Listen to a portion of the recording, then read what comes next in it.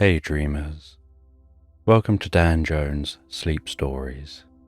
It's time to wrap yourself up in a safe, cozy blanket of dreams as you close your eyes and relax asleep into Slumberland while listening to this calming tale where you sleep fast, sleep well, and sleep all night.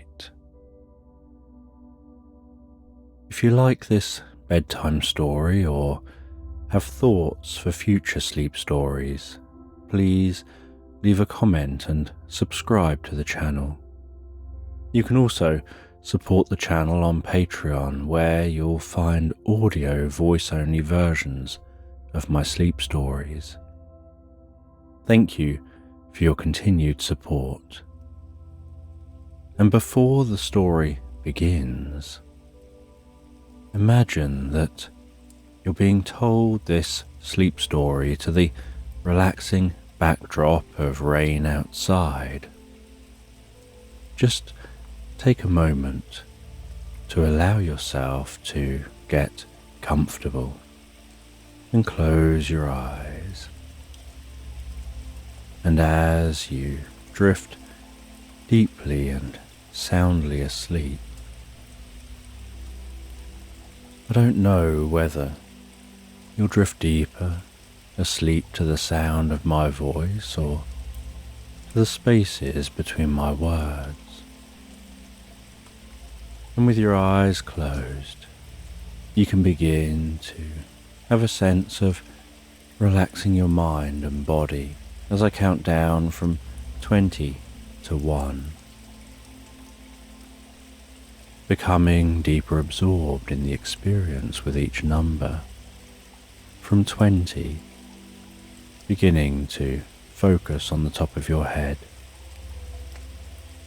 noticing what your head is resting on, how it's supported gently in place, the comfort in and around your head as it rests there. 19. Having a sense of the muscles around your scalp and the back of your head softening and relaxing deeper and deeper, drawing in peace and comfort with each breath that you take, before moving your awareness around your face. 18. Focusing on what it's like for that relaxation to spread around your face, your ears and your cheeks. Having the muscles in these areas soften and relax. 17. Relaxing the muscles around your eyes and across your forehead, while the muscles around the side of your head and over the top of your head begin to relax deeper and deeper. 16. Noticing how you can pay attention to fading tension, or perhaps find that tension dissolves without paying it any attention at all. 15. And you can continue to allow that relaxation to spread down around your mouth, relaxing your lips and your jaw, relaxing the muscles around the side of your neck, around to the back of your neck and around your throat. 14. And as your jaw relaxes and hangs slightly loose, limp and comfortable, that relaxation can continue to move down to your shoulders and your upper back. 13. And I don't know whether that relaxation happens fastest around your shoulders, or in the upper back, or perhaps down the tops or the front of your shoulders. As that relaxation progresses around your back and your chest, softening and relaxing those muscles fully, deeply and comfortably. 12. And as those muscles soften and relax while you rest there, that relaxation can begin to spread down the arms to the hands, all the way down to the fingertips. 11. And I don't know which arm will relax fully fastest, whether it'll be the left arm or the right arm, or whether the arms will relax at the same rate and speed as each other. 10. And as that relaxation continues through those arms, it can flow down through your stomach, your sides and lower back, all the way down to your bottom, before extending deeply down through your legs to the tips of your toes. 9. And as your body becomes deeper and deeper relaxed, while you drift into the most pleasant sleep, so your mind begins to relax as a wave of healing light gently passes down through your body. 8. You begin to have a sense of that healing light touching your forehead, enveloping your face and head with healing deep relaxation, absorbing comfortably and gently into you with each in-breath that you take. 7. Filling you with peace and calm, spreading that healing, restorative, recuperative light down through your body, calming your mind. 6. Breathing in healing, calm relaxation. And breathing out any stress or tension.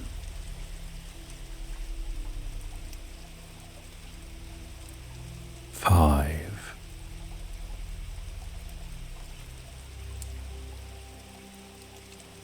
Aware of that healing light passing down your neck, softening and relaxing those muscles, spreading that healing light throughout the neck as it spreads down with the next breath to your shoulders,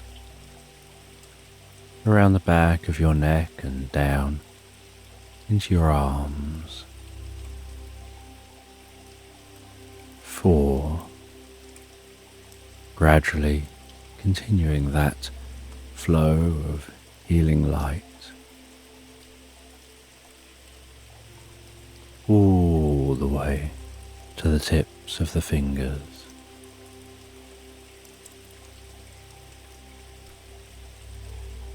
3.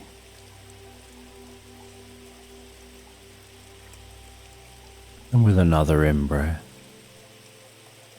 the healing light can spread down through the body, softening and relaxing muscles, healing deep within the body, filling the body with pleasure and deep relaxation. 2. As the light journeys down around your stomach, your lower back and sides, into your buttocks and all the way down to the soles of your feet, perhaps noticing your whole mind and body filling with a deep sense of peace and calm.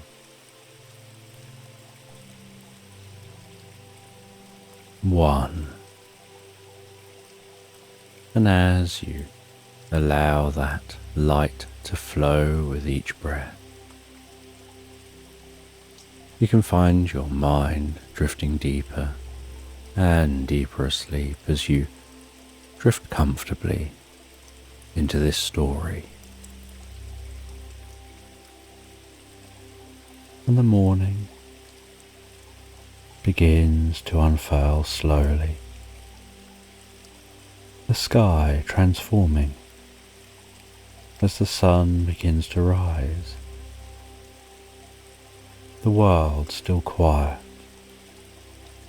as if perhaps wrapped in the softness of a dream.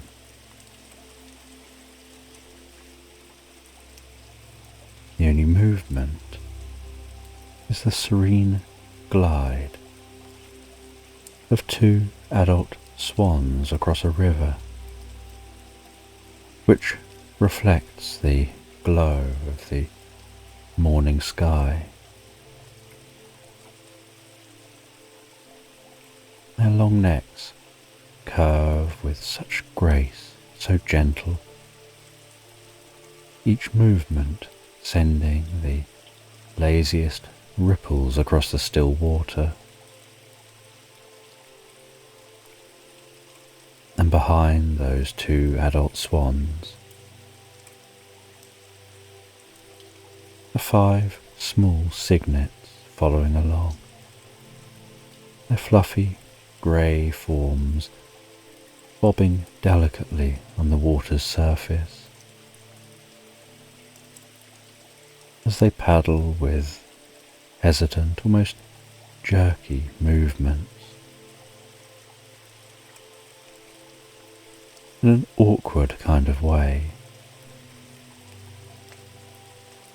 still learning how to copy their parents' strokes.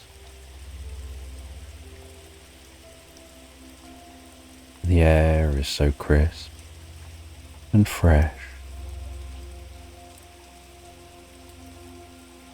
and there are trees lining the riverbank with newly green leaves dancing in the breeze. With spring finally arriving, following the memory of winter, with daisies and buttercups and wildflowers spread through the meadow around the river. And the scent of those flowers, the sight of those flowers, the movement of the grasses as the wind gently tickles the surface of the land.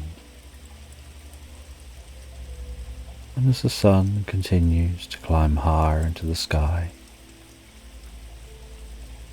the swans continue swimming.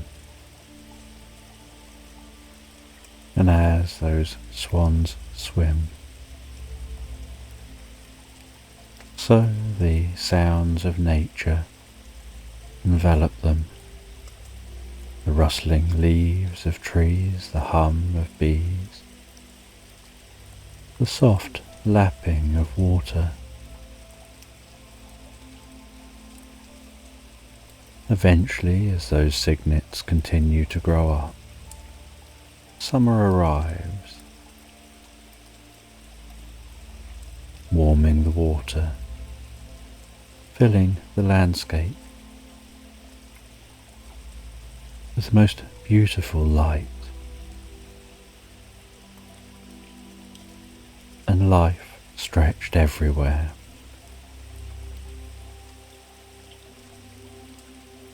The cygnets' grey feathers, showing hints of white.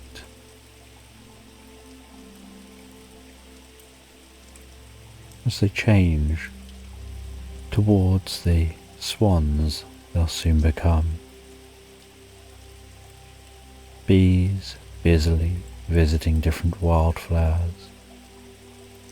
Birds darting between trees.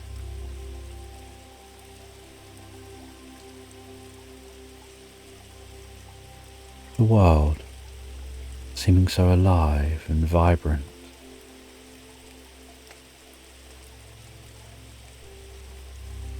Each day stretching so long, feeling almost like a day will last forever.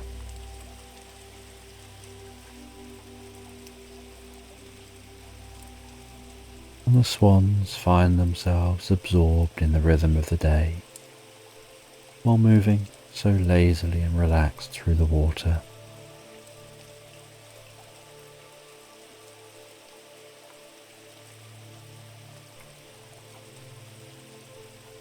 Finding that water so refreshing under the summer sun.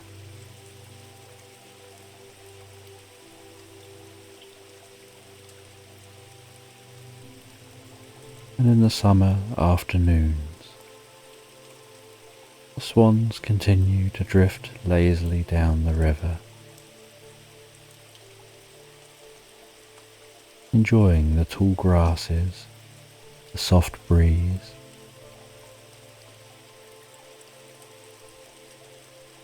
the way the air moves across the surface of the water.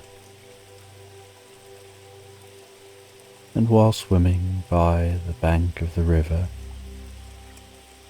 their feathers brush against the grasses.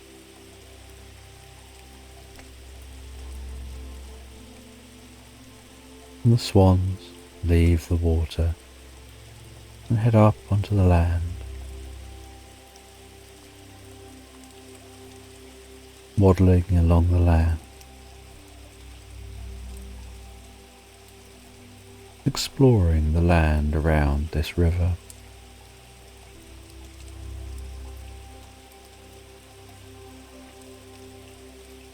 And taking some time to rest on the side of the river, almost drifting pleasantly into dreams.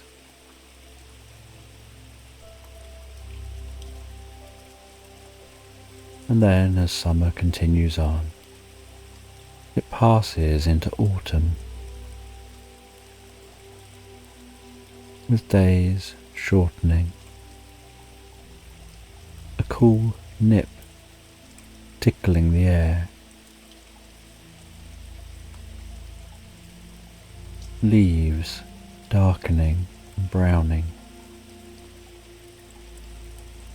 and turning more rustly as they hang in the trees, before finding their way from the branches to the ground. The water cooling, the days shortening,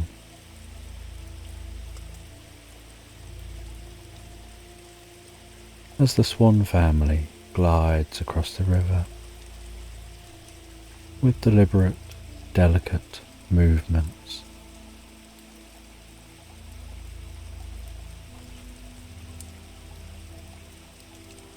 The landscape around, now different to how it looked before.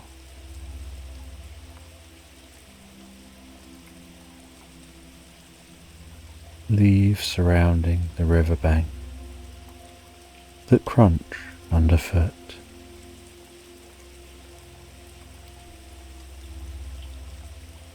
A certain stillness to the environment that helps them sink deeper and more peacefully into the calmness of the moment.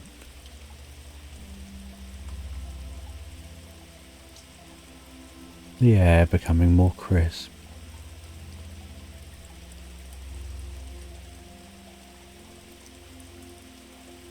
as the swans continue to explore their river as they have done all year.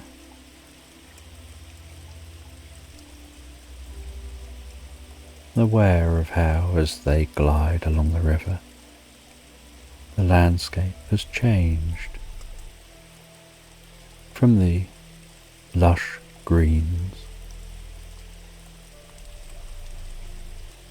to the golden colours and the browns that inhabit the landscape now. From the long, warm days to the cool softness of the current days.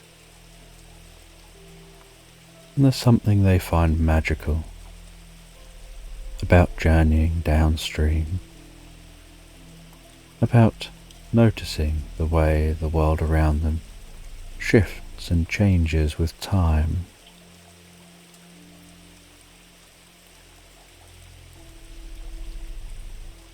As they drift deeper and become more absorbed in the beauty of every moment of every day, aware of the different bird sounds they've heard through the year, how these have changed as different birds arrive and leave at different points across the year. As the sun sinks lower in the sky, long shadows cast across the water. The swans moving in harmony with nature.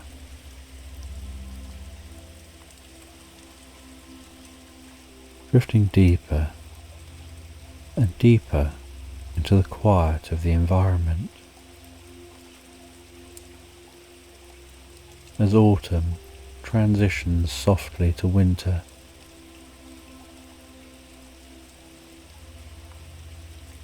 with the first snow beginning to fall so gracefully and delicately, with soft wisps of snowflakes gliding down to the ground. Each flake suspended in a spiral of time, descending so softly and slowly, as if considering where the best place to land is, while the swans continue to paddle through the cool water, watching the world around them transform like the colour being drained from the landscape as the snow falls.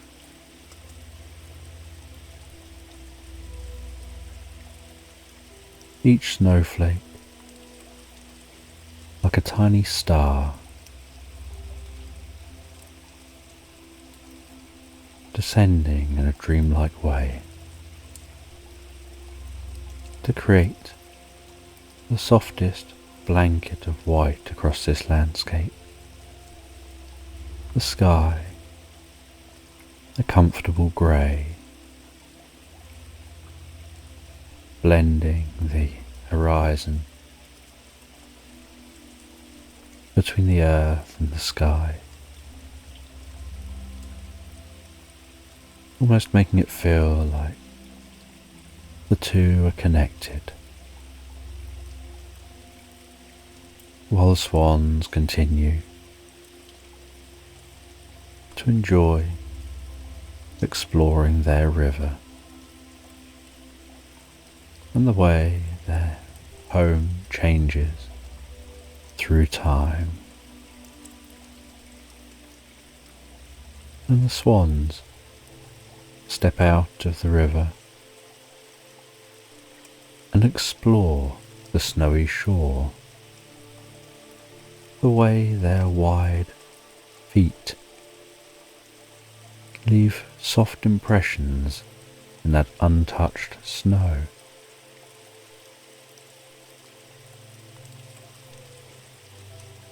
Their steps not sinking in quite as deep as they imagined they would. The air so still, so peaceful, as if time itself is standing still, as if the world is drifting deeper and deeper into its own dream. The swans exploring in an unhurried way,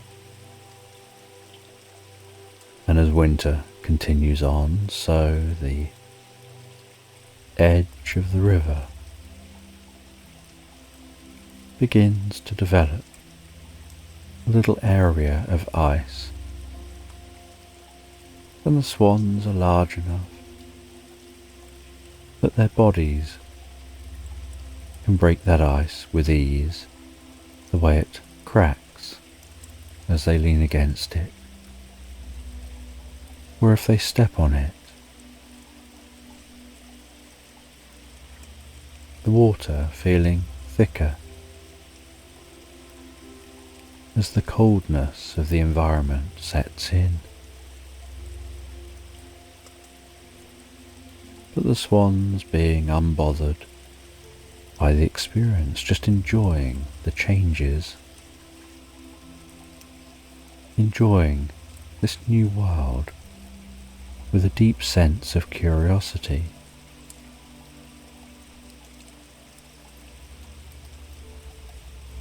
And as night unfolds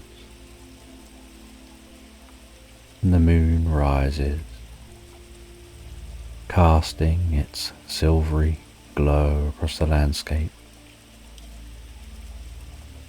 the swans glide effortlessly across the river,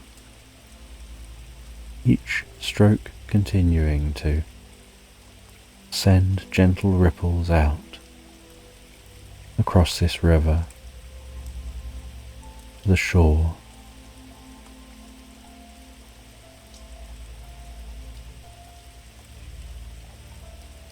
Having a sense that their movement and presence is sending ripples out through time,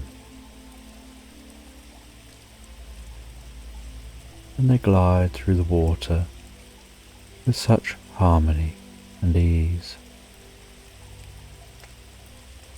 feeling a sense of peace and tranquility and stillness around them. And then the swans find the perfect place to settle down. They leave the river, find that sheltered spot, tuck themselves in, tuck their heads under their wing,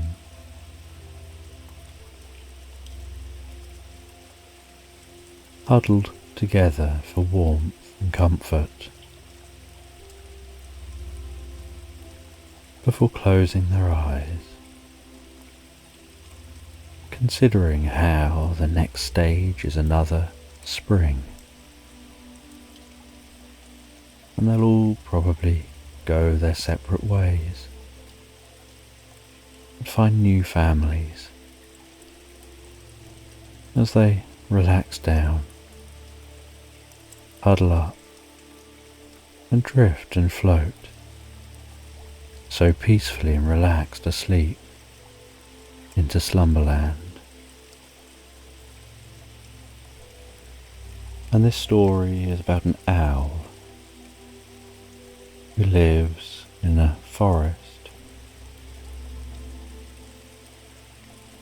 and it's Christmas Eve.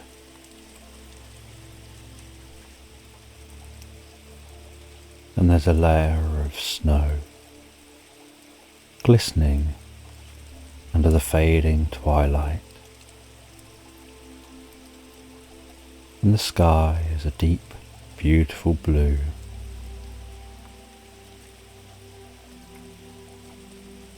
As the last of the day fades away, and the stars blink to life. And high in the branches of an ancient oak tree sits an owl, silent and motionless,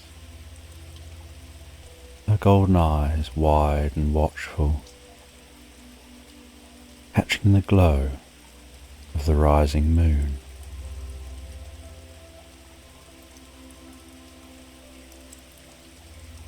And the owl surveys the sleeping world beneath her, the air so crisp and sharp,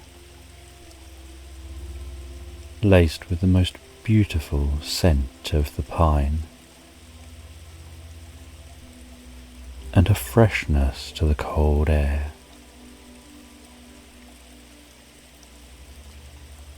And as the occasional breeze catches the trees, so some of the snow gently floats to the ground, like dusting, settling lazily through the air. And the owl blends so well with the bark of the tree, barely visible to passers-by.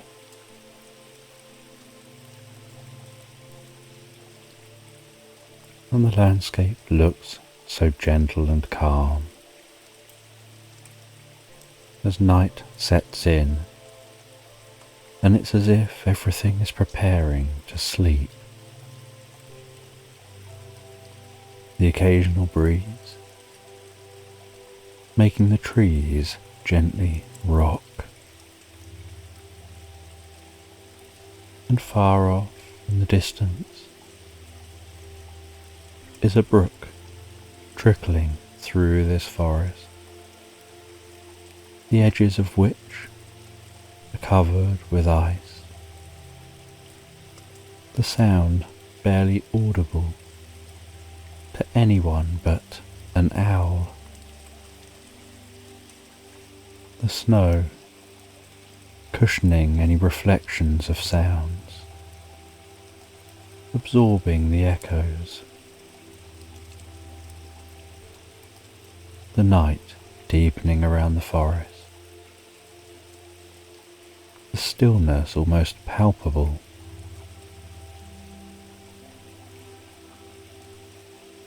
A deep sense of peace and calm. The occasional distant sound of birds as they settle into the trees for the night, and other sounds of other creatures, and some sounds of creatures waking for the night.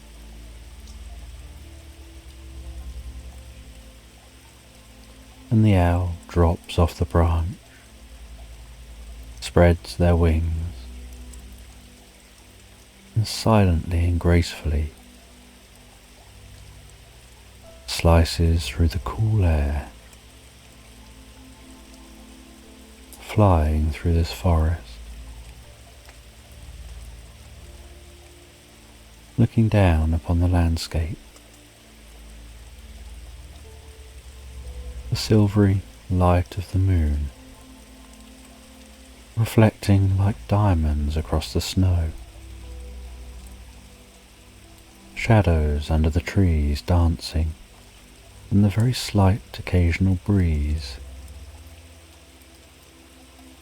The landscape giving a serene beauty. The owl flying so effortlessly, barely moving their wings. As she flies, she sees a den with a fox coming out of that den, and she can sense that there are other foxes still wrapped up, warm and comfy within the den.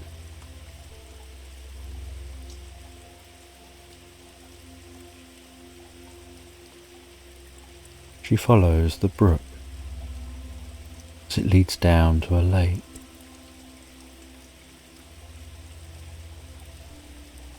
And as she flies over the lake, its stillness makes it reflect almost like a mirror.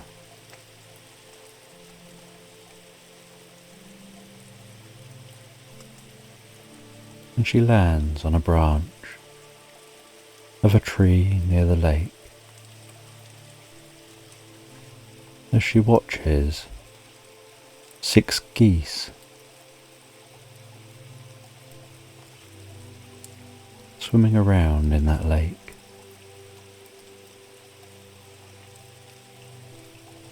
And then she notices those geese leaving the lake, heading to their nests. And she watches on with intrigue, curious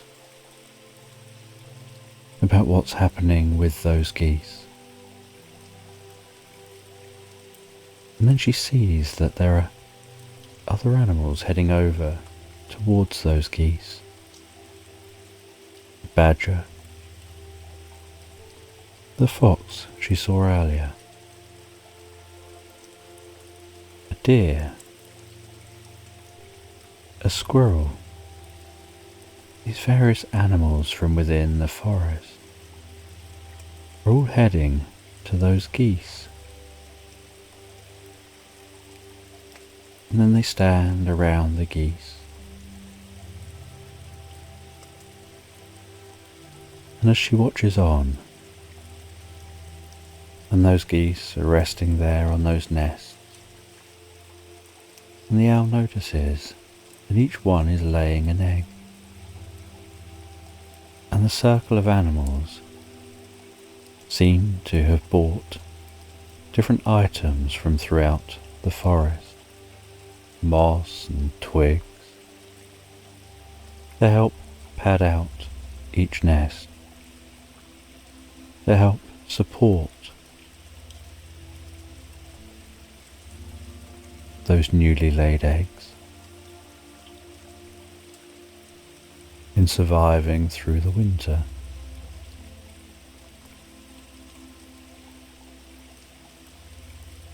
And the owl watches each egg being laid, and those 6 geese lay those eggs,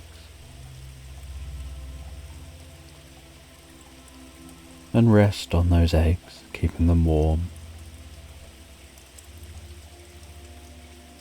looking after those eggs until they're ready to hatch. And as the days pass on,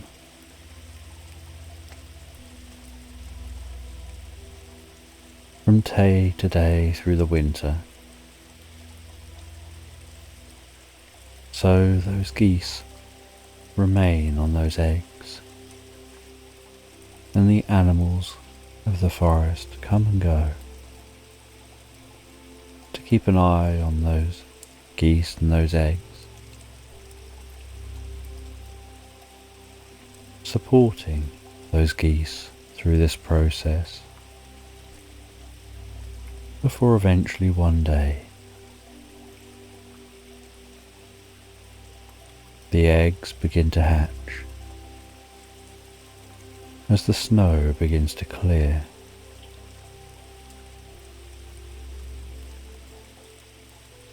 And once all of the eggs have hatched, so the owl can see all those geese on that lake,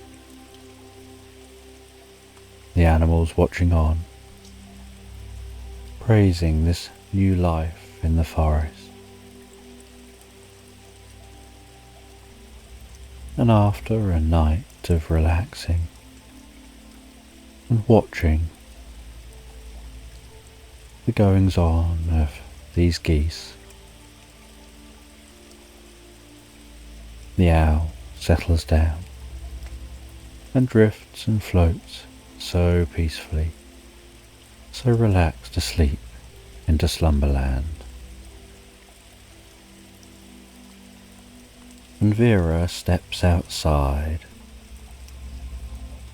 the cold air tickling her cheeks, a scarf pulled snugly around her neck.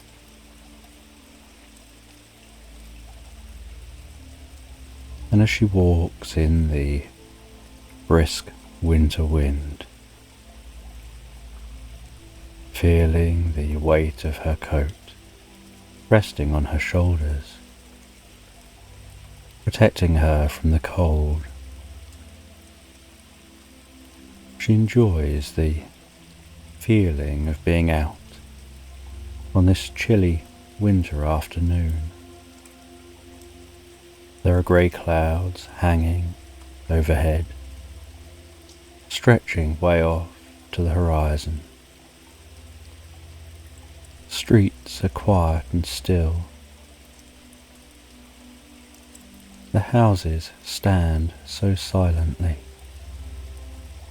their windows reflecting the afternoon light, and smoke rises from the various chimneys, barely visible against the backdrop of grey clouds. And Vera inhales deeply and comfortably, feeling the sensation of the cold air. As she breathes that in, it passes in through her nose, down into her body, and then breathes out, a cloud of air warmer than the surrounding air.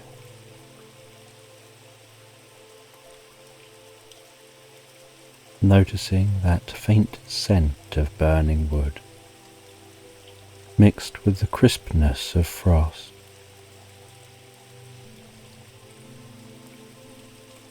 As the smell from the various fires within the houses mingles with the cold air outside,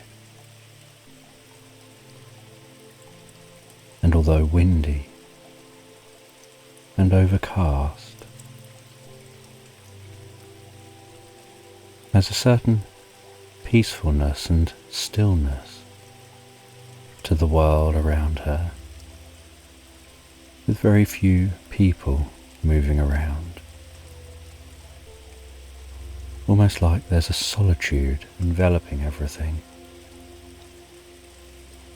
as if the world is wrapped in a blanket of calm.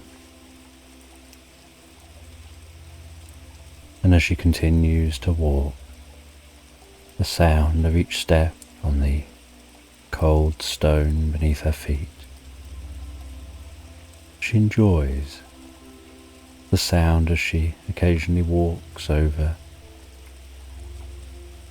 fallen leaves, that gentle crunching sound. And after a while of walking, she can see the first flicker of light in the distance from the Christmas market down in the town, and she enjoys each year coming along to this Christmas market. The various stalls, the soft glow of fairy lights strung between those stalls, the decorations, the music, giving the town such a cosy, calming feel.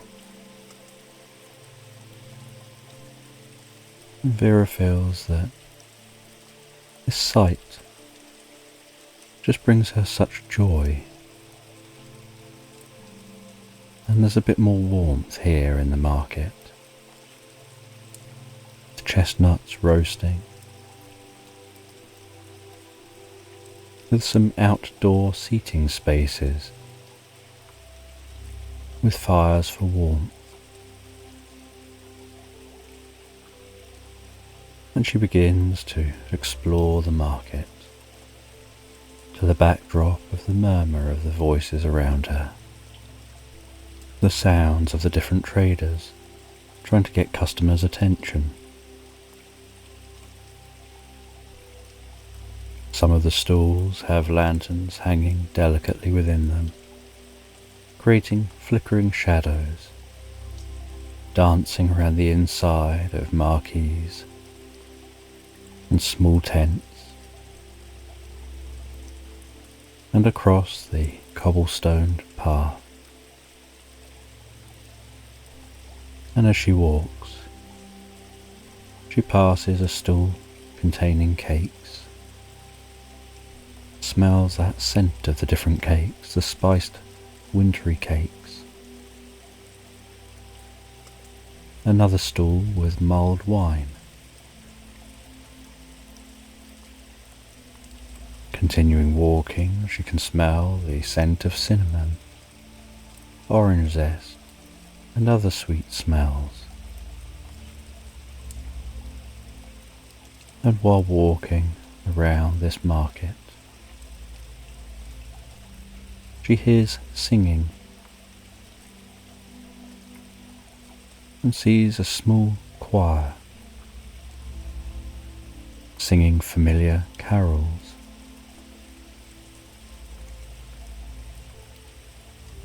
With a small circle of people enjoying the performance.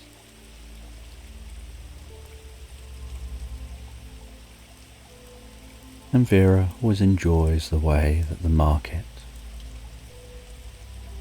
transforms the dullness of winter into something so beautiful, with the soft glow of the lights. The way everyone seems so friendly and happy to see each other, and the joy of the festive decorations. And she continues looking around these stalls, and while walking around, she can see children playing, children walking along holding parents' hands and grandparents' hands, couples with their hands intertwined, and some wrapping each other up into their arms for warmth as they explore the market, pointing at different items, making purchases, admiring the different stalls. And as she explores, so she eventually finds her attention drawn to a stall selling delicate glass ornaments, each one glowing and glistening so beautifully under the lantern's light, seeming to almost shimmer and sparkle.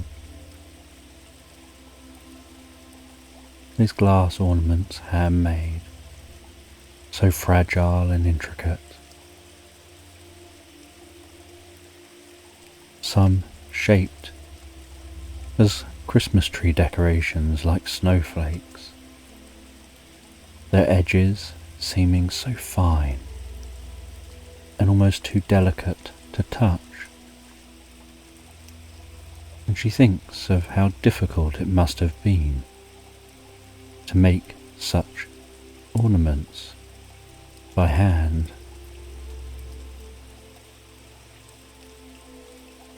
And while exploring, now with a bag with a well wrapped up glass ornament within it, she can smell the scent of pine needles and the other scents around her. As she approaches the centre of the market, where there's a tall Christmas tree wrapped in decorations and baubles and Christmas lights, gently pulsing and changing, and people stood around taking photographs of this Christmas tree, and others doing their best to walk around those who are taking photographs. And the scene seems so magical, so calming, as the light continues to dim around her. As the afternoon draws on, and the sky is still overcast, and so she can't actually see the sun passing across the sky, but she can notice that the light around her is dimming. And Vera heads over to a small cafe, tucked delicately between two stools. She sits on the cold wooden bench at a wooden table as she's served a cup of tea and a cake.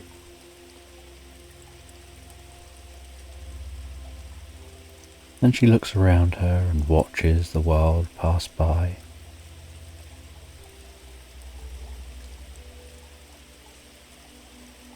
While gently holding that cup between her hands, feeling its warmth spread gently through her fingers.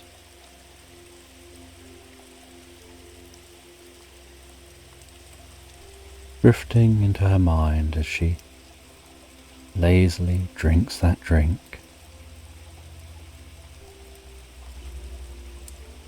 The steam from the drink rising and meeting with the cold air before dispersing as people continue to explore the market.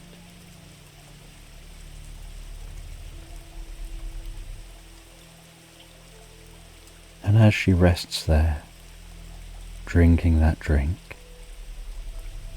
so her thoughts begin to drift to memories of different times,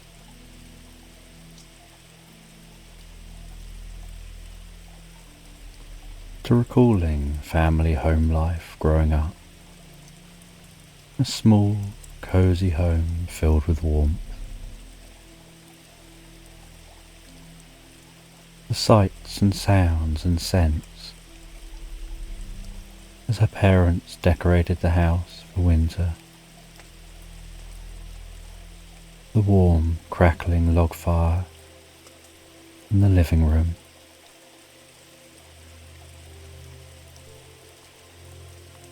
The twinkling lights hung around the room, the decorations on the tree.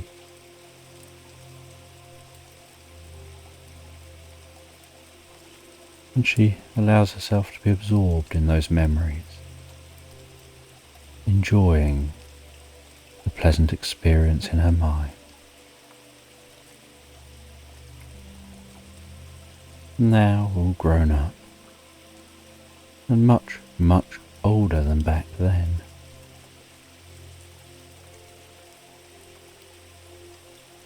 Her family are spread all over the place.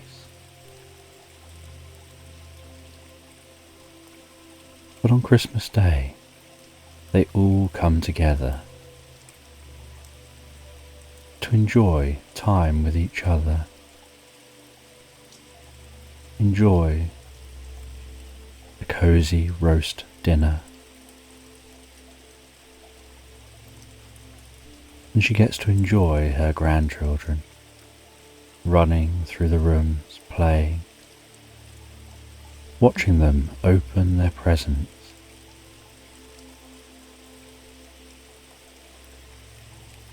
And as her mind drifts and floats, So she recalls a set of 5 golden napkin rings she was bought last year, and she thinks about how she'll have to seek those rings out to lay out the dining room table.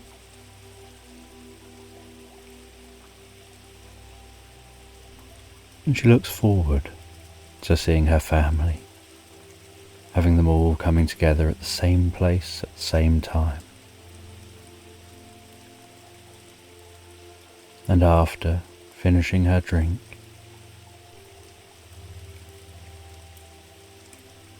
she sets back off from this cafe, heading back, exploring the market. As she explores, so she buys some veg and the meat and other items for the Christmas dinner. She picks up a few items, like last-minute presents for her family, that she just happened to see in this market. Handmade goods she knows they won't be able to get anywhere else.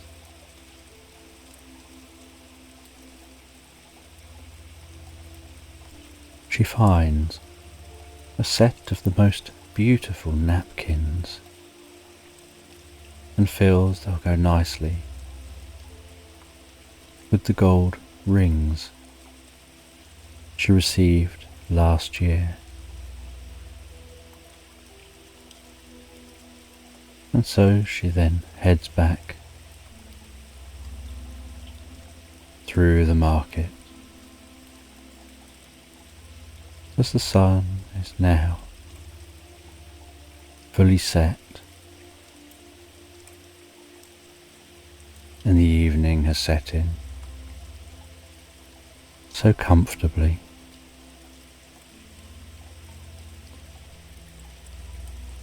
And she heads home with her goods. She does some of the preparation for Christmas Day's dinner. She relaxes in front of the fire for a while before heading to bed, drifting and floating so peacefully asleep.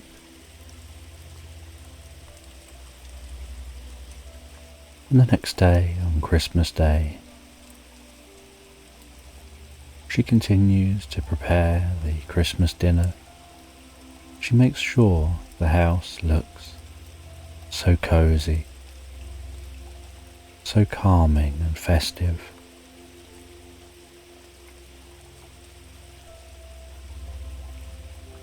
As the family members turn up, and as they turn up, so they greet her so happily, sometimes with gifts, sometimes with just an item or two to eat or drink through the day. And Vera mixes and mingles with her family, while at times being in the kitchen, preparing the food. But having done some preparation beforehand, this helps her to be able to spend more time with her family. Then she pops up to the bedroom to get the presents that she has wrapped for her family, and takes them downstairs and places them under the tree. And other family members with presents place what they've brought along under the tree too. And then late afternoon, they all sit around the table, enjoying the meal. And after the first course,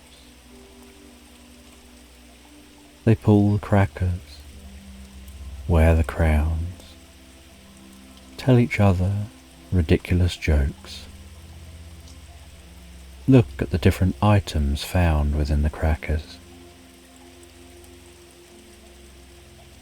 enjoying each other's company.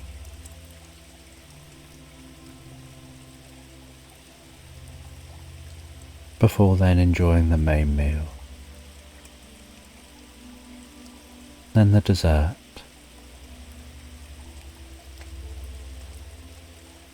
and then by late afternoon they sit around in the living room, the children on the floor near the Christmas tree, the adults in the chairs, trying not to fall asleep to their full stomachs.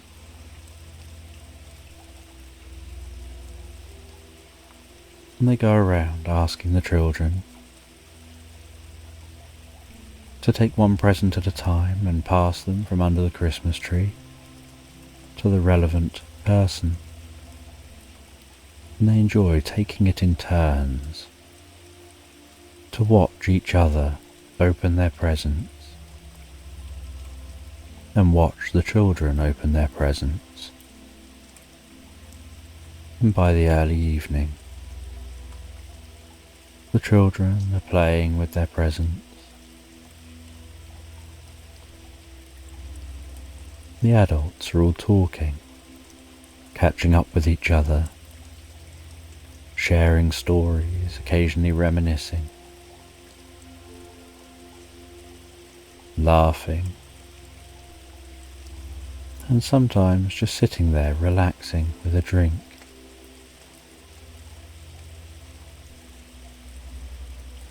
And then as the evening moves on, so the different sets of family members say their goodbyes and set off on their journeys back home. And after everyone has gone, and the evening's getting later,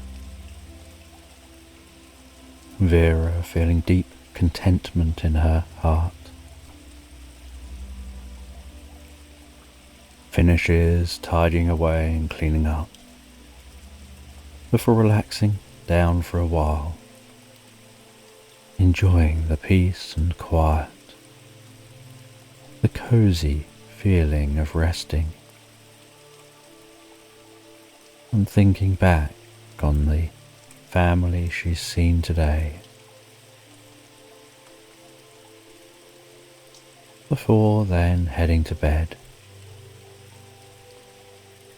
where she drifts and floats so peacefully, so comfortably asleep into Slumberland. And it's Christmas Eve and a girl is in a car, and the world outside the car is quiet, wrapped in the crispness of winter. The air is cold, turning any breath into delicate clouds that float upwards before disappearing softly into the night. Snowflakes are tumbling lazily through the sky, each flake drifting and dancing in the beams of street lamps, and they settle soundlessly on rooftops and tree branches, turning the world into the most magical scene.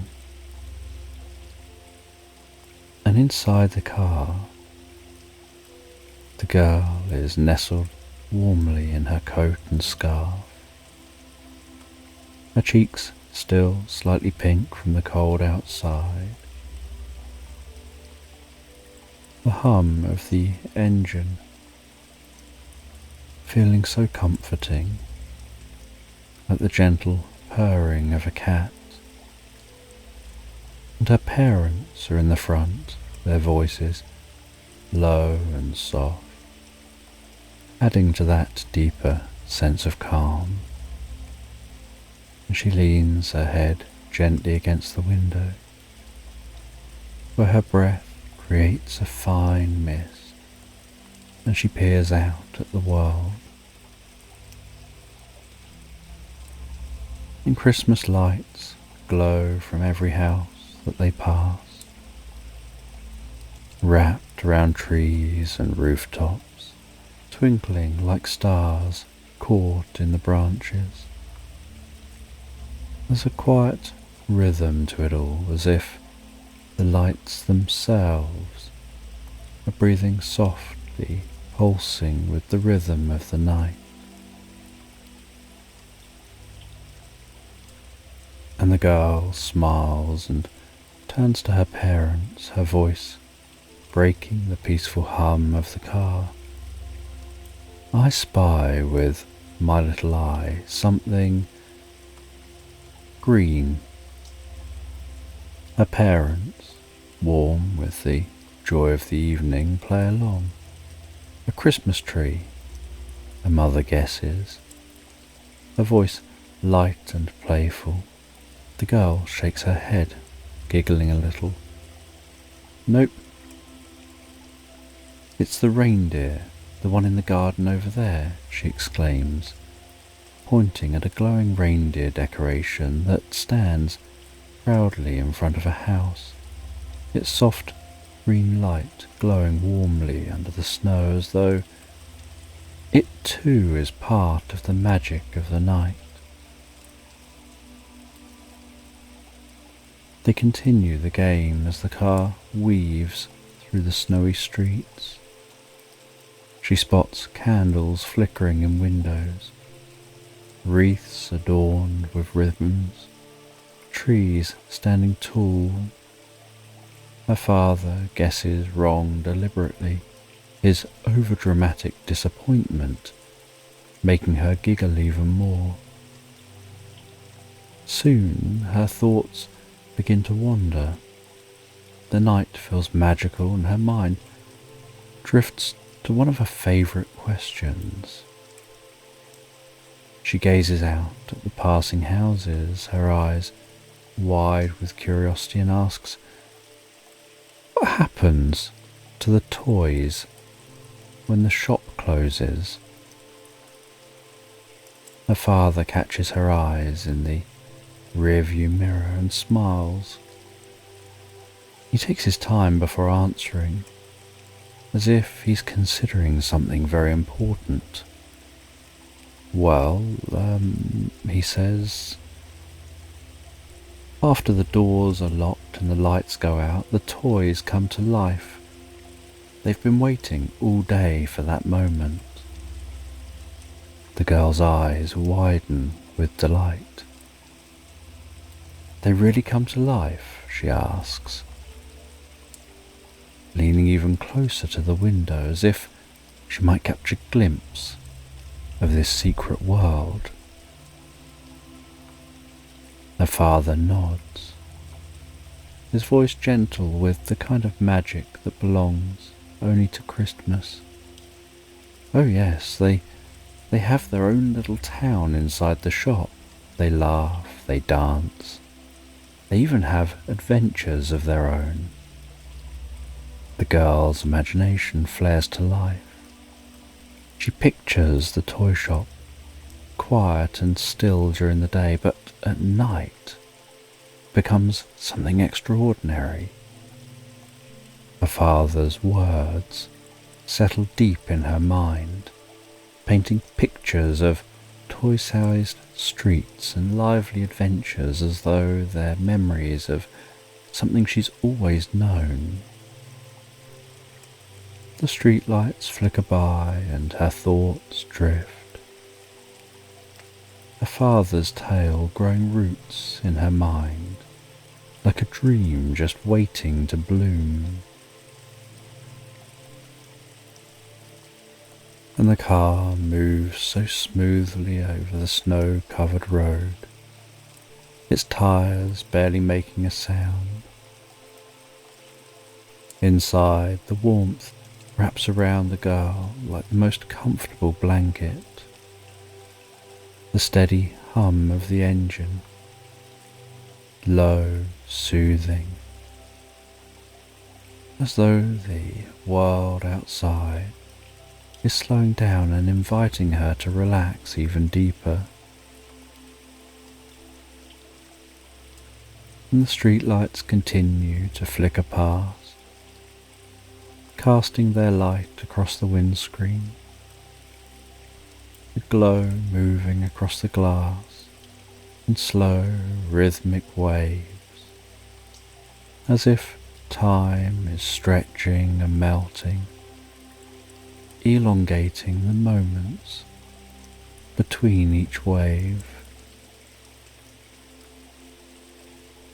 Each light sweeping over the car guides the girl deeper and deeper into a peaceful place in her mind, her eyelids becoming heavier and heavier, the world outside blurring into a soft blend of colours, the white snow, the warm golden lights, the deep blue of the night sky, the snowflakes falling and drifting softly and lazily through the air. And as the girl watches those streetlights flicker by, almost mesmerised by the rhythm of the night, it almost feels hypnotic and starts to match the gentle rise and fall of her breath, in and out, in and out. The car humming softly, guiding her deeper and deeper into relaxation. Her mind drifts and floats away from the game of I Spy and into a world of imagination. The toy shop, the toys coming to life. It starts to feel so real. She can almost see them, hear the soft murmur of their laughter, feel the anticipation as they wait to wake for the night. Her breathing slowing, her eyelids fluttering closed, gently, softly drifting to sleep. And in her dream, she's standing in front of a toy shop, its windows glowing with the last flickers of holiday light.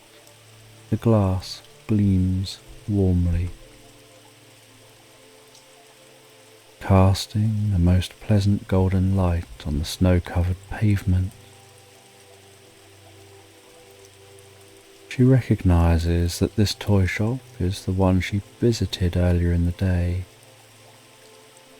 The shelves filled with dolls and plush animals and toys of all shapes and sizes. But here, in her dream, everything feels different. Time has slowed as though the whole world is taking a deep, comfortable breath. The wooden sign above the door swings gently in the breeze. The hum of the world outside fades into a gentle stillness, setting over the street. She watches as the light inside the shop begins to dim. One by one, lights go out, and the toys are bathed in a soft half-light, as though the shop itself is preparing for something. For a moment everything is still, and then from the edges of the shelves a soft glow begins to shimmer, faint at first but growing brighter. The toys, which have been still and quiet all day, now begin to stir. It's a slow, gentle awakening. Plush animals stretch their limbs, as if shaking off a long sleep. Dolls blink their eyes. Soldiers, standing tall on shelves, adjust their uniforms with precision. The aisles between the shelves begin to shift, the walls gently pulling back, expanding into something new. What was once a simple row of toys transforms into streets lined with tiny houses made from blocks, puzzle pieces and toy boxes. The shelves stretch higher, and the shop itself seems to breathe, expanding and shifting into a whole world of its own. It's no longer just a shop. It's now a magical town glowing softly with life. The girl feels a deep sense of wonder. Everything feels slow, gentle, as if the toys are moving to the rhythm of a quiet melody that only they can hear. Laughter rises softly, full of joy, as toys of every kind come together in the streets, greeting one another after a long day of waiting. Plush animals bounce along the streets, their fur warm and soft, their eyes gleaming with happiness. Dolls in dresses twirl, their skirts swirling around them in gentle arcs, while soldiers march in graceful steps. Everything moves in slow motion. The girl's never seen anything quite like this, and yet something about it feels so familiar, as though this magical world was always meant to exist, hidden just beneath the surface of the everyday. Among the bustling toy streets, the girl notices a soft, fluffy teddy bear standing at the edge of the street. The teddy's golden fur glows warmly in the light, and its round, kind eyes shine with a sparkle of quiet adventure. It looks out over the magical town with a thoughtful expression, as if thinking about something important. Its soft paws rest at its sides, but its stance holds a gentle, determined energy. The teddy glances around as if searching for something, and soon spots a small group of toys nearby, a jack-in-the-box, a graceful ballerina, and a sturdy, wind-up soldier. The jack-in-the-box bounces over gently, the lid creaking softly as it moves with excitement. The ballerina stands poised, her delicate arms arched above her head, her tutu fluttering slightly in the dreamlike air. The soldier, standing tall, watches over them with a steady, protective gaze. The teddy steps forward, gathering the toys into a small circle. The girl watches, her heart quiet with curiosity as the teddy speaks in a soft, gentle voice. There's a sense of purpose in its words, not rushed, but filled with a quiet urgency. Something important must be done tonight. There's a place far beyond these streets, the teddy says. Pixie Dell, it's where the magic is hidden. The fairy dust that can give us life, real life beyond this night. The toys listen, their eyes wide and excited. If we find the fairy dust tonight, we'll never have to wait in the future. We'll be able to live and play with children. We'll be able to be awake always. This is their one chance, their one night to find the magic that will change everything. As they walk through the enchanted streets, the girl watches on. There's something beautiful, something deeply calming about the way the toys move, the way they embark on their quest with such gentle determination. The toys walk side by side, heading towards something magical, something just out of reach.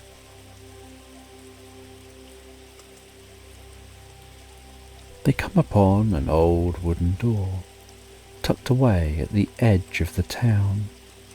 Unlike the other doors, which are painted brightly and neatly, this one is older, half covered in ivy and mistletoe. The wood is worn smooth, but it feels so inviting.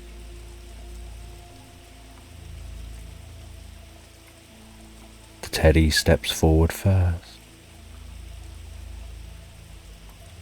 glances back at the others, and pulls the door open. Behind the door is a shimmering portal.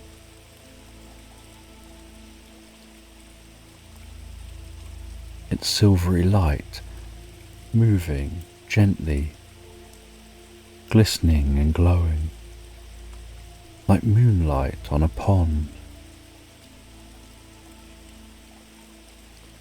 One by one, the toys step through that portal.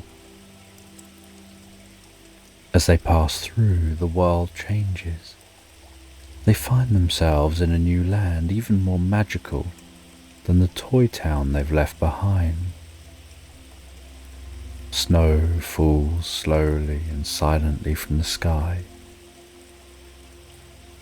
each flake seeming to hang in the air longer than it should, twinkling softly in the dim light.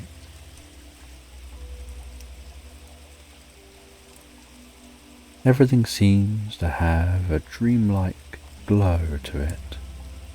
The air feels crisp and fresh, yet slightly warmer,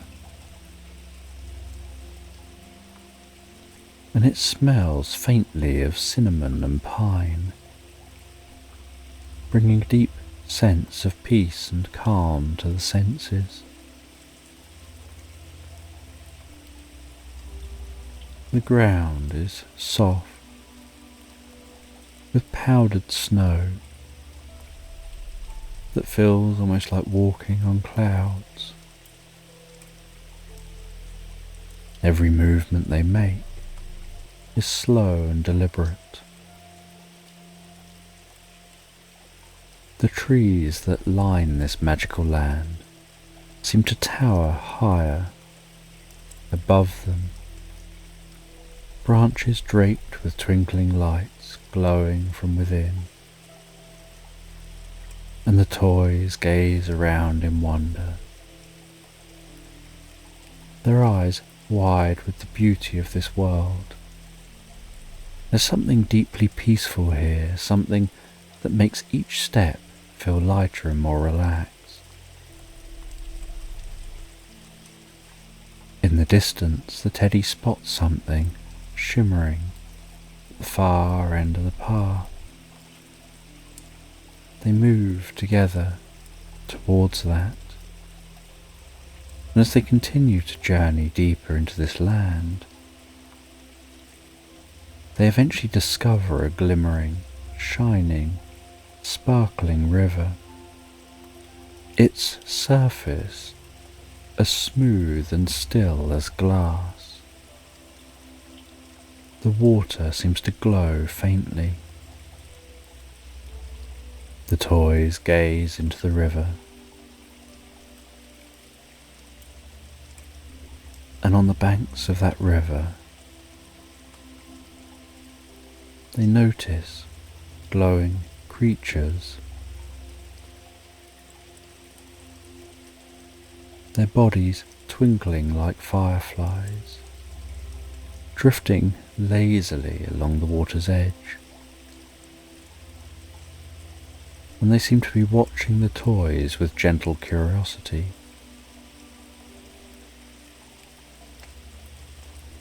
And the teddy bear and their friends continue along the edge of this river.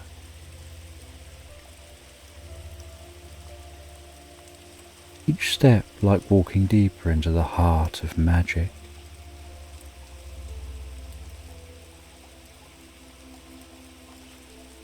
And they reach a clearing,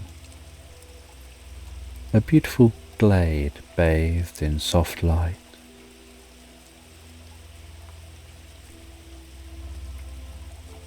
And at the heart of this glade is Pixie Dell that they've been seeking.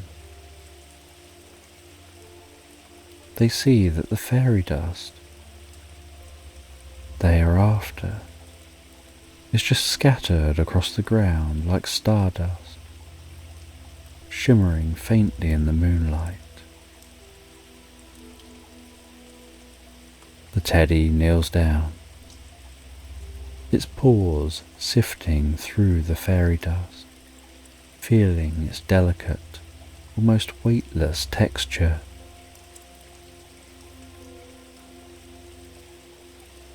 The toys begin to gather the dust, excited by the magic they're collecting. And the dust begins to twinkle and shine and sparkle. And once they've gathered all that dust, they start to head back the way they came. They head all the way back to that portal, through the portal, back into that magical town. The streets are quiet, with the townfolk waiting for them. The teddy bear, holding the dust carefully, leads the way.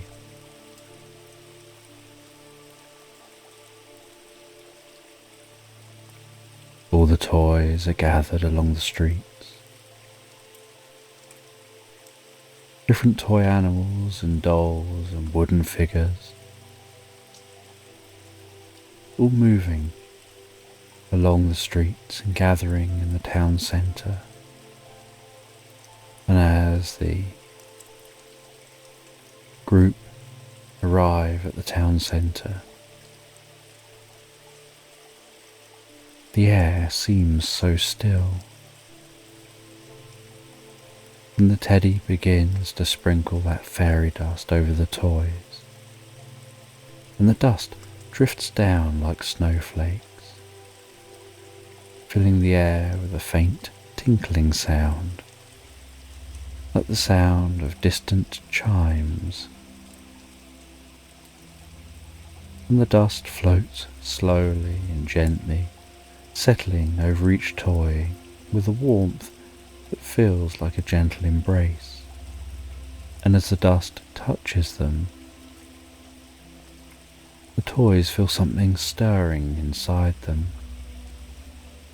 a slow, gentle warmth spreading from their hearts, filling them with a soft light,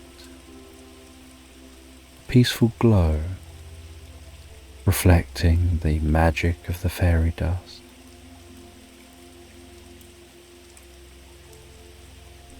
And they discover they're no longer bound by the limits of their world. They'll be able to wake, to play, to live beyond this night. The thought fills them with joy and contentment. And as the last of the fairy dust settles, the air grows softer and warmer. The golden glow begins to blur. The entire town seems to be melting into a dream.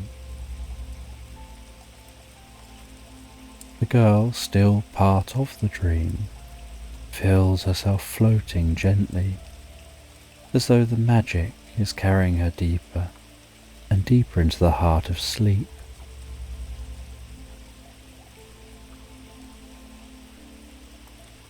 The scene around her softens like watercolours blending on a page.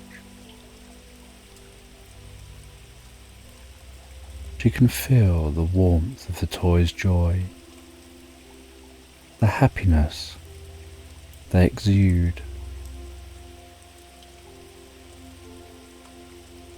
The sounds of this toy town begin to fade, becoming quieter and quieter. The girl's breathing slows as she sinks deeper and deeper into a comfortable sleep.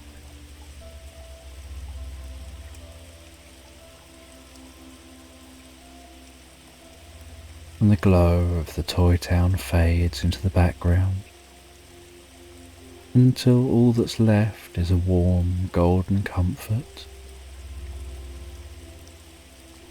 and she feels herself drifting pleasantly into a more peaceful sleep, and the world outside is so calm and gentle, and the girl wakes wrapped in the warmth of her blankets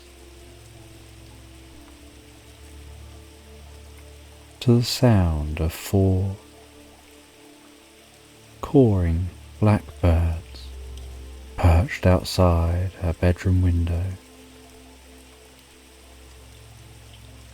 Their song is soft, mingling gently with the quiet of the morning, the first light of day. Aware she must have been asleep in the car and carried in by a parent to bed, and managed to sleep through the experience. And curious about that toy shop, the sense of that dream lingering in her mind.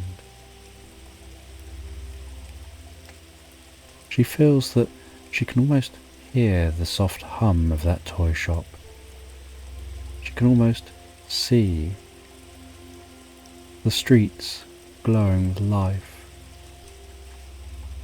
the toys on their mission.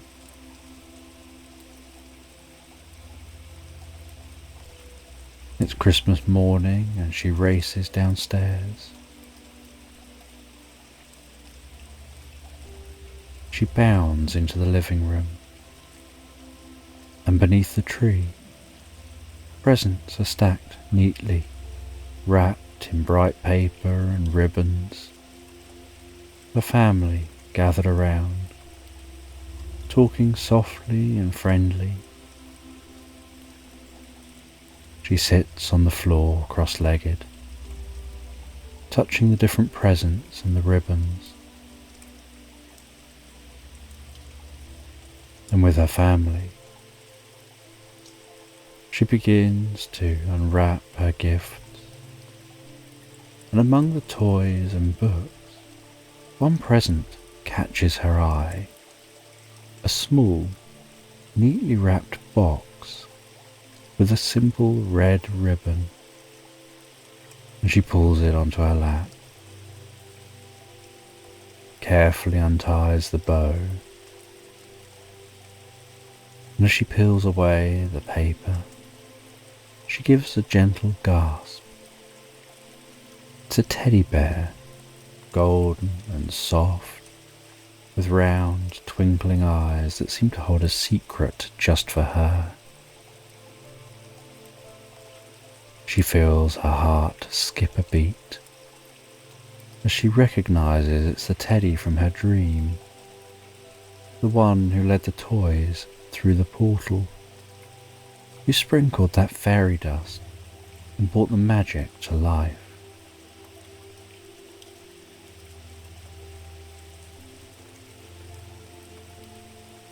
She hugs that bear tightly, burying her face in its soft fur, holding on to its warmth, its magic, feeling a deep and instant connection as she squeezes it close, feeling happiness settle over her, as though the dream is still with her. The teddy's eyes twinkle, and deep inside her heart she feels something warm and familiar. She holds it tighter, and for a moment it's as though that dream had never ended.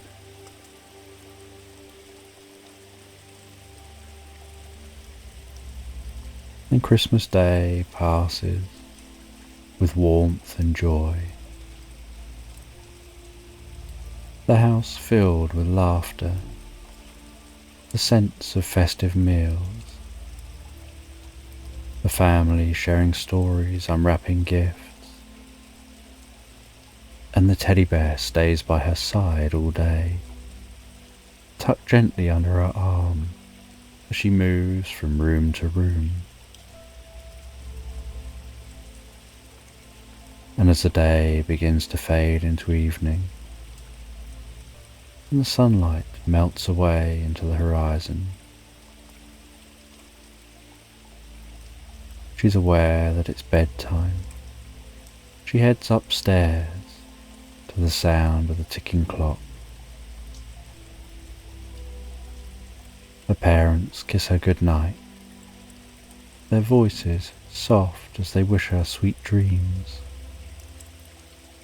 She feels their love wrapping around her. They turn out the light, with just the faintest glow coming from outside.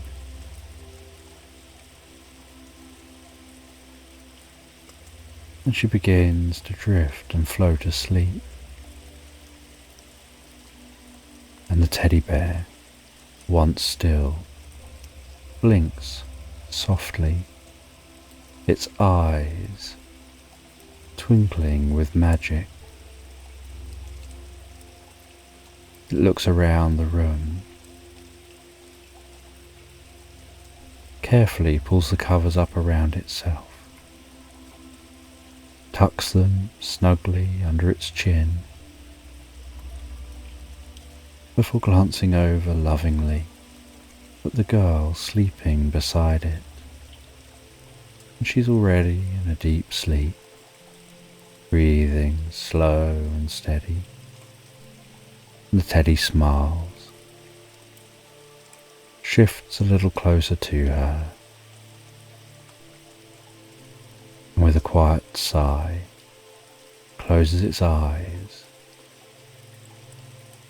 and drifts deeply and peacefully asleep.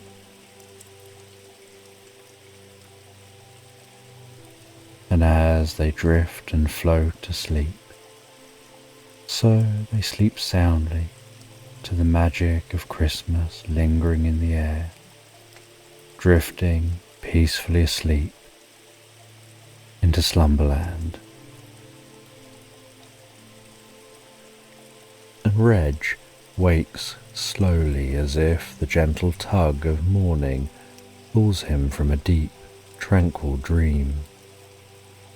His eyes open to the dim light of a winter dawn, filtering through the small window of his stone cottage. For a moment, he lingers in the warm cocoon of his blankets, savouring the quiet. The air is cool and crisp, a reminder that outside the world is dressed in frost and silence. He breathes deeply, feeling the subtle ache of age in his bones, the familiar stiffness that comes with years spent working the land. Today, though, there's no rush, no urgency to chase after wandering lambs or mend fences. Today's different. He pushes the blankets aside and swings his legs over the edge of the bed, his feet landing softly on the floor. The cold of the floor seeps through his socks, and he lets out a small sigh, his breath hanging in the air. He stretches, his movements slow but deliberate, like the rising sun inching its way into the sky.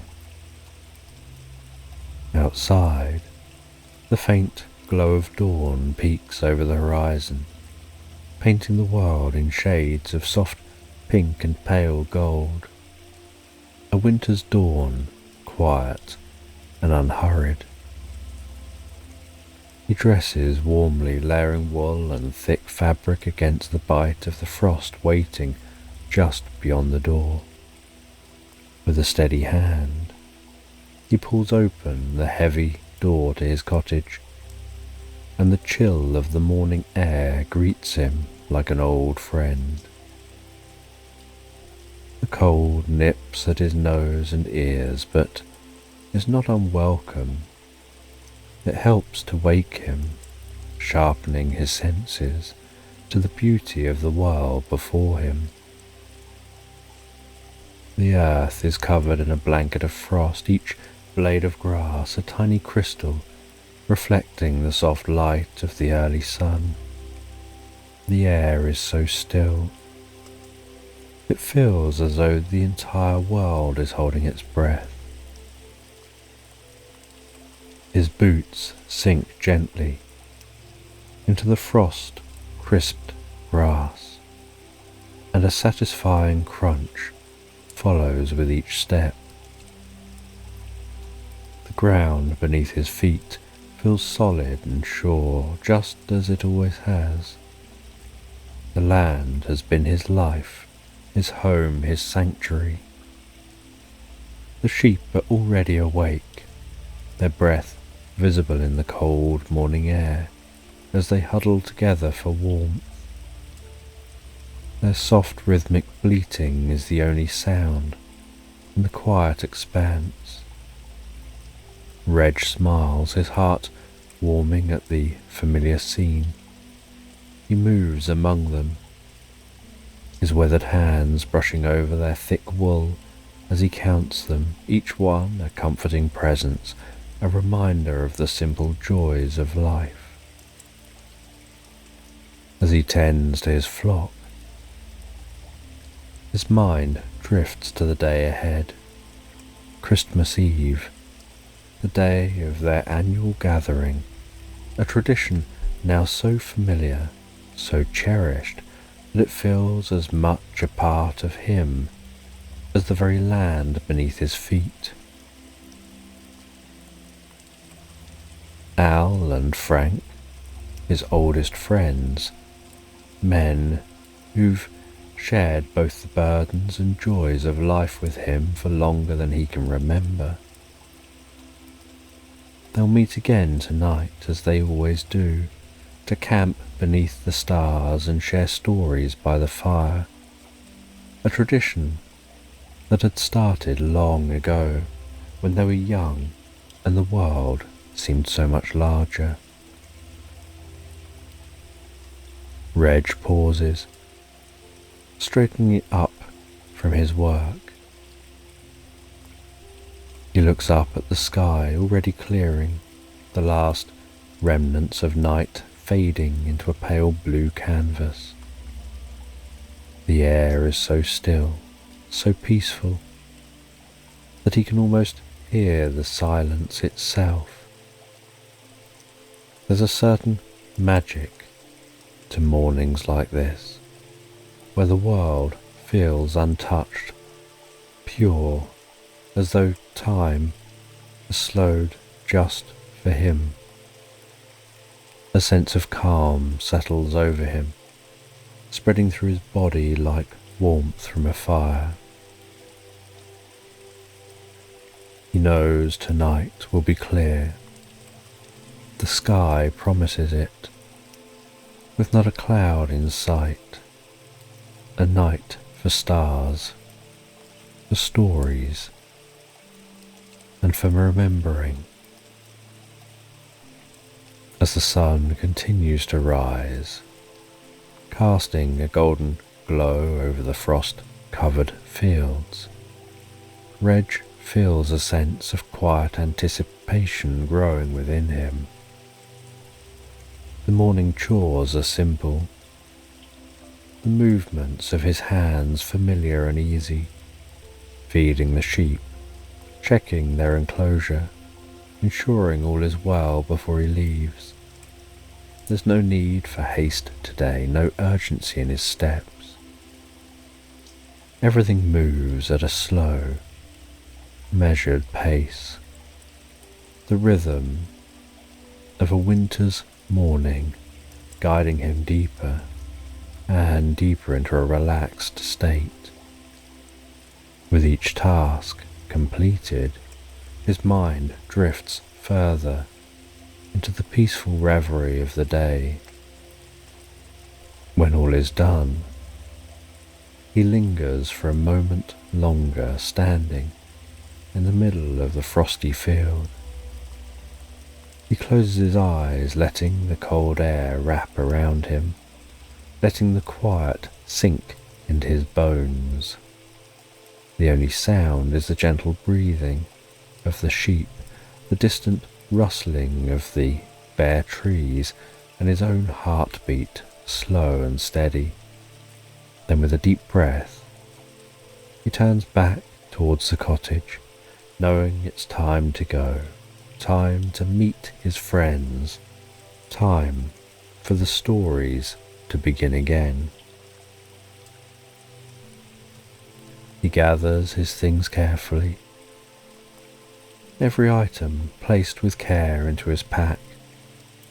His thick woolen scarf, worn with age but still soft, wraps snugly around his neck, and his gloves, stiff from the cold, slide over his hands.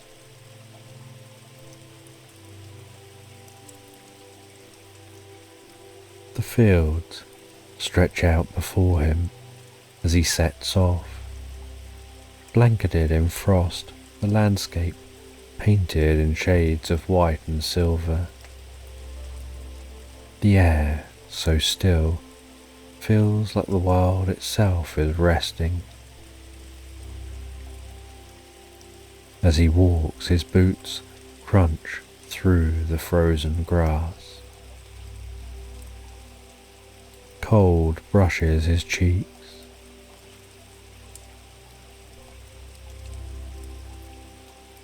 While walking, his thoughts drift back through the years.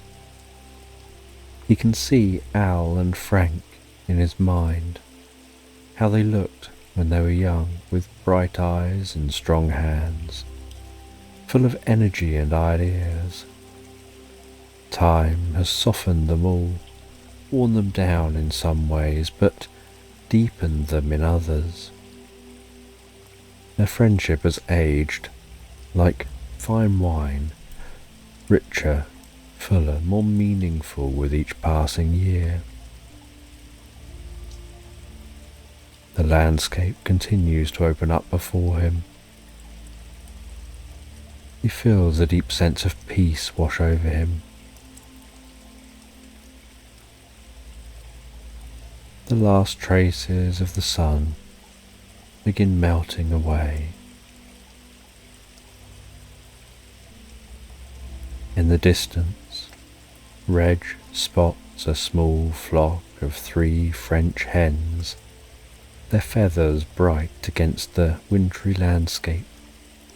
They move gracefully through a patch of the fading sunlight, pecking at the frost-covered earth. He smiles while watching the birds. They seem almost out of place in the stark winter landscape. He feels that there's something symbolic about them, something that speaks to the harmony that he feels with Al and Frank.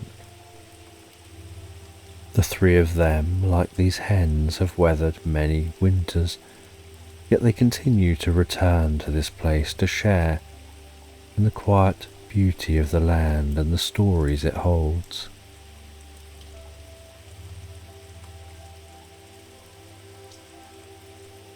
Eventually, a small clearing comes into view, framed by the gentle rise of hills on one side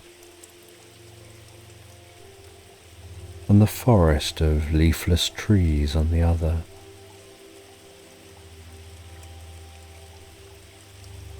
The sun almost fully set now, as he sees Al and Frank waiting for him to arrive.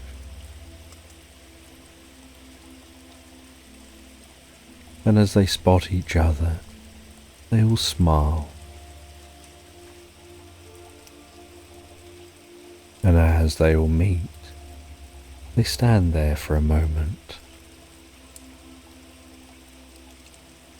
just looking at each other, how they've aged.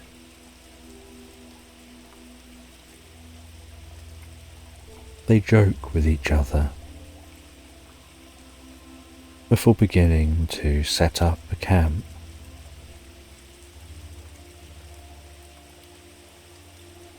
They talk to each other about small and simple things, of the sheep they tend to, of the weather, of the stars overhead. They collect up dry branches and they begin to make a campfire.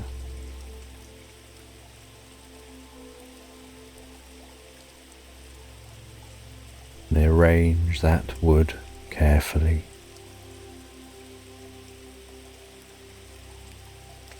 They place some tinder among the wood.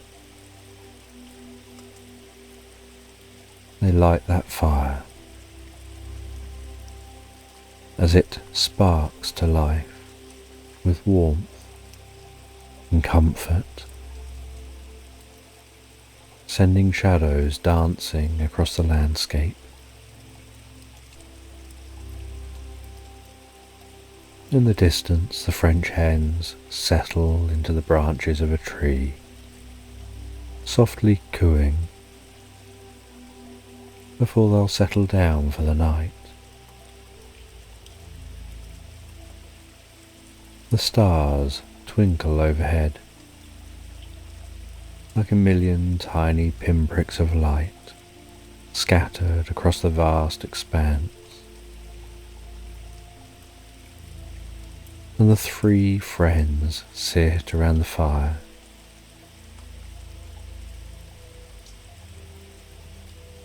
initially in comfortable silence, enjoying the atmosphere around them.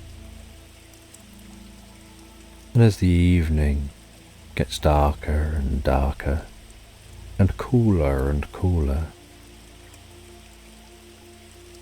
they wrap blankets around themselves while they chat and tell stories to one another.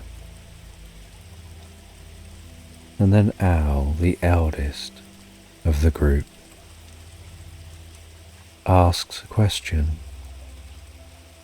In all these years, apart from that night we first felt the spirit of this place, what's been the most profound moment of your life? His question lingers for a while in the air. Reg and Frank gaze at each other, their expressions thoughtful, each mulling the question over in their mind. Al leans back, his eyes moving from one friend to the other as he waits for a reply. The fire crackling softly, the light dancing lazily.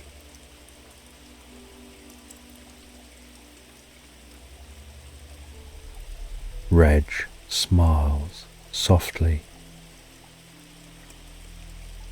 I suppose, Reg says, it would have been the birth of my first son. He pauses for a moment, allowing himself to become deeper absorbed in his thoughts.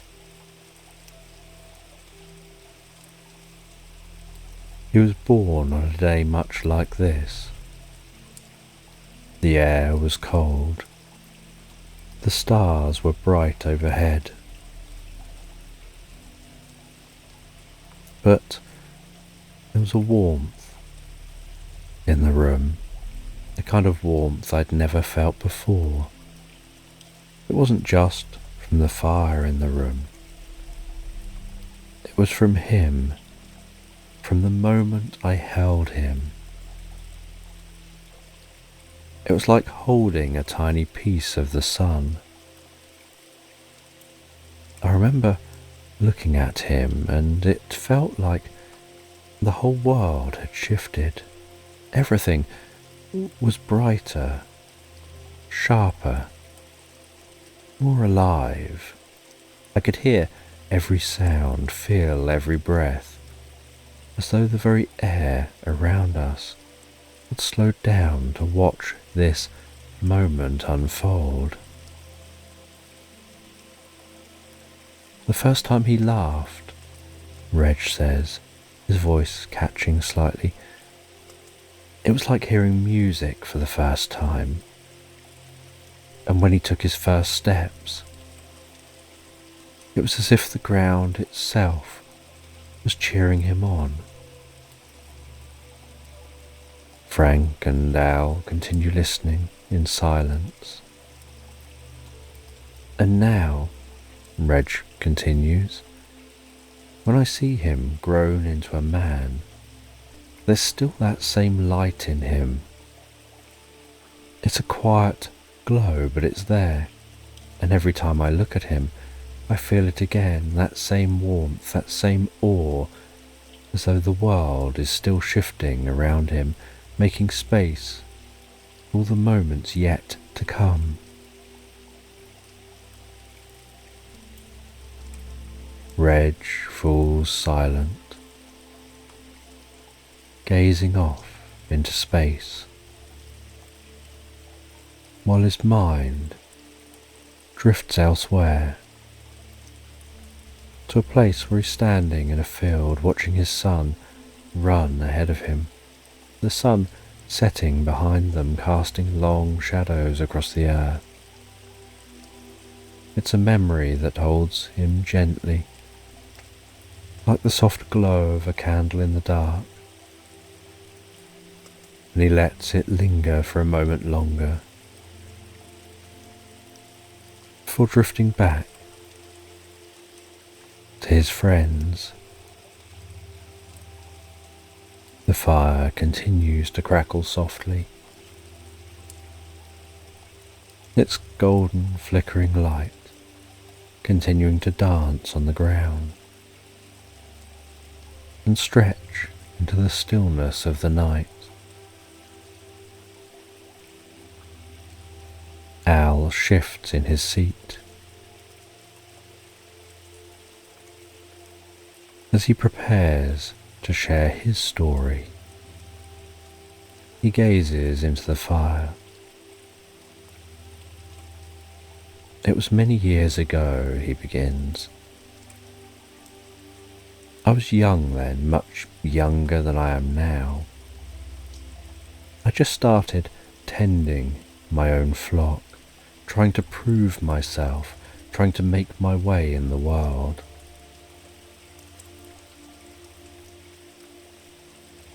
A storm came faster than I expected. The clouds gathered overhead, thick and dark, like great ships sailing across the sky. Before I knew it, the wind was howling through the trees and the rain began to fall in great sheets so thick I could barely see my hand in front of my face. I was lost. The storm had swept me up. I had no idea which way to go. The trees creaked and groaned all around me. The wind pushed against me. And the rain, it was like the world itself was trying to wash me away. Al gazed off as he absorbed himself deeper in his story. And then, out of nowhere, he appeared. I couldn't see his face clearly, but there was something about him. Something calm, something certain. He didn't speak much, just gestured for me to follow, and I did. I followed him through the storm, through the wind and the rain. He moved with such ease, like the storm didn't touch him at all. He led me back to the edge of the woods, back to safety, and just as suddenly as he appeared, he was gone. I turned to thank him, but there was no one there. The storm had calmed, the rain had stopped, and the air was still. But he was gone. To this day, I don't know who he was or where he came from, but I'll never forget the feeling he left behind. It was like the warmth of the fire spreading through me, a sense of calm, of safety, like I was held in something greater than myself.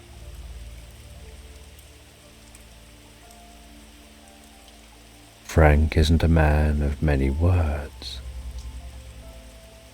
but having listened to Al's story, he knows it's his turn to speak next. I suppose, Frank begins, if I had to pick one moment, it would be the time when I nearly lost everything. My farm had fallen on hard times. The crops failed. The sheep were thin and the debts, well, they kept piling up. I was on the verge of losing the land, losing everything that my father and grandfather had built. I thought there was no way out. I tried everything, worked harder than I ever had, but nothing seemed to change. And just when I thought I would lose it all, a stranger appeared. He didn't say much, but he came to me, offered to pay off my debts. I didn't know him, had never seen him before, and yet there he was with an offer that seemed too good to be true. I accepted. I had no choice, and when I asked him why he was helping me, he just smiled and said, "Because you needed it." He didn't ask for anything in return, didn't leave his name, and when I tried to find him later, he was gone as though he'd never been there at all. Ever since that day, I've carried the belief that kindness is like a fire. It spreads, it's warm, and it doesn't ask for anything in return. For a moment, there's only silence. The kind of silence that soothes, a deep, calming quiet that invites reflection and peace.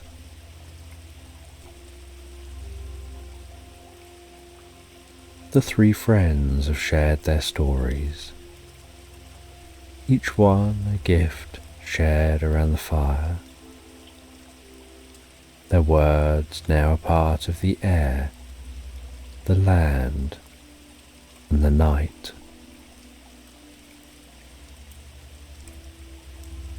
Reg leans back, gazing up at the constellations overhead, the stars twinkling so softly, as though winking at the earth. Al and Frank sit beside him, breathing slow and even, feeling a deep sense of comfort and peace. They watch as a shooting star streaks across the sky. It feels almost like time is standing still.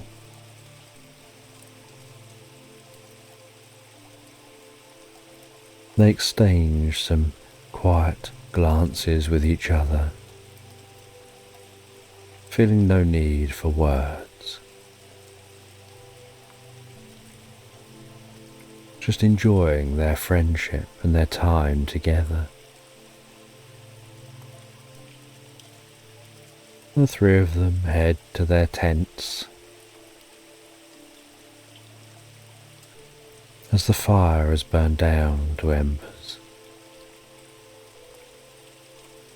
they sit in the entrance to their tents,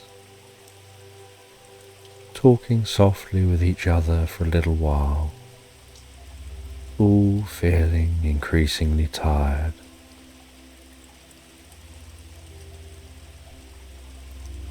Talking as they wait for the fire to fully burn out.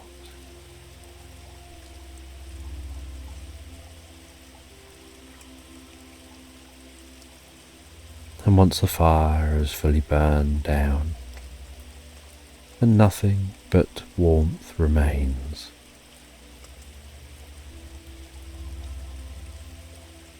they say good night to each other, head into their tents and seal their tents, wrap themselves up warm for the night, and drift and float so peacefully, so relaxed, asleep into Slumberland. And morning arrives gently, like the brush of a soft hand across the sky. The pale light of winter stretches through the curtains, casting silver shadows across the room. Outside, a thick blanket of snow drapes over the world, turning every edge into a softened curve, as if the earth itself has surrendered to a long, dreamlike slumber.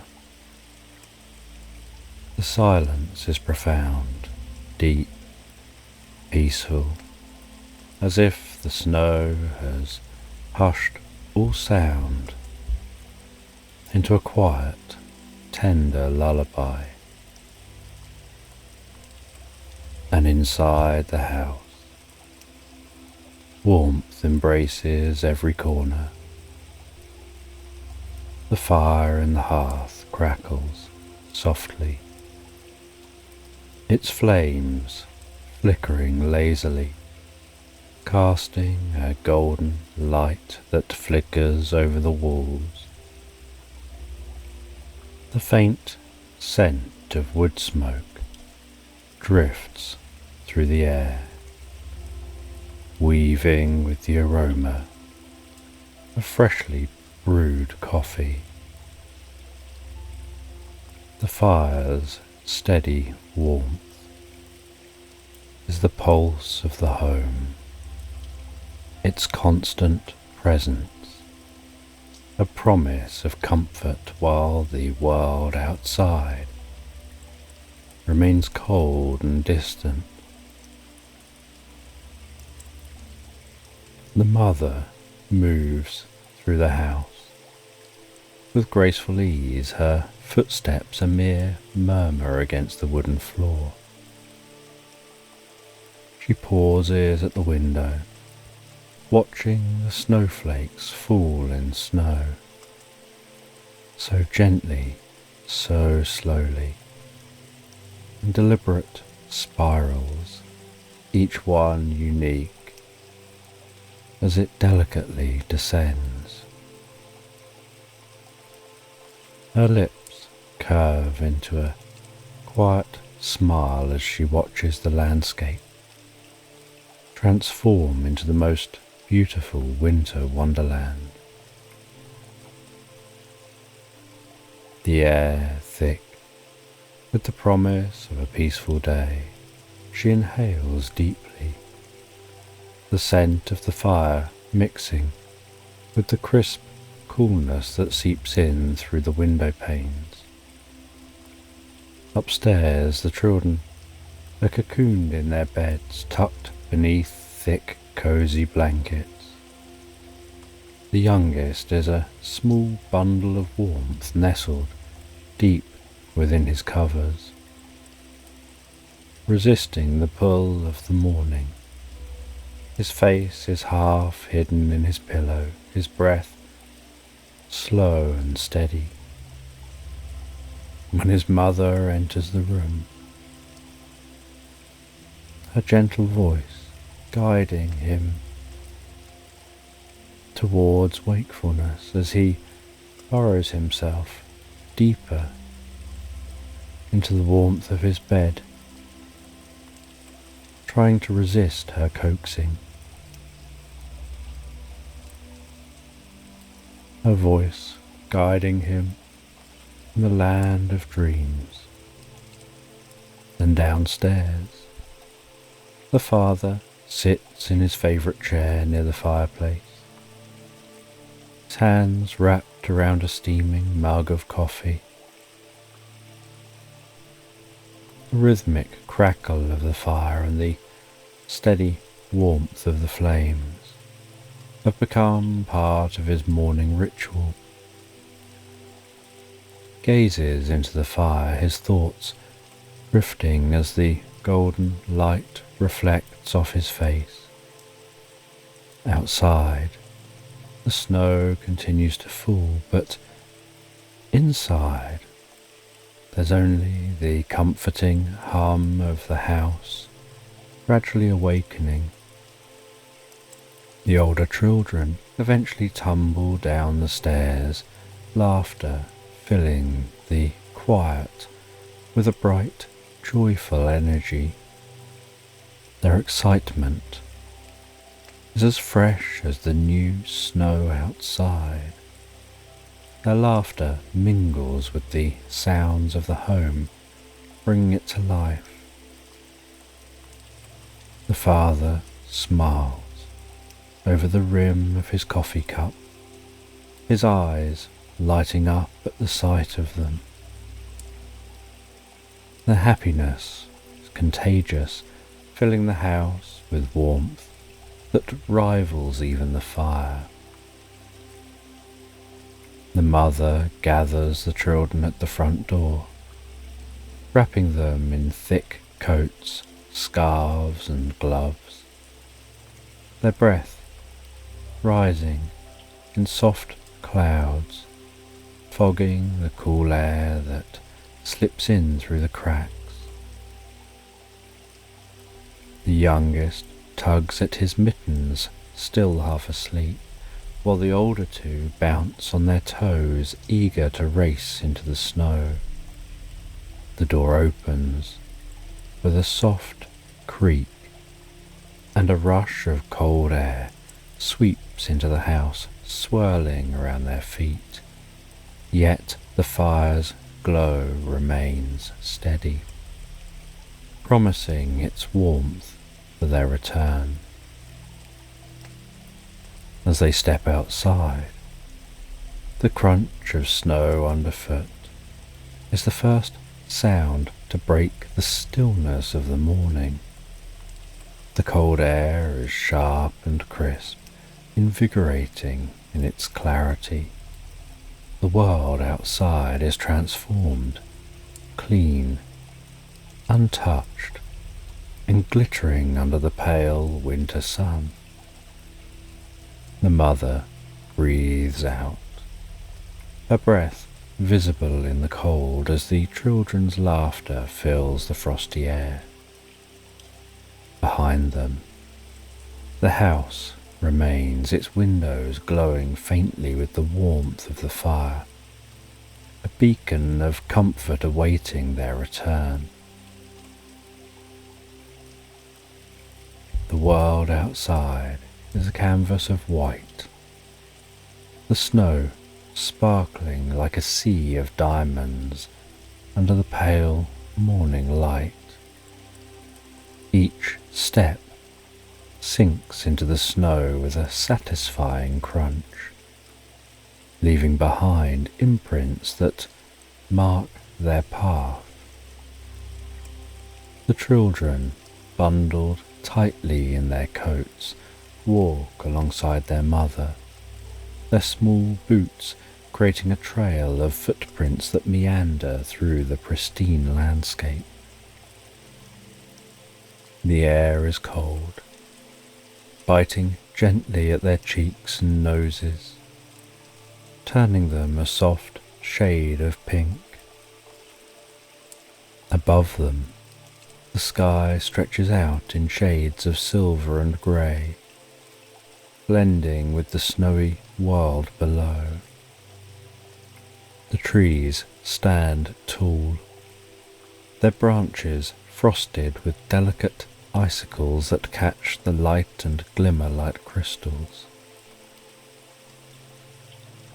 Icicles hang from the rooftops, each one a winter jewel, sharp and glittering in the soft sunlight. The youngest child lags behind for a moment, his mittened hand outstretched to catch a snowflake.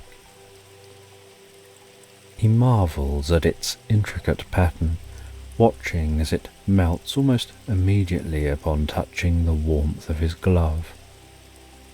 His breath forms soft puffs in the air, each exhale mingling with the falling snowflakes, as if he's adding his own breath to the quiet stillness of the morning. His mother watches with a smile, her heart warmed by the sight of his wonder. The streets are quiet, the snow muffling every sound, creating a serene stillness that feels almost otherworldly. Only the occasional bird calls out, its voice a bright contrast against the muted tones of the snowy morning. As they near the school, the sounds of children begin to rise, laughter, shouts, and the scuffle of boots against the snow as they play in the schoolyard, their scarves fluttering in the cold breeze like colourful flags. The mother watches as her children join the fray, their faces bright and full of life. The youngest hesitates at the gate, turning to wave, his small hand raised in a gesture of farewell. She waves back, her heart full with the sight of her children, so at ease in the world, their joy as pure as the snow itself. She stands for a moment longer, watching the schoolyard fill with the busy energy of the day, before turning back towards home. As she walks, the quiet returns, wrapping itself around her like a comforting blanket. The snow beneath her feet is soft, absorbing her footsteps, and the air is filled with the sharp, clean scent of pine and coal. Her thoughts drift, carried along by the rhythm of her steps, and the peacefulness of the morning settles deep into her bones. The world feels hushed, as though it's waiting, wrapped in the soft promise of a day full of quiet, unhurried moments. Back at the house, time seems to slow. The gentle, rhythmic fall of snow outside matches the quiet stillness within.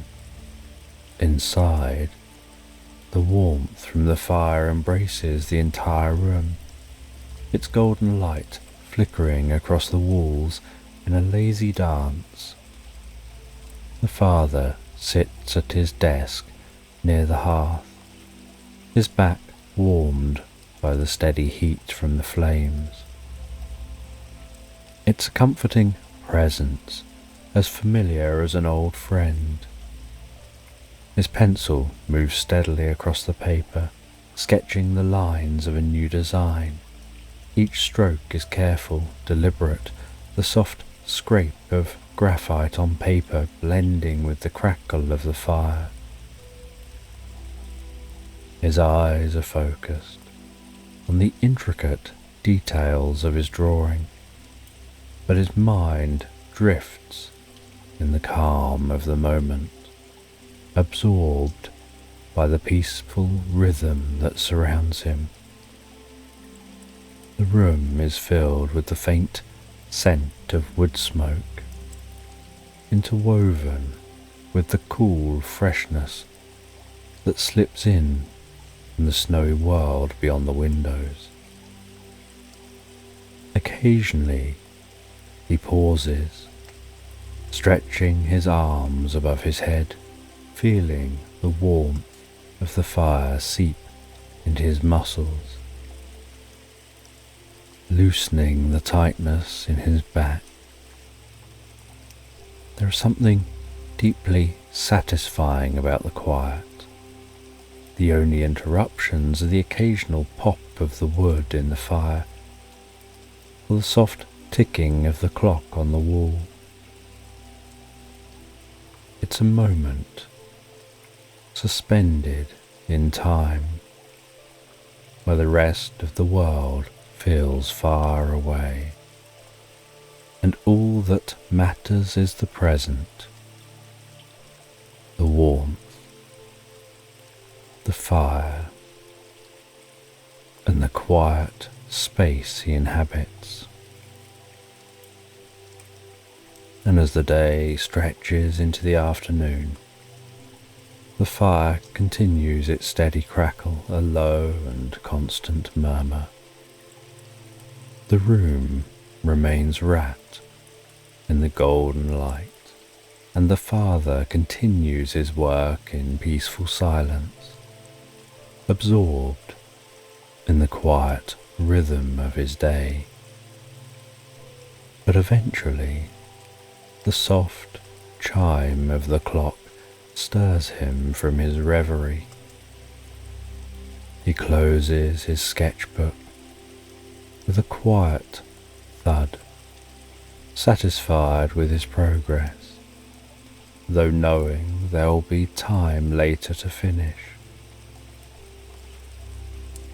He rises from his chair, shrugging on his thick winter coat and wrapping a scarf around his neck. The house holds the cold at bay, but as he steps through the door, the air is sharp and crisp, biting at his skin with its clarity. Snowflakes drift lazily from the sky, catching in his hair and resting momentarily on his coat before they melt. He smiles at the sight of the snow-covered world, his breath rising in soft clouds before him as he makes his way towards the school. The walk is brief, but it feels almost magical, as though he's journeying through a winter dream. The snow glistens like diamonds on the rooftops. The trees stand tall and bare, their branches dusted with silver frost. The world is quiet, peaceful, as though nature itself has settled into a gentle meditation, inviting him to slow down, to breathe, to be fully present. And at the school gate, his youngest child is waiting. The child's face lights up at the sight of him, their wide smile full of excitement and warmth. The child rushes forward, slipping their small hand into his, and together they begin the walk back home.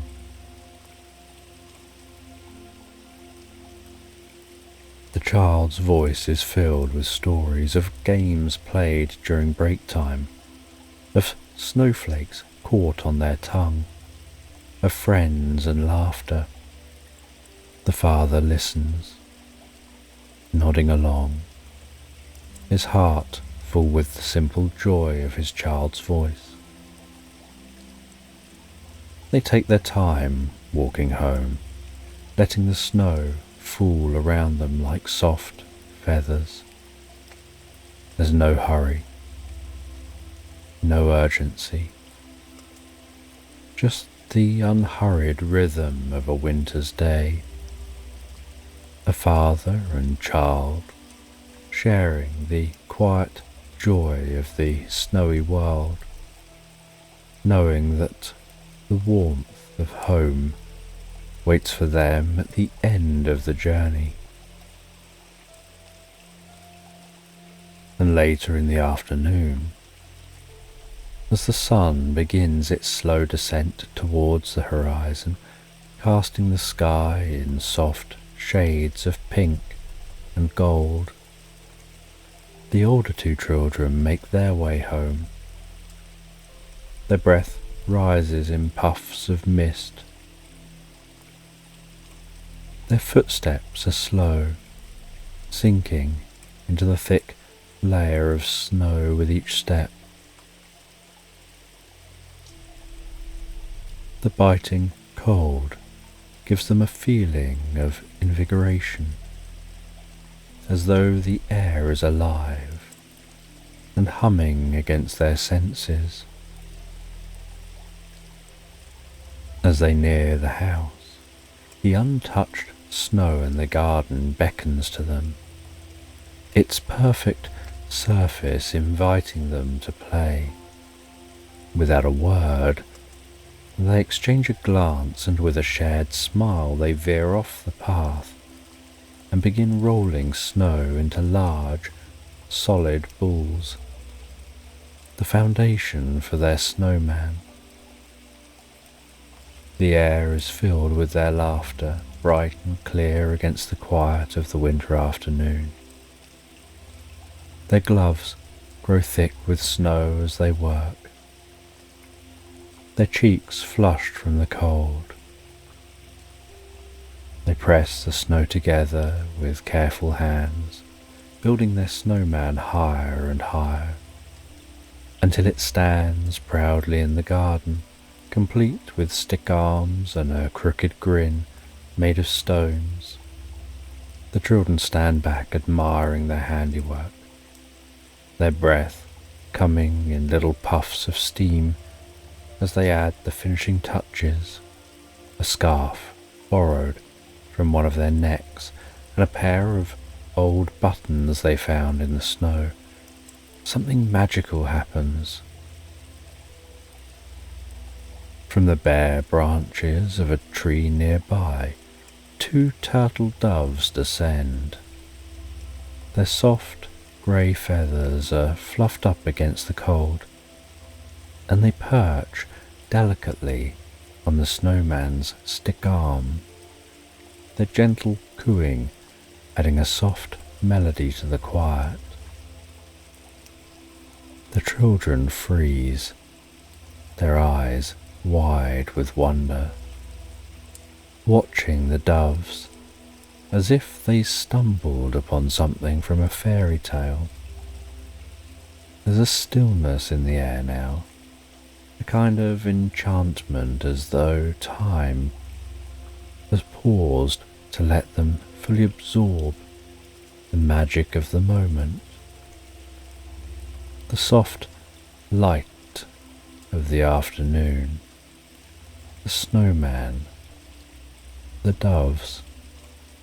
It all feels like part of a story, a winter tale where the world holds its secrets close, waiting to be discovered. For a long moment, the children stand quietly, watching the doves as they fluff their feathers, as they gaze back with dark, thoughtful eyes. The children stop noticing the cold, lost in their quiet wonder.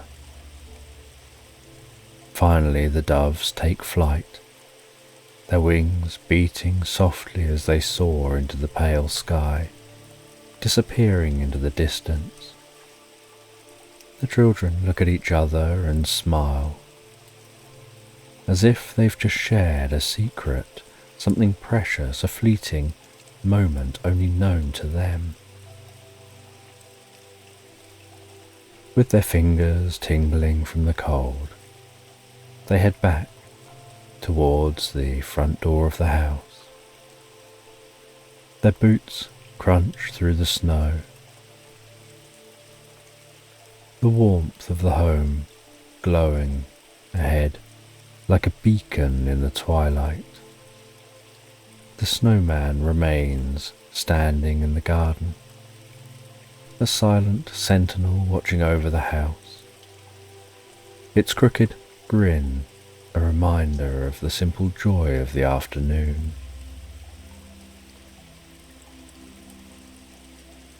As they push open the door, the warmth from within the house hits them immediately, enveloping them like a soft blanket, the fire crackling softly, and the air inside is thick with the comforting scent of wood and warmth. They remove their coats and scarves, shaking the snow from their gloves, their faces glowing from the cold and from the joy of the day. The house welcomes them back, the door closing softly behind them. They embrace the warmth of the cozy, glowing house. And the kitchen begins to hum with quiet life, the warmth from the stove emanating through the room, the father standing at the counter, a wooden spoon in hand as he stirs a fragrant stew that simmers gently on the hob. The air is rich with the aroma of herbs and vegetables, the scent curling through the house, mingling with the ever-present warmth from the fire in the next room. Outside, the sun has begun to sink lower, painting the snowy rooftops in shades of lavender and gold. The kitchen windows are fogged slightly from the warmth inside, a soft contrast to the frost-kissed scene beyond. Icicles hang from the eaves, catching the last light of day, sparkling like the winter jewels they are. The snow outside, freshly fallen and untouched, lies still and serene, a blanket of quiet over the world. The children bustle about, their cheeks still a little rosy from the cold. They move and dance and play around before beginning to focus on setting the table for dinner. The clink of plates and cutlery, adding to the gentle rhythm of family life in the room. The sound of the simmering stew, the crackling of the fire, a peaceful moment, full of the kind of quiet togetherness that fills a home with contentment. And the door creaks open, and a brief gust of cold air sweeps through the house as the mother steps inside, her boots dusted with snow. She pauses for the moment in the doorway, breathing in the warmth of the home, the scent of dinner, enjoying the sight of her family, feeling a deep sense of joy. And as the door closes behind her, the cold is instantly replaced by the deep, soothing warmth of the house. The children run to her, their laughter bubbling up as they fling themselves into her arms, their excitement filling the room with a renewed energy. She wraps them in hugs, brushing the snow from her hair as she leans down to kiss the tops of their heads. Across the room, the father glances up from the stove, his eyes meeting hers with a look of quiet affection. There's a wordless greeting shared between them, a warmth that fills the space between them like a second hearth. With dinner being finished, the father brings the steaming pot to the table, its rich aromas filling the air as bowls are passed around. The family sits down together, the clinking of cutlery blending with the gentle murmur of conversation. Their voices are low and easy, the worries of the day melting away with each bite of food. Laughter flickers lightly across the table, and the warmth of the meal, the home, the fire, it all wraps around them a comforting cocoon of contentment. Outside, the last light of the sun fades, giving way to the deep, cool blue of evening. Inside, the glow from the fire spills into the kitchen, casting everything in a soft, golden light. The house is full but not crowded, lively but not loud. It's the kind of evening where time seems to stretch out, inviting them to linger in its warmth, to savour the simplicity of shared community. And when the meal ends, the plates are cleared and the soft rhythm of the evening continues, flowing gently from one moment to the next, like a river that knows its course, leading them deeper and deeper into the heart of the night. And with dinner behind them, the family naturally drifts towards the living room, drawn by the steady warmth of the fire.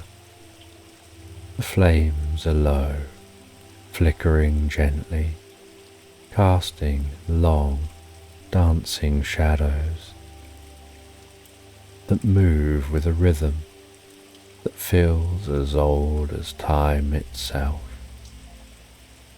The fire is more than just warmth. It's the heart of the home, a steady, glowing presence that draws them all together. The family settles into their favourite places around the fire. The father reclines back into his armchair, his feet resting on a footstool. The soft creak of the leather chair, a familiar sound. The mother curls up on the sofa, the youngest child nestled against her side, their eyelids already drooping, with a gentle and deep pull of sleep. The older children sit cross-legged on the floor near the fire, their faces illuminated by its golden light as they share stories from their day. Their voices a soft murmur in the quiet room. Hot chocolates passed around, thick and creamy, its rich scent mingling with the warmth of the fire. Each sip is a comfort, warming them from the inside out. The sweetness lingering on their tongues as they sink deeper and deeper into the calm of the evening.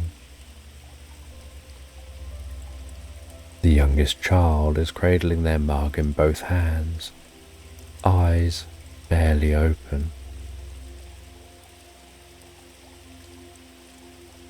The heat from the fire and the velvety taste of the chocolate is soothing them all into a peaceful drowsiness. Outside, the snow continues its slow and steady descent, but the world beyond the window feels far away, as if the house exists in its own pocket of time, separate from the cold night outside. The fire crackles softly, burning low and steady, offering a gentle glow, a soft pulse filling the room with warmth. The youngest child sinks even deeper against their mother, enjoying the warmth of the sofa. The desire to sleep growing stronger with each passing minute, and their eyes flutter closed and then open again briefly, with the child fighting the inevitable.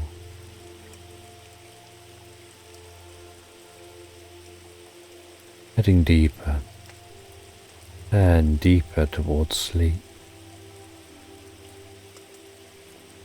The mother brushes a stray strand of hair away from the child's forehead, The older children still chatting quietly, occasionally pausing to enjoy the fire with thoughts drifting in the soft glow. Their voices growing slower, their words fewer, as the calm of the room pulls them into its peaceful embrace. The evening continues to settle over the house, like a thick, soft blanket, filling every corner with warmth and the steady rhythm of nightfall. The youngest child is ready for bed. The mother rises slowly, careful not to disturb their child, before gathering them up in her arms, feeling the comfortable weight of their body, the warmth of their skin, and carries them in their half-awake, half-asleep state, as they drift even more asleep, carrying them up stairs to bed.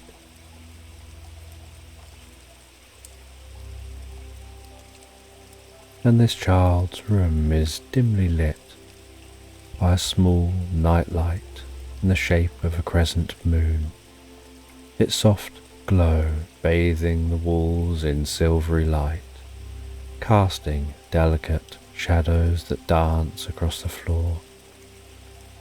The bed is waiting, layered with thick blankets, promising warmth and deeper comfort.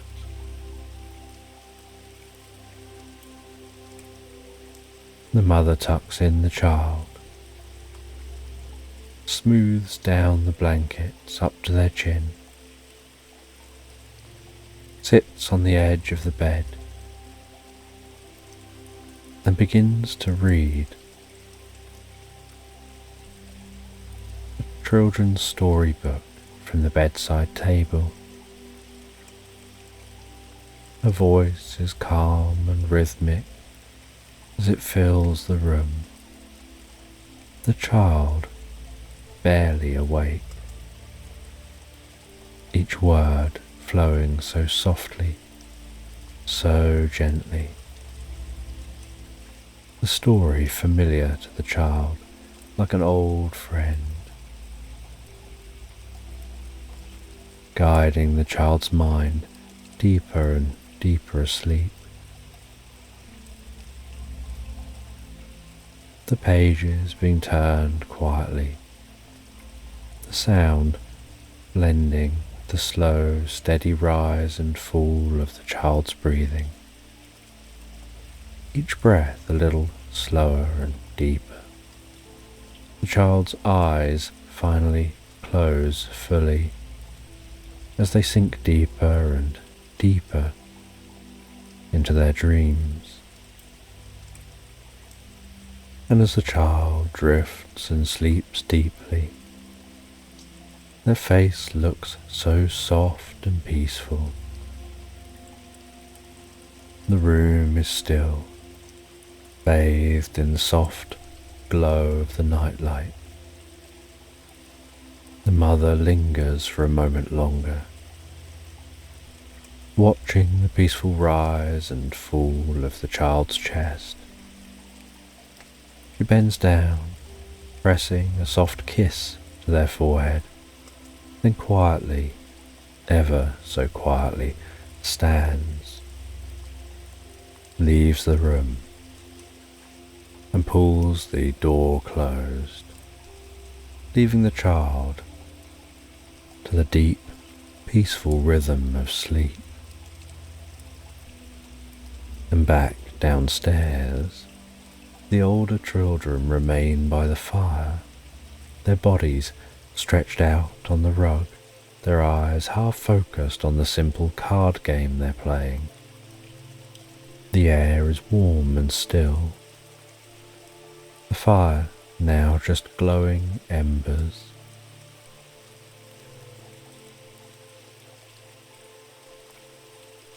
The house, so full of laughter and energy earlier, has now settled into a quiet rhythm, as though it too is preparing for a deep, peaceful night's sleep.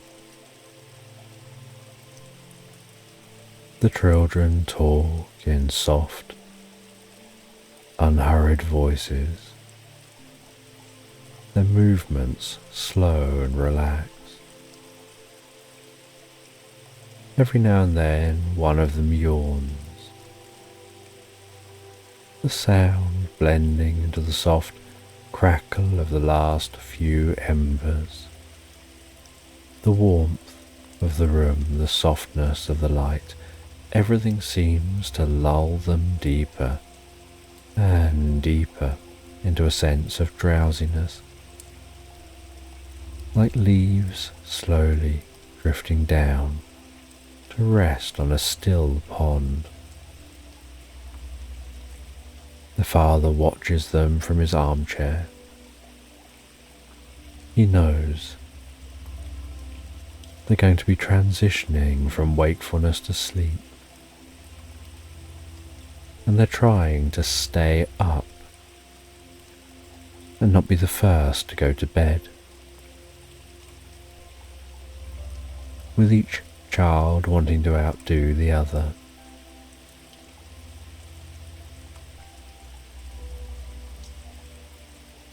But eventually, sleep catches up with them. They both rise from the floor. The father stands with them. They head up the stairs, and in their rooms, they head to their beds.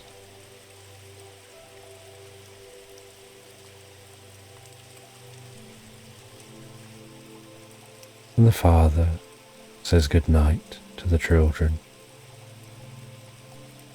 and the mother comes and says good night to the children. And now the house is still, wrapped in the deep quiet that only comes when the day is done and everyone is finally tucked up in bed. The fire still just embers. The parents head down to the sofa. They sit together on the sofa, wrapped in a thick woolen blanket.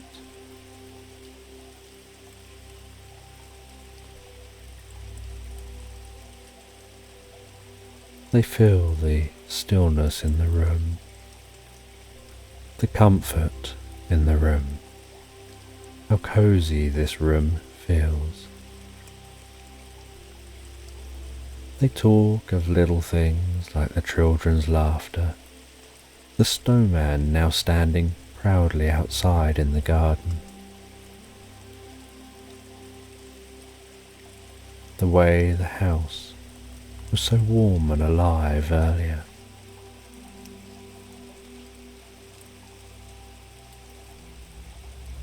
And every now and then they fall into a comfortable silence, the kind that doesn't need to be filled.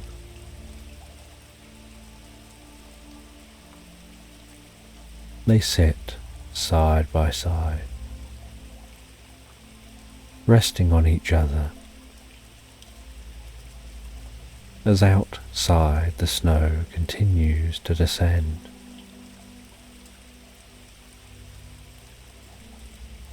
The mother pulls the blanket tighter around her,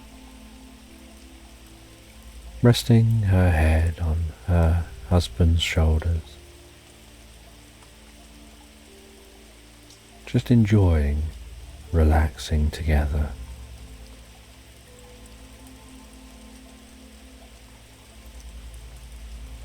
And as the night continues to deepen, and the fire burns out,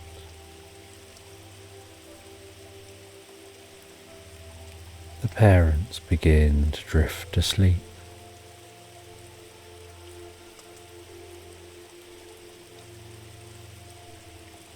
And so they head to bed.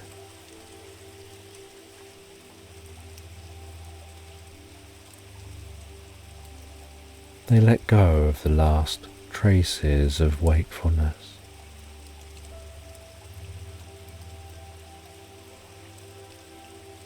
And they drift so peacefully, so relaxed, asleep into Slumberland. And in the far northern reaches of the world lies Santa's workshop, a hidden sanctuary of quiet magic, nestled deep in an enchanted forest. It stands beneath a blanket of stars, its wooden beams framed in frost and glowing faintly in the moonlight. Inside, the glow of the hearth spills warmth across the polished floors, casting flickering shadows that dance like playful sprites along the walls. Everything here feels alive, but it's not a place of noise or bustle.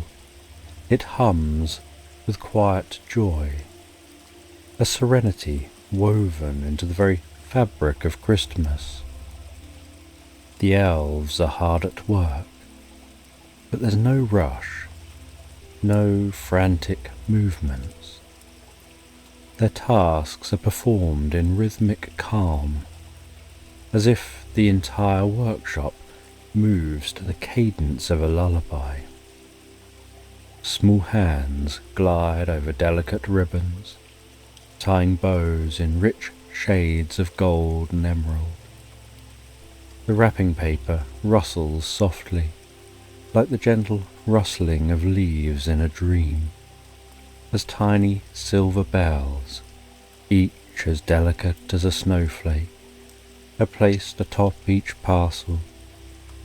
The bells chime quietly as they're added, a soft and reassuring sound, filling the air with the warmth of anticipation.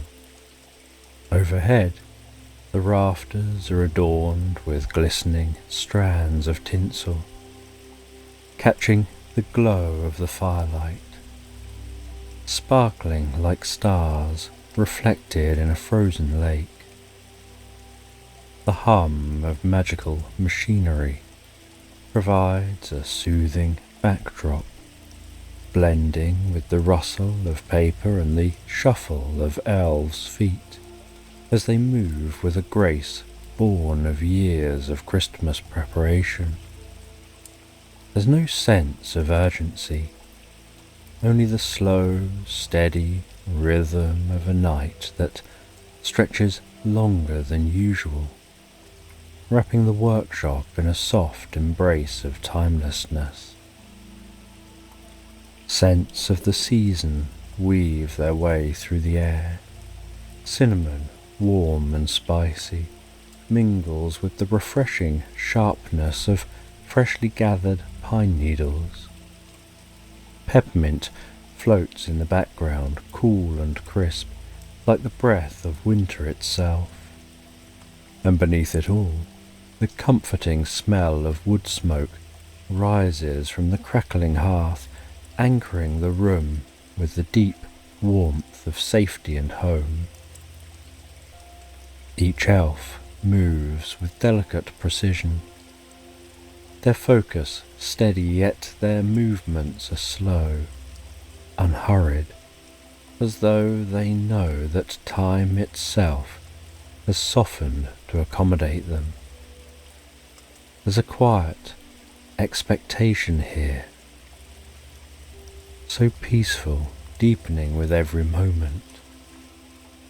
Christmas Eve is on the horizon, but for now, the workshop is a sanctuary of stillness, a place where time stretches out, inviting everyone within to slow down, to breathe in the calm. In this peaceful rhythm, every element of the scene, the light, the sounds, the scents, work together to lull anyone who enters into a deeper state of peace and relaxation. The workshop feels not just like a place of work, but a place of rest, where the heart slows and the mind begins to drift, becoming absorbed in the soft rhythms of preparation.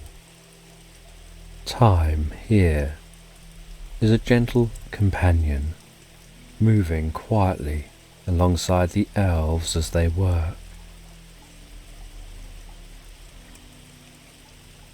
But amidst the tranquility, something shifts.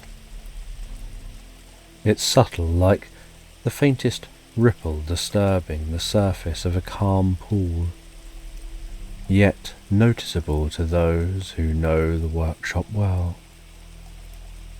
The quantum superposition generator, usually glowing with a soft golden light, flickers briefly, its once steady hum faltering. The light dims as if the machine is growing tired, and the elves, ever attuned to the magic that surrounds them, pause in their tasks, their eyes turning towards the heart of the workshop. This machine, nestled in the very centre of the room, is no ordinary device. It holds the key to Christmas itself. The generator's magic is what allows Santa to be everywhere at once, leaping through time and space, delivering joy to every child on earth in a single night. Without it, the wonder of Christmas morning would be impossible, and stockings would hang empty by the fireplace. The elves gather around the generator, their steps soft but filled with concern. The light, once bright and steady like the first golden rays of dawn, now flickers weakly, like a candle fighting against a breeze, casts long, trembling shadows across the room. Its comforting glow, now uncertain, its hum reduced to a faint murmur. The head elf, a figure known for his calm authority, steps forward, his brow furrowed in quiet concentration as he approaches the machine, his small hands brushing gently over its surface, his fingers tracing the worn, familiar patterns of its intricate workings. The elves watch him in silence, their breaths held, not out of fear but out of reverence for the delicate magic at work. The generator splutters once, twice, and then its glow fades entirely, leaving the room dimmer as though a bit of its magic has slipped away. Yet there's no panic. Even now the workshop remains a place of quiet calm. The head elf straightens, his expression thoughtful but not troubled. "It seems," he says, his voice steady and sure, "that we will need help." And they all know who he means.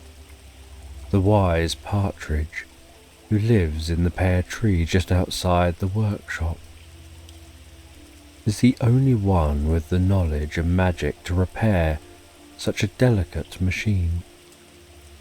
The partridge with its ancient wisdom, has seen countless Christmases come and go.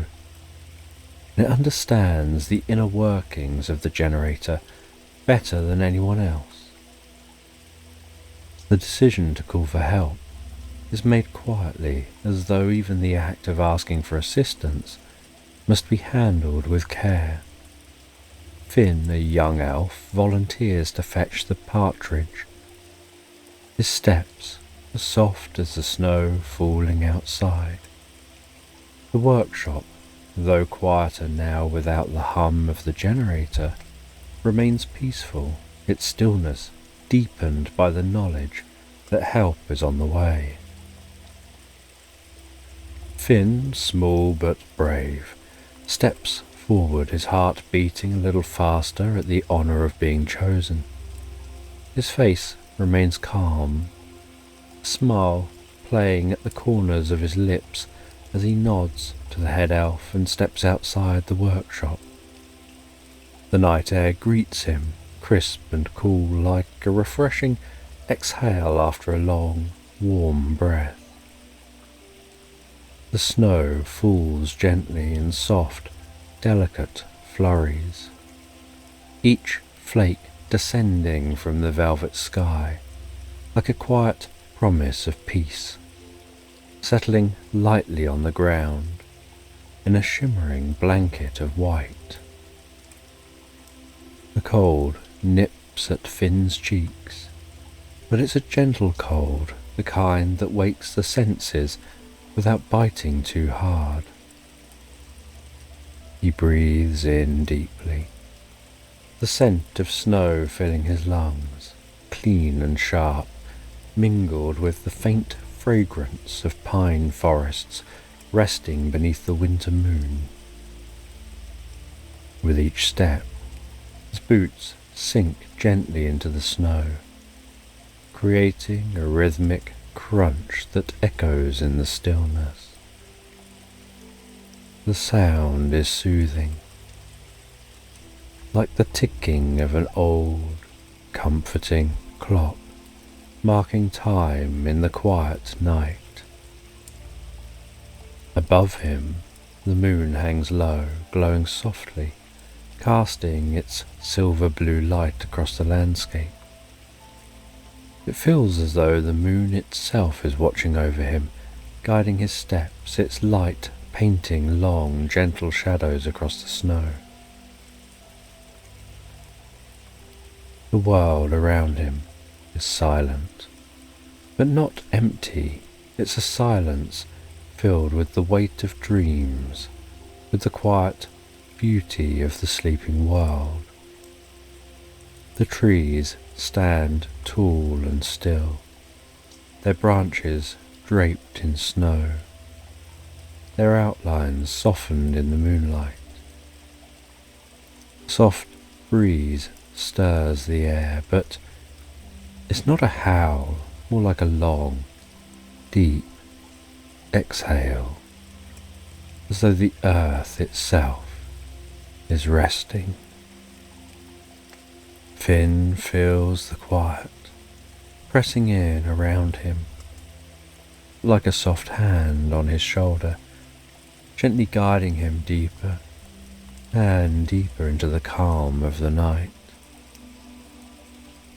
Each step slows his thoughts, and with every footfall his mind becomes quieter, like the snowflakes that drift slowly down to the ground.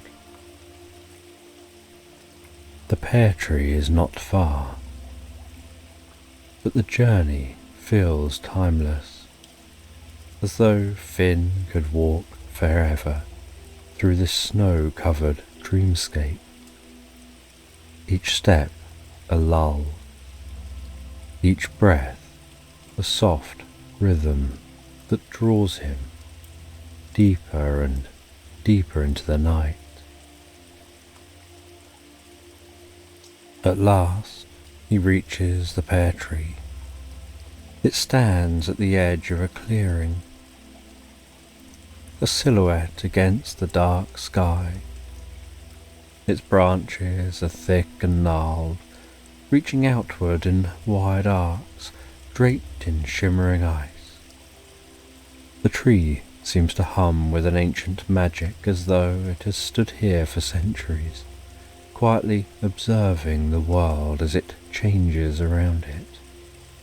Snow covers its branches, and in the moonlight, the tree glows faintly, casting soft reflections across the snowy ground. Finn gazes up at the tree, a sense of reverence swelling in his chest. The partridge is there perched on a low branch, its feathers shimmering faintly in the moonlight. It's a small bird, but there's something timeless about it, a quiet presence that suggests it knows far more than it ever reveals. Its eyes are bright, filled with the kind of wisdom that sees beyond the moment into the long stretch of time. The partridge sits serenely in the branches of the pear tree. There's an air of quiet certainty about it, as though it's been waiting for this moment all along. It tilts its head slightly, studying Finn with its ancient, knowing eyes. The faintest smile in its gaze. Finn, though a little nervous, steps forward, his boots making a soft crunch in the snow. The air around the pear tree feels different. The tree sways gently, though the night is still. The branches moving in slow, graceful movements, like gently rocking a cradle. The leaves shimmering under the moonlight. It feels like a place outside of time, where the rules of the world soften, and magic flows as naturally as the falling snow. "Good evening," the partridge says, its voice soft and melodic, like the first notes of a lullaby carried on the wind. The sound wraps around Finn, making him feel instantly at ease. The partridge hops down from the branch, landing lightly in the snow, its feathers glistening like stardust scattered across the ground. "Evening," Finn replies, bowing his head slightly out of respect. "I've come to ask for your help. The quantum superposition generator in the workshop has stopped working, and without it, Santa won't be able to deliver presents to all the children." The partridge listens quietly as Finn speaks. The bird's eyes seem to take in not just the words, but the meaning behind them, the weight of what he's saying. When Finn finishes, the partridge nods slowly, thoughtfully, as though considering all the possibilities of time and space within that single movement. The partridge says that the generator is a delicate thing. It bends the fabric of time in such a way that all moments converge, allowing Santa to visit every home in a single night. Without it, Christmas would be much quieter.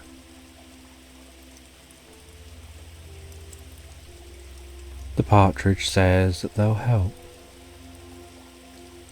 and together the partridge and Finn head back to the workshop. The partridge decides to walk with Finn rather than fly, and the snow crunches delicately beneath their feet. With Finn's boots making a deeper sound, and the partridge's steps barely a whisper against the snow. They walk in silence, enjoying the nature, the stars above twinkling softly, watching their journey like distant guardians, high and still. Each step is steady, each breath calm, carrying them deeper and deeper into the gentle rhythm of the night. Together they move through the snow-covered landscape, their path lit by the soft glow of the moon and stars. As they head back to the workshop,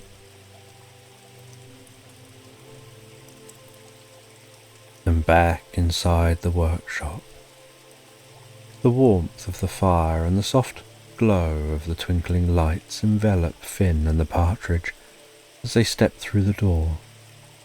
The gentle hum of the elves' work surrounds them like the soft murmur of a gentle song. Santa stands near the hearth, his hands folded behind his back, his eyes calm but watchful. His presence is steady, comforting, like the glow of a lighthouse guiding ships through the night. He observes the elves as they continue their tasks, wrapping, sorting, preparing, all of them working quietly without rush. Despite the uncertainty surrounding the generator, there's no panic, no hurry, just quiet determination. As if everyone knows deep down that everything will be okay. The partridge approaches the quantum superposition generator, the machine sitting silent and still.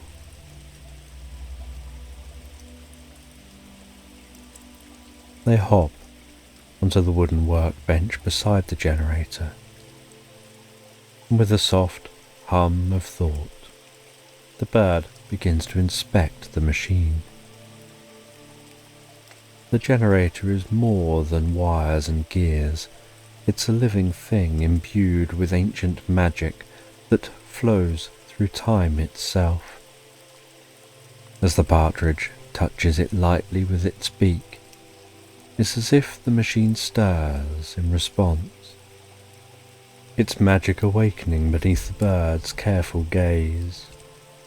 And there it is, the partridge murmurs softly, almost to itself, a knot in the fabric of time, as delicate as a strand of silk. Its eyes gleam with quiet understanding as it peers closer, its head tilting thoughtfully. It's not broken, just a little tangled, a wrinkle in the tapestry of time. With slow, careful movements, the partridge begins to explore the intricacies of the generator. Its wings flutter softly with each motion, like the pages of an ancient book being turned one by one. The bird moves like a master weaver examining a delicate piece of cloth, its feathers brushing against the threads of the machine with quiet reverence, each movement slow and deliberate, as though time itself has slowed to match the partridge's gentle pace. The elves continue working in the background, quietly, diligently, with some of their attention drawn to the partridge and their inspection of the machine.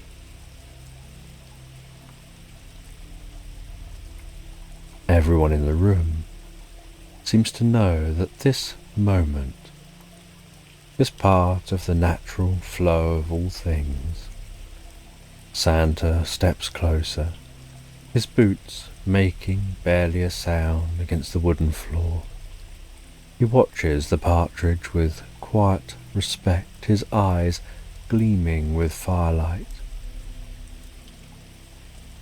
The workshop feels still. It's a stillness born out of wonder and curiosity. The partridge hums softly to itself. "There we are," it says at last. A knot to untangle, a thread to pull. It pauses, its eyes bright. But it cannot be done alone. It will require many hands working together in harmony. The elves gather round, their eyes wide with curiosity and readiness. Though small, their nimble hands are quick and deft, and they understand the delicacies of magic just as well as they understand the craftsmanship of toys. The partridge nods at them, its gaze warm and knowing, as though it recognizes the talents in each of them. "We must work together," the partridge explains, its voice carrying through the room like the soft notes of a distant melody. This machine, this generator, it's like a song. Each piece is a note, each action a rhythm. Alone, the notes are lovely, but together they create the harmony we need to bring it back to life. The elves nod. They move fluidly, taking their place around the generator. There's no rush, no urgency, just the slow, measured actions of those who know that magic, like music, requires patience and care. Finn touches the generator, his hands feeling the cool surface. His fingers feeling that faint hum beneath his skin. The other elves follow suit. The room begins to feel lighter, as though the very air is moving with them, cradling their work in a soft, invisible embrace. The generator hums faintly, its light flickering back to life, slowly, steadily. It's like the first light of dawn creeping over the horizon, quiet and gentle, bringing with it a promise of renewal. As they work, the elves begin to hum softly, a tune mirroring the rhythm of their movements. The partridge watches on. Bit by bit, the generator's light grows stronger. The golden glow spreads through the room like the warm light of a lantern. It pulses gently, like the heartbeat of the night itself, steady and sure. The elves continue. As the light brightens, as the generator continues to hum to life, the room fills with a sense of joy and a deep, peaceful contentment. As the quantum superposition generator springs back to life, the elves step back. They gaze at the softly glowing machine. Santa steps forward. His face is warm, glowing with the soft golden light pulsing from the generator. His eyes crinkle at the edges as he smiles. The golden light fills the room with warmth and comfort, a healing vibration passing through the land and through the fabric of time itself. The machine is back up and running, the glow of the generator being such a wonderful sight. Santa thanks the partridge and thanks the elves for their help. And with the generator restored, the time has come for Santa to begin his journey. His sleigh waits outside of the workshop. The reindeer stand tall and strong, their breath puffing out in soft clouds that dissolve into the night sky. They're calm, their eyes bright, looking forward to the journey ahead. Santa climbs into his sleigh, the sleigh bells jingling faintly in the cool air. He thanks the partridge and elves once more. He tells them that they've made this night possible. And with a soft call to his reindeer, Santa begins his magical journey. The sleigh rises smoothly into the air, as though lifted by the dreams of every child awaiting Christmas morning. The stars above twinkle like distant lanterns, guiding the sleigh through the night sky. Santa's sleigh glides gracefully, cutting through the air like a gentle breeze, leaving a trail of sparkling stardust in its wake. The quantum superposition generator hums softly, its magic spreading through the sleigh, allowing Santa to leap from one place to the next, leaping into locations where he's in multiple locations at a time, before leaping into a new location where he's in more new multiple locations, each leap so fluid, so smooth and rhythmic, as if space and time itself are bending around Santa and the sleigh, wrapping him in a cocoon of possibilities. And the world below softens and blurs, each village, each house a fleeting glow in the dark. And Santa delivers the gifts to each sleeping child.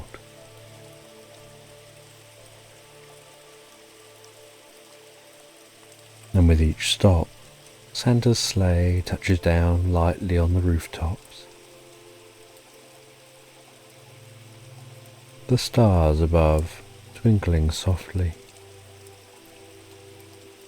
and as the sky begins to shift, fading from the deep velvet blues of night to the pale blushing tones of dawn, the snow outside Santa's workshop glows faintly under the soft light of the rising sun. The door to the workshop swings slowly, softly, gently open as Santa steps inside, his red cloak dusted with snowflakes. He's tired. There's a deep, quiet satisfaction in his eyes, a warmth that radiates from his very being. Santa looks around at the elves, feeling a deep sense of gratitude for their work and support. And the partridge settles into his nest to drift and float peacefully asleep. as Santa and the elves head off for a well-earned nap, heading home, knowing they'll be back to do the same next year. But for now, heading home and drifting and floating peacefully asleep, relaxing so deeply and calmly into Slumberland. And you're walking along through countryside, and the gentle rise and fall of the hills beneath your feet feels almost like a lullaby, the earth itself rocking you with every step. The air is crisp and clean, sweet with the scent of wild flowers that bloom in delicate clusters along the path. Above you, the sky stretches out in an endless blue, soft and smooth like a piece of silk, so calm that it feels as though the world itself is holding its breath. The sun is warm but not overwhelming, just a gentle golden blanket that drapes over the landscape, infusing the day with a serene glow, illuminating the hills, the grass, warming your skin with a kind of quiet tenderness, as though it's inviting you to relax deeper and deeper, to let go of anything that might be on your mind. And you continue to walk, and the ground beneath you gives slightly, the grass parting softly as though it recognizes every step that you take. And there's a soothing rhythm to the landscape, to your walking, to the gentle sway of the tall grasses brushing against your legs, the soft rustling of leaves stirred by a faint breeze. Everything around you moves so slowly, as though time itself is in no hurry, and the world invites you to match its pace. A low hum fills the air, the sound of bees moving lazily from one flower to the next, their wings buzzing in a slow, harmonious rhythm.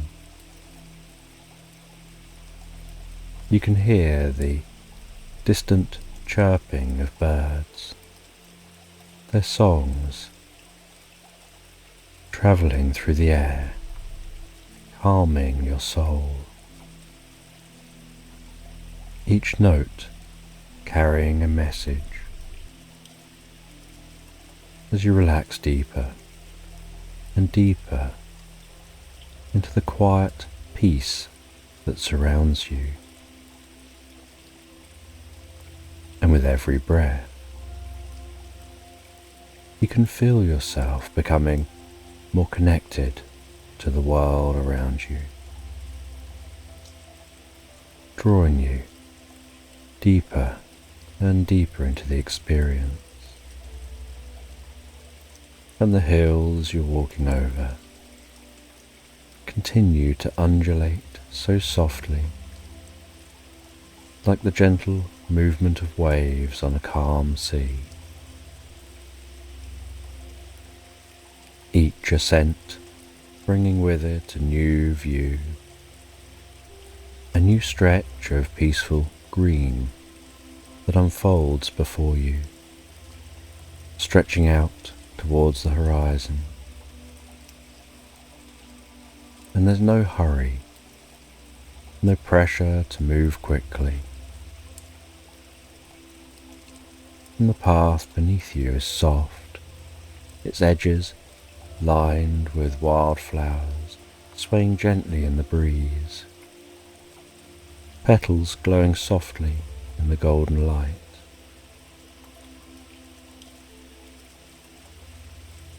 And the warmth of the sun rests on your shoulders, so soothing and gentle,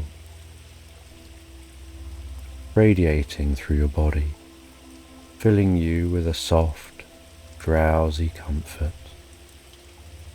The air around you so fresh, carrying those scents of the earth and the flowers.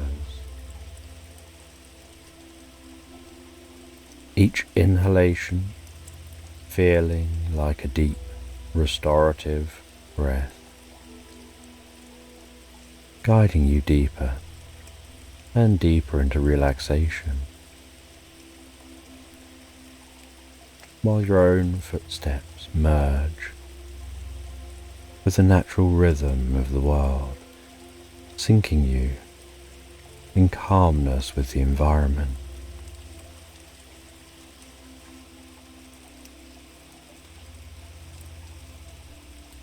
And as you continue to walk, those hills stretching out before you, you continue to feel so deeply and so comfortably relaxed. And as the day begins to slip gently towards evening, the light shifts, casting long shadows, stretching across the hills. The sun hanging lower in the sky, its golden rays softening and kissing the tops of the trees ahead.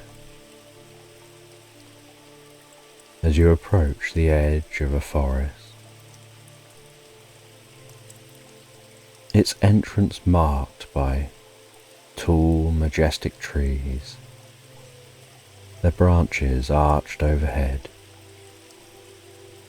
and as you enter, the air changes. You start to smell the scents of the forest, and as you enter the forest, passing into the dimly lit environment, you can notice the soft crunch of leaves underfoot. The world beyond the forest grows quieter, more distant. The trees towering overhead, branches gently rustling in the breeze, occasional leaves falling to the ground.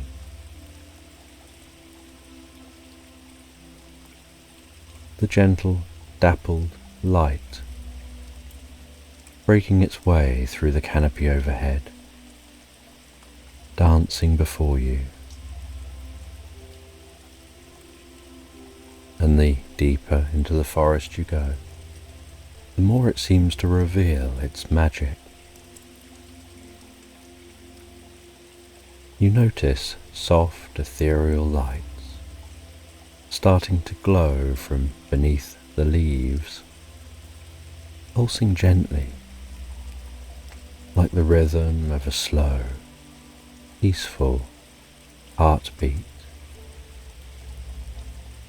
You notice that the plants here are unlike anything you've ever seen before. Their leaves shimmering with a faint luminescence, casting an otherworldly glow across the landscape. Small creatures moving quietly among the undergrowth. Everything moving so slow and graceful, as though this whole place is part of a dreamlike rhythm. A relaxing symphony designed to lull you to sleep.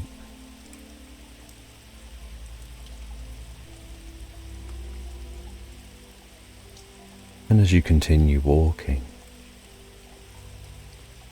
you start to hear the distant sound of water trickling over rocks,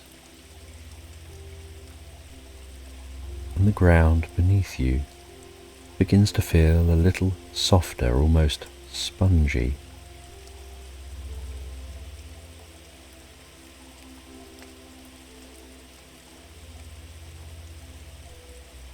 And you continue walking deeper and deeper into this forest, feeling a deep sense of peace and calm. And as night begins to set in, you find your way to that sound of flowing water.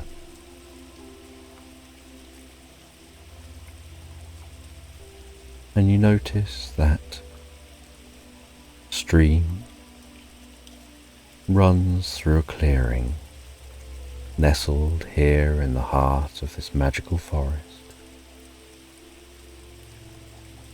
where you can see the first stars of the night. And so you set up the camp, listening to the sounds change in the forest,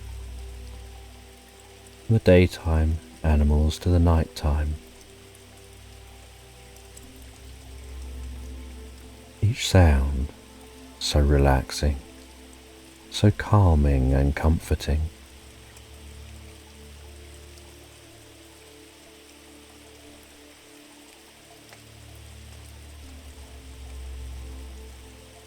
You can notice the glowing, pulsing lights of this forest, from the plants and the animals, the insects flying in the air.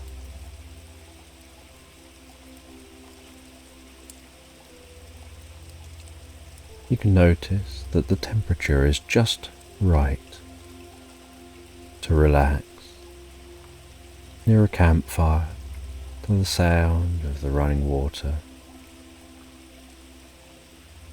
sitting in the entrance to your tent.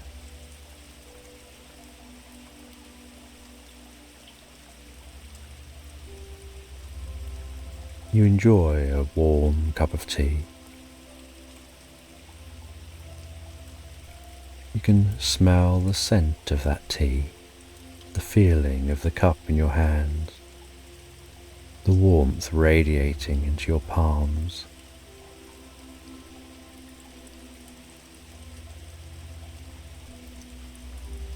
Noticing the sensation with each sip of tea you take, of the warm liquid passing in through your mouth and down towards your stomach, bringing in peace and calmness.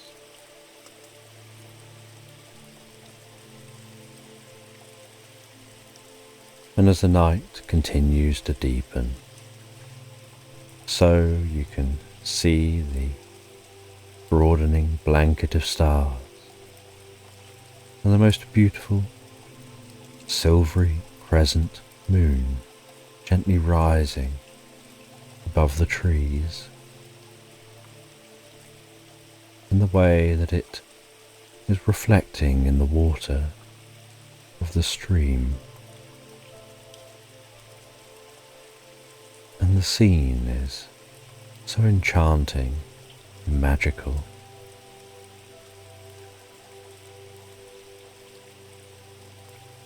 And you're aware as you gaze up at those stars, how the different constellations you can see were once ancient stories to different people,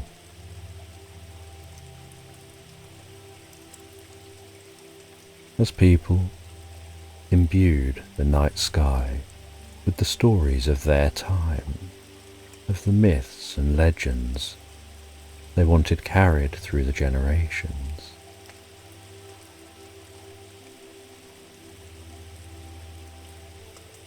you find as the night continues on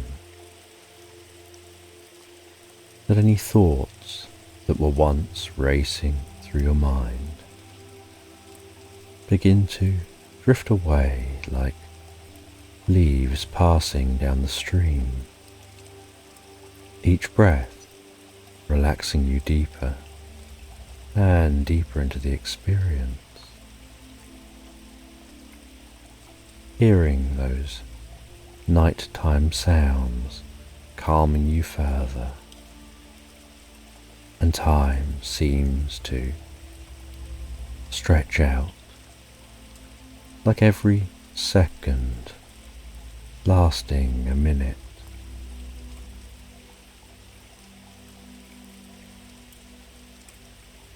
And then after a while, you rest back into the tent and you close your eyes to just enjoy being in the moment, letting the sounds and sensations wash over you, guiding you into the most peaceful state of stillness, relaxing you deeper and deeper.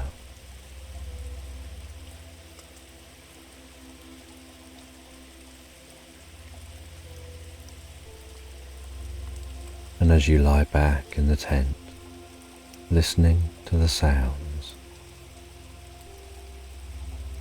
you begin to comfortably drift asleep.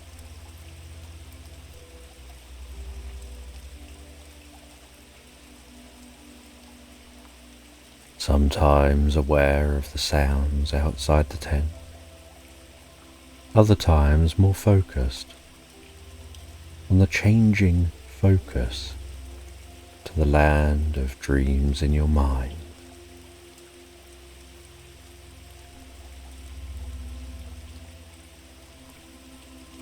The last of the worries fading away as you rest into peaceful slumber.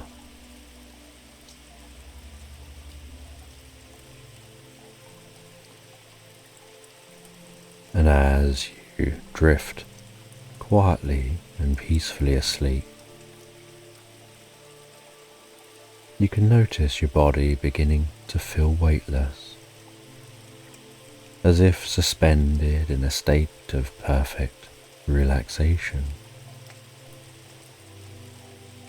The temperature around you just right to facilitate the most deep and comfortable sleep.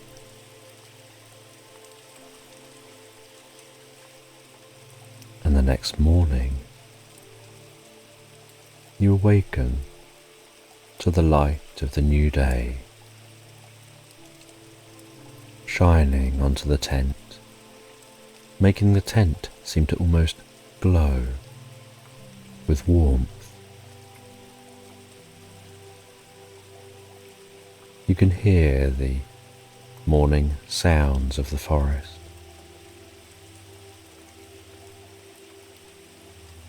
You can breathe in the fresh, cool and comfortable air, and continue to hear the sound of the stream flowing.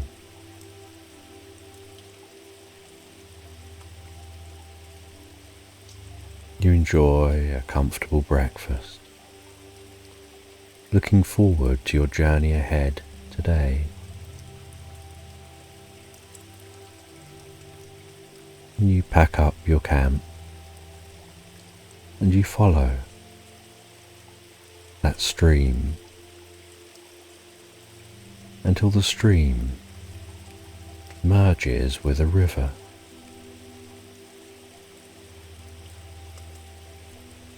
You continue to walk alongside this river,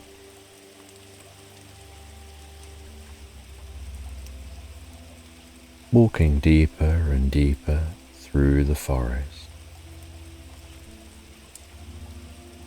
enjoying the soothing sound of the flow of the water.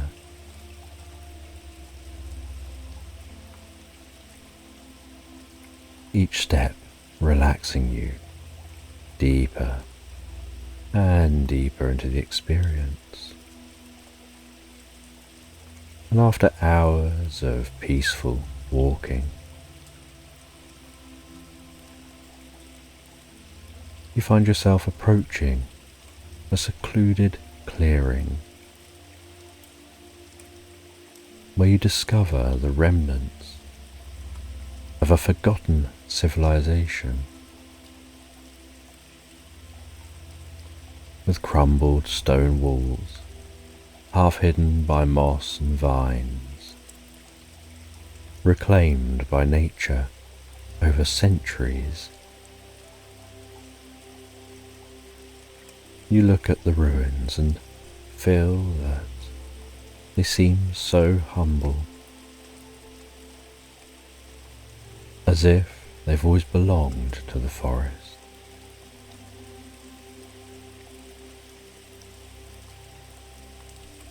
You notice the way that nature has so gently folded these ancient structures into its embrace.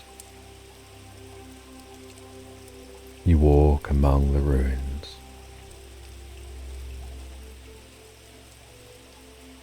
You reach out and touch one of the crumbling walls, your fingers brushing so delicately against the rough surface of the stone,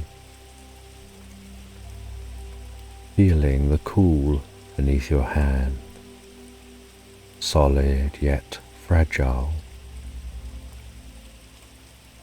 And you notice that some of the stone is adorned with intricate carvings, faded and worn by time. You can't work out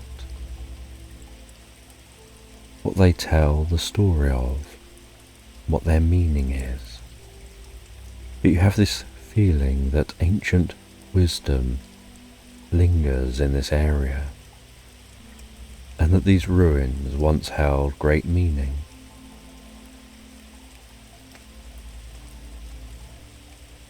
And this area feels so still, so contemplative, so relaxing. And as you walk around these ancient ruins, you discover an entrance to what appears to be an underground chamber, and the stones framing the entrance are larger and more ornate, yet still deeply weathered by time.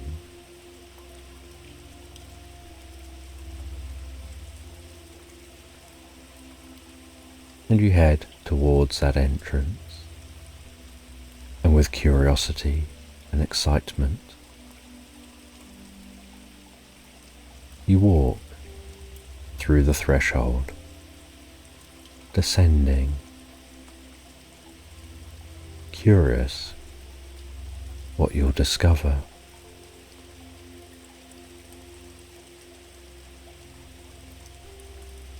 And as you descend,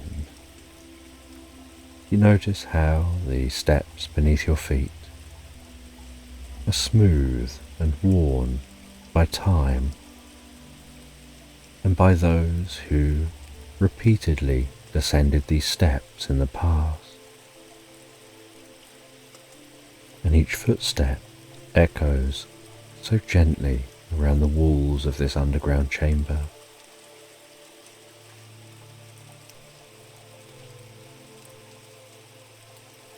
And once down in the chamber, you notice its quietness, the stillness of the air, that it's cooler than on the surface. There seems to be a soft light filtering through the chamber from an unknown source. Perhaps the walls just gently glowing themselves.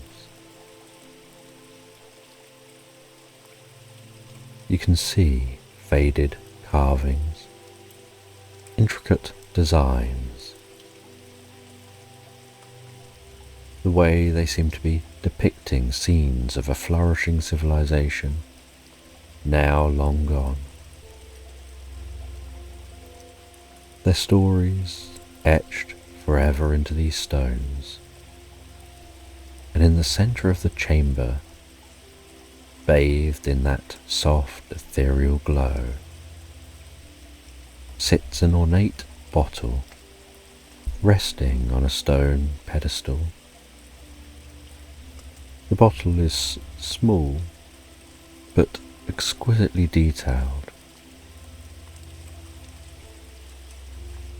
covered in gems which catch the soft light and sparkle and shimmer. You walk over to that bottle. You run your fingers around the surface of the bottle.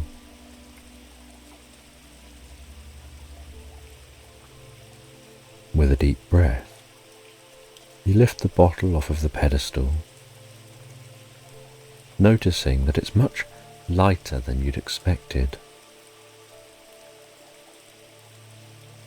You take a look around the whole bottle while holding it. You carefully reach for the cork and pull that cork from the top of the bottle. And with a gentle sigh, as if the bottle itself is releasing a long-held breath, a pastel pink mist begins to pour out, swirling delicately in the air. The mist moves with grace, as if it's sentient, expanding and unfurling with a soft, fluid motion, spiraling upward, forming shapes that drift and twirl like tendrils of a dream, light and airy yet full of presence. The cloud seems to dance in the air, its soft pastel hues glowing faintly in the dim light.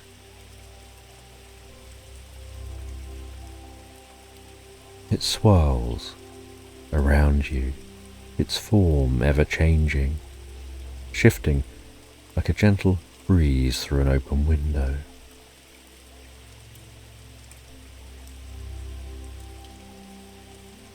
As it floats gently around you, the cloud's delicate movements feel soothing, almost hypnotic. You can feel yourself relaxing deeper and deeper as your mind becomes quieter and quieter while watching the cloud's graceful dance. The room around you seems to blur at the edges, and all that exists in this moment is the soft, gentle presence of the pastel cloud, its form expanding and contracting in a peaceful rhythm.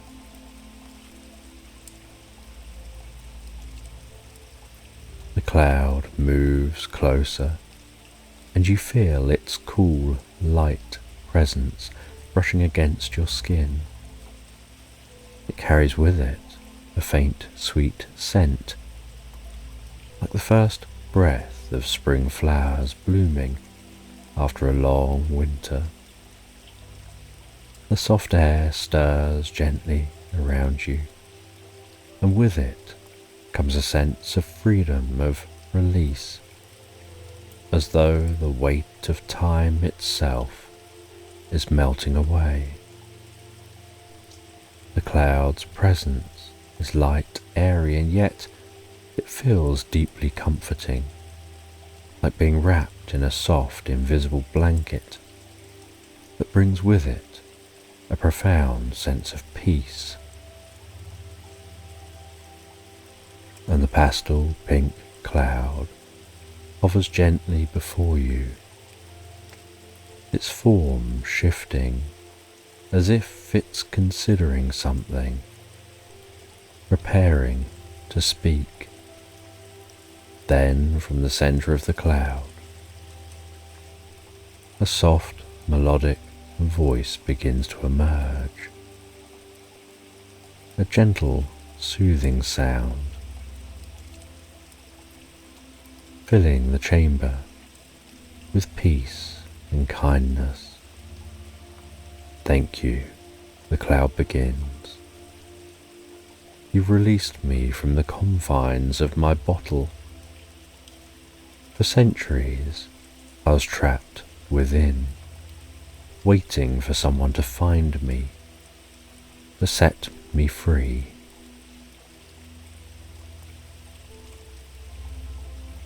You begin to feel a connection with this cloud. Long ago, the cloud says, I served the people of this land. I was called upon to bring rain to their fields, to provide shade on the hottest days, and to transport them across great distances when they needed to travel. I was their companion, their guardian in the skies.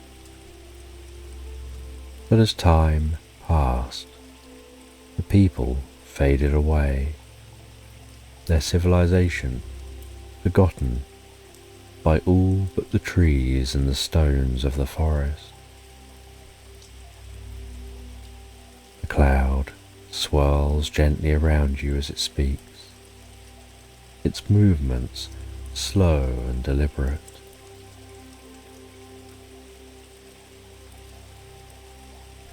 When the people were gone, no one remained to call me from the bottle, and so I remained trapped, waiting in silence, hoping that one day someone would come. And now you're here. The cloud pauses in a moment of quiet reflection. I'm free now, the cloud says, and for that I offer you my gratitude.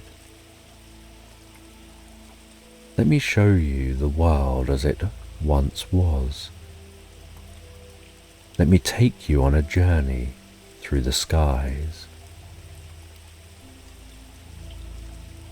The cloud begins to expand, filling the room, wrapping around you like a soft, weightless cocoon. Come, the cloud says, let's journey together. And with that, you feel yourself lifting softly off the ground, rising gently into the air as the cloud carries you upwards. The chamber beneath you fades away, and all around you is the soft, pastel glow of the cloud, its presence like a dream come to life, guiding you deeper and deeper into a world of peace and wonder. And the cloud lifts you gently into the air, as though the ground beneath your feet has melted away, leaving you weightless and free. You don't feel any tugging or pulling, only the soft, effortless sensation of rising. The air around you is cool and crisp, a refreshing breeze that brushes lightly against your face, carrying with it the scent of distant mountains and the sweetness of wild meadows below. Beneath you, the landscape stretches out vast and serene, like a painting unfolding before your eyes. Rolling hills, rippling softly like waves, their green folds blending into meadows that shimmer under the sunlight. Beyond the meadows, forests gather in a quiet cluster, their tall trees swaying in slow, rhythmic movements, as though they too are a part of the peaceful dance of the earth. Rivers wind their way through the landscape, silver threads glinting in the light, weaving patterns of calm as they meander towards the horizon. The cloud moves effortlessly, carrying you higher with each breath, its surface soft and cushioned beneath your body. It rises and falls in a gentle rhythm, lulling you deeper and deeper into the most pleasant reverie. Above you, the sky stretches endlessly, a canvas of soft blues and whites. The clouds around you, floating in peaceful clusters. Birds soar beside you, wings outstretched, gliding so effortlessly on currents of air. All seeming so unhurried,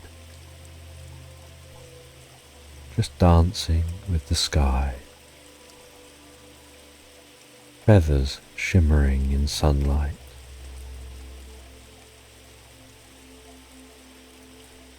The air is pure and fresh, filling your lungs with each deep breath, bringing with it a sense of renewal and new beginnings. The cloud carrying you higher as you sink deeper into the most peaceful relaxation. And as you approach the mountains, you can notice their snow-capped peaks sparkling like a million diamonds in those mountains. You begin to have this sense of how everything is connected, all the parts of the landscape, the flora and fauna,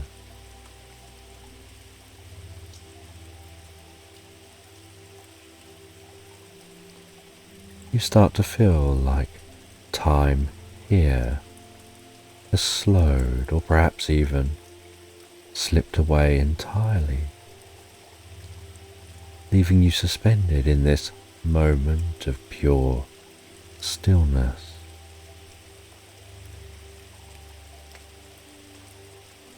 The more you float, the deeper you relax.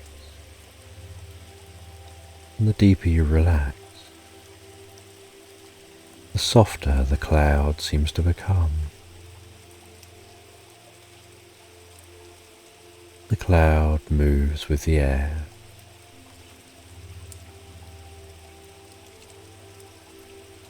The landscape rolling past below. And after what feels like the most peaceful eternity of drifting in the sky, seeing what this world once looked like, the cloud descends again, heading back to the chamber.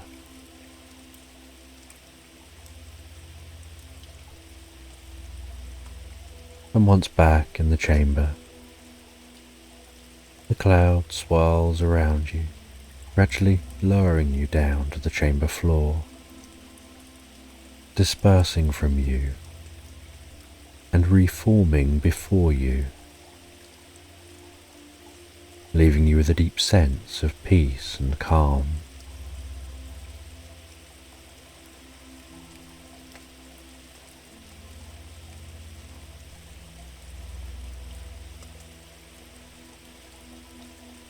The cloud hovering before you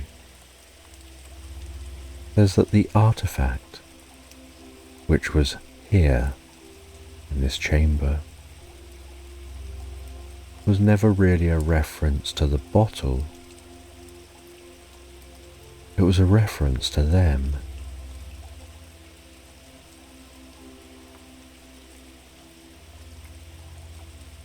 They spoke of how, now the bottle is open, they'll be able to come and go as they please.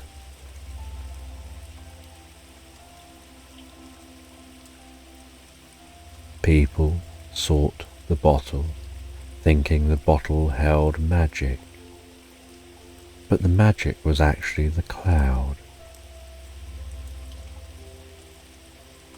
The cloud thanks you once more for freeing it.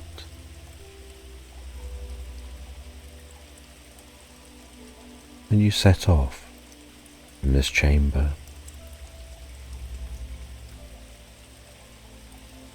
You make the journey back the way you came.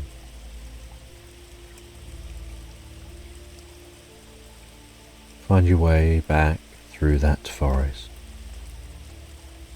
back over the hills and meadows, all the way back home. And once home, you settle down in bed, pondering and thinking of the experience you've had. As you drift and float, so calmly, so peacefully relaxed, into Slumberland. In the heart of a forest, untouched by time, where ancient trees stand like silent sentinels and the earth whispers secrets only the wind can carry, a new day begins to unfold. The first light of dawn stretches its delicate fingers through the dense canopy, painting the world in hues of soft gold and tender green. The air is crisp, invigorating, and filled with the scent of pine needles and rich, damp earth, as though the very breath of the forest is infused with life itself. Nestled within a den, carved from the roots of a great oak, Lupa, a young wolf pup, stirs from the depths of sleep. The den is warm, a cocoon of safety woven from the steady breaths of her siblings and the soothing rhythm of her mother's heartbeat. Lupa lies in a tangle of fur and limbs, the warmth of her family pressing against her small, soft body, grounding her in the comfort of the pack. But even as she dozes, the world beyond the den tugs at her awareness, like a distant melody carried on the wind. In her dreams she runs, her paws pound the earth, firm and sure, as the wind rushes through her fur, lifting her spirits and filling her with a wild, untamed joy. The forest spreads out before her, vast and full of wonder, each tree a towering giant, each shadow a mystery waiting to be explored. The freedom of the wild calls to her, a voice as old as the mountains, as compelling as the moon. As the dream lingers, her eyelids flutter, and she wakes. Blinking in the dim light of the den, the vividness of the dream clings to her mind, like the echo of a far-off howl. She breathes in deeply, savouring the familiar scents of home, the earthy scent of the den, the sweet musk of her siblings, and the comforting aroma of her mother. But beneath it all, she detects something more, the scent of dawn, fresh and full of promise, seeping into the den, beckoning her outside. Lupa's heart quickens with anticipation. She stretches her small, lithe body, feeling the slight resistance of her muscles as they wake from their slumber. Around her, the den is filled with the soft sounds of her pack stirring, the gentle rustle of fur against the earth, the quiet snuffling as they prepare to greet the day. The light filtering into the den is soft, a promise of warmth and light beyond the confines of their shelter. Her mother, the alpha female, stirs beside her, her presence a reassuring constant. The older wolves rise first, their movements deliberate and calm, a well-practiced routine honed by years of survival in the wild. Lupa watches them, her young heart swelling with admiration and the desire to prove herself worthy of the pack. But more than anything, she feels the call of the wild, pulling her towards the unknown, towards the adventure that lies beyond the den's entrance. With a final glance at her siblings, still nestled in sleep's embrace, Lupa rises on her small paws. The earth beneath her is cool, a grounding sensation that steadies her excitement. The den, once a place of warmth and security, now feels like a threshold, a portal she's ready to cross. The world outside beckons, and with youthful energy and boundless curiosity, she steps forward, eager to greet the day. As she emerges into the open air, the world greets her like an old friend. The forest stretches out before her, every leaf and blade of grass illuminated by the soft, golden light of dawn. The birds are already awake, their songs filling the air with a chorus of life. Lupa pauses, her senses overwhelmed by the beauty of the moment. The cool breeze ruffles her fur, a gentle caress that carries the scents of pine, earth, and distant rain. The sky above is a canvas of pastel hues, promising a day full of possibilities. She breathes in deeply, filling her lungs with the fresh morning air, and feels the thrill of the wild coursing through her veins. This is her world, a place of endless wonder and adventure where every day brings new discoveries, and today she's ready to embrace it all. The pack gathers around her, their presence a comforting reminder that she's never alone. They are her family, her protectors, and her guides in this vast, untamed world. As they prepare for the day's run, Lupa feels a sense of belonging, of being part of something greater than herself. She may be young, but she is a wolf, and the call of the wild is in her blood. With a final glance at the den, now bathed in the gentle light of morning, Lupa takes her place among the pack. The world is waiting and she's ready. The forest deepens as the pack begins their run, a journey as old as time itself. The trees close in around them, their towering trunks forming a cathedral of nature, where the sun's light filters through the leaves like stained glass. The ground beneath their paws is soft and forgiving, a carpet of fallen leaves and moss that muffles their movements, allowing them to glide silently through the undergrowth. Lupa runs alongside her pack, her small body moving in harmony with the rhythm of the run. Each stride is a dance, each breath a shared song that unites the pack in their journey.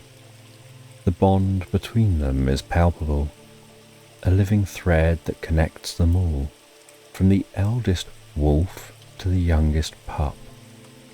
In this moment, Lupa feels the power of the pack, the strength that comes from unity. and the freedom that comes from the wild. The forest responds to their presence, its ancient heart beating in time with theirs. Birds take flight as they pass, their wings a flurry of colour against the green backdrop of the trees. A deer, grazing in a clearing, lifts its head, its large, dark eyes watching the pack with cautious curiosity before it bounds away into the shadows. The wind, as if guided by the pack's movement, whispers through the trees, carrying the scents of pine, earth, and that distant rain. Lupa's senses are alive, each one attuned to the world around her. The sound of paws against the earth is a steady rhythm, like the heartbeat of the forest itself. The rustling leaves creating a symphony of sound. The scent of distant rain lingering in the air, while cool, fresh air fills her lungs, invigorating her with every breath. As she runs, Lupa becomes absorbed in the rhythm of the pack. Her thoughts, once a jumble of excitement and curiosity, now flow like a gentle stream, carrying her deeper into the heart of the forest. This is her reverie, a place where time seems to slow, and the world around her becomes a blur of green and gold. Every step brings her closer to the earth, every breath a connection to something greater, something ancient and wise. For a moment, she stumbles, her attention caught by a fluttering leaf or a glimmer of light dancing through the trees. The world around her seems to shift, the edges of her vision softening as if she's stepping into a dream. But before fear can take hold, an older wolf nudges her gently, guiding her back into the rhythm of the run. The touch is reassuring, a reminder that she's not alone, that the pack is always there to guide and protect her. Lupa recovers quickly, her youthful energy propelling her forward. The distraction fades and she once again becomes part of the pack, her thoughts flowing in harmony with their movement. The forest, once a place of mystery and wonder, now feels like home, a place where she belongs. The run continues, each step bringing them deeper into the forest, each breath drawing them closer to the wild heart of the world. Lupa loses herself in the rhythm, her thoughts drifting like leaves on a gentle breeze. The forest around her becoming a dreamscape, a place where reality and reverie merge into one. She feels the earth beneath her paws, solid and real, yet somehow ethereal, as if she's running on the very fabric of a dream. As the pack moves deeper into the forest, the light begins to change. The sun, now higher in the sky, casts longer shadows, and the colours of the forest shift from the bright greens of dawn to the richer, deeper hues of midday. The air grows warmer, and the scent of distant rain fades, replaced by the earthy aroma of sun-warmed pine and blooming flowers. Lupa's muscles stretch and relax with each stride, her body moving in perfect harmony with the rest of the pack. The feeling is exhilarating, a sensation of freedom and power that fills her with joy. She's part of something greater, something wild and untamed, and the world around her is alive with possibility. As they run, the forest seems to open up before them, revealing new paths and hidden glades. The trees, once tall and imposing, now feel like old friends, their branches reaching out to guide and protect. The world is a place of beauty and wonder, a place where every shadow holds a secret, every breeze a whispered story. And in this moment, as Lupa runs, she knows that she's exactly where she's meant to be. And the sun hangs gently in the sky, casting dappled light across the clearing at the edge of the hill where they pause to rest. The warmth of the day is tempered by a soft breeze, carrying with it the scent of wild flowers and the faint promise of a distant summer. The clearing itself is a sanctuary of tranquility, a grassy floor invitingly soft underfoot, as if nature herself had woven a carpet of green just for moments like these. Lupa stands at the centre of the clearing, her bright eyes gleaming with a mixture of mischief and joy. The run through the forest has left her exhilarated, her young heart pounding with the thrill of it all. But now, with the pack at ease, her boundless energy seeks a new outlet. She glances at her siblings, who, like her, are feeling the irresistible pull of play. Each one, though similar in appearance, carries a unique spirit. One is quick and agile, darting about like a streak of lightning. Another is bold and daring, always the first to explore the unknown. And then there's Lupa, the curious one, always searching for the next mystery, the next adventure. With a playful bark, Lupa charges at her closest sibling, initiating a game of chase that sends the pups into a joyful frenzy. The sound of their laughter, soft yips and delighted barks fill the clearing, echoing off the surrounding trees and carrying on the breeze. It's a sound that seems to lift the spirits of the entire pack, a reminder of the innocence and joy of youth. The siblings scatter, weaving through the tall grass and darting between the trees at the clearing's edge. Lupa's legs pump with a rhythmic ease, her paws barely touching the ground as she runs.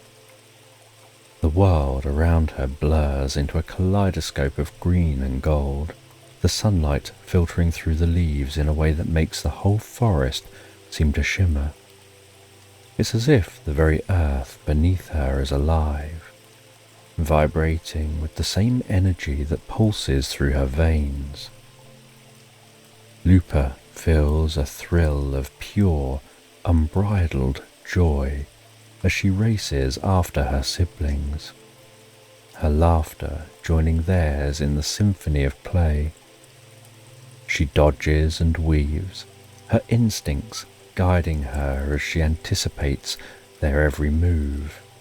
Her fur bristles with excitement as she chases one sibling down the hill, the two of them tumbling together in a playful heap. The tickle of grass on her back as she rolls, the warmth of the sun on her fur, and the comforting sound of her sibling's breath beside her. All of it combines into a moment of pure, perfect happiness. The hill is a gentle slope, and as the pups roll down its side, the earth beneath them is soft and yielding, cushioning their playful descent. The world seems to slow down, each tumble and turn stretching out in time until it feels as though They're floating, suspended between the earth and sky.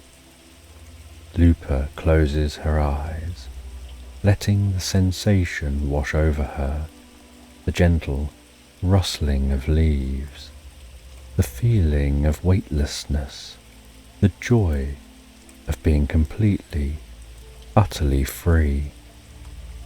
When they finally come to rest at the bottom of the hill, Lupa lies on her back, panting softly, her chest rising and falling in time with the rustling leaves. She opens her eyes to see the sky above, a brilliant blue canvas dotted with wisps of white clouds.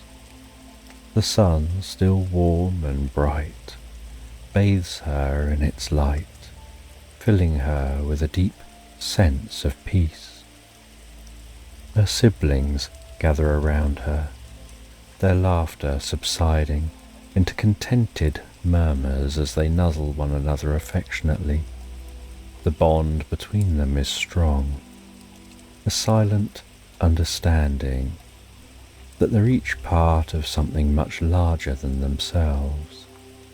In this moment, lying in the sun-dappled grass, surrounded by those she loves, Lupa feels a profound connection not only to her family but to the land itself, the forest, the sky, the earth beneath her, all of it part of the same great, mysterious whole.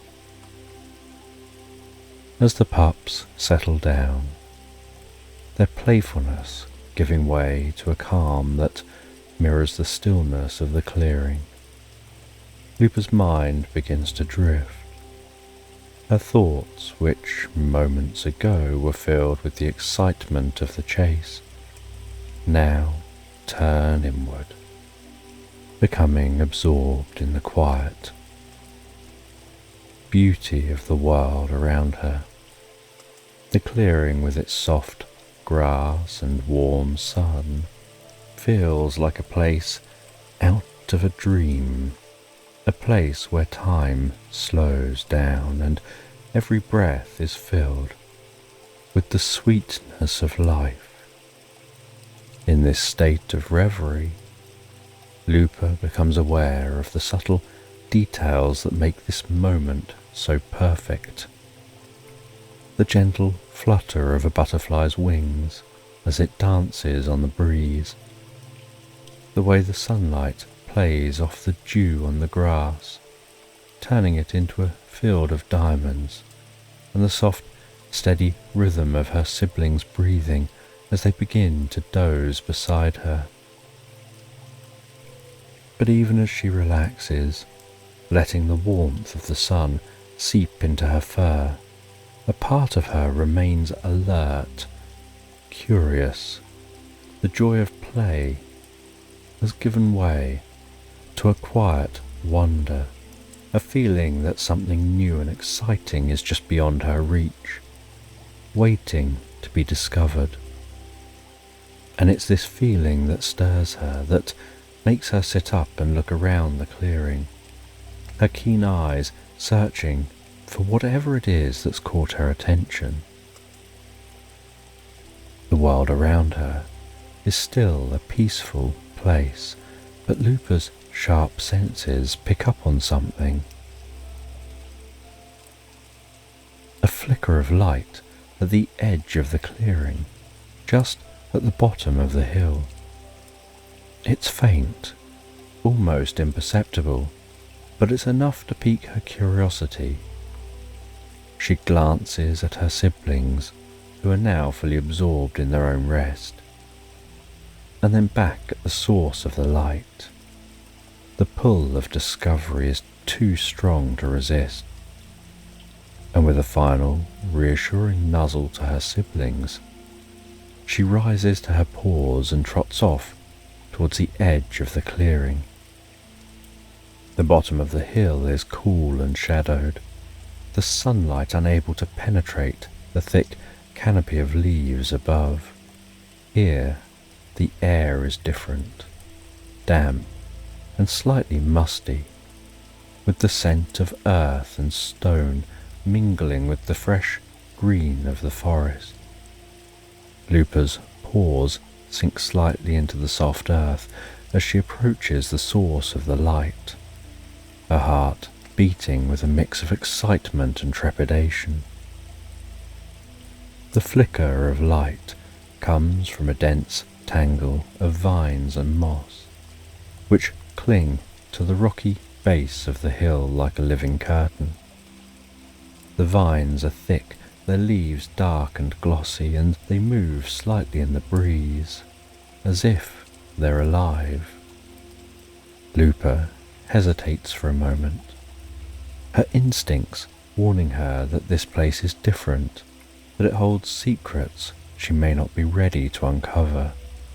But the call of the wild, the same call that drew her from the den at dawn, now urges her forward. With a cautious step, Lupa approaches the vines. The light flickers again, just behind them, and she nudges the leaves aside with her nose, her curiosity overpowering her caution.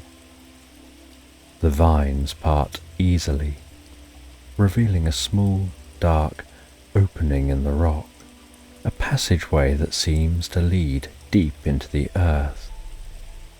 The light is faint, more of a glimmer than a glow, but it's enough to show her the way. Lupa's heart quickens as she peers into the darkness. The passage is narrow, barely wide enough for her to squeeze through, and the air that wafts from within is cool and damp, carrying with it the scent of old stone and deep hidden places. It's a scent that speaks of ancient secrets and forgotten paths, of places where the light of the sun has never reached. For a moment, Lupa hesitates. She glances back at the clearing, where the rest of the pack lies in peaceful repose, unaware of the discovery she's made. The familiar comfort of the pack calls to her, urging her to return, to stay within the safety of their presence. But the pull of the unknown, the thrill of discovery is stronger. She knows that this is a path she must walk alone. With a final deep breath, she steps forward. The earth beneath her paws is cool and solid, grounding her as she begins to squeeze through the narrow gap in the rocks. The rough texture of the stone walls brush against her fur, and the darkness closes in around her like a thick, comforting blanket. The sounds of the outside world, of the pack, the forest, the wind, fades away, replaced by the soft, echoing drip of water somewhere deep within the passage. As she moves deeper into the cave, the light behind her fades and the dim glow ahead grows stronger, guiding her forward.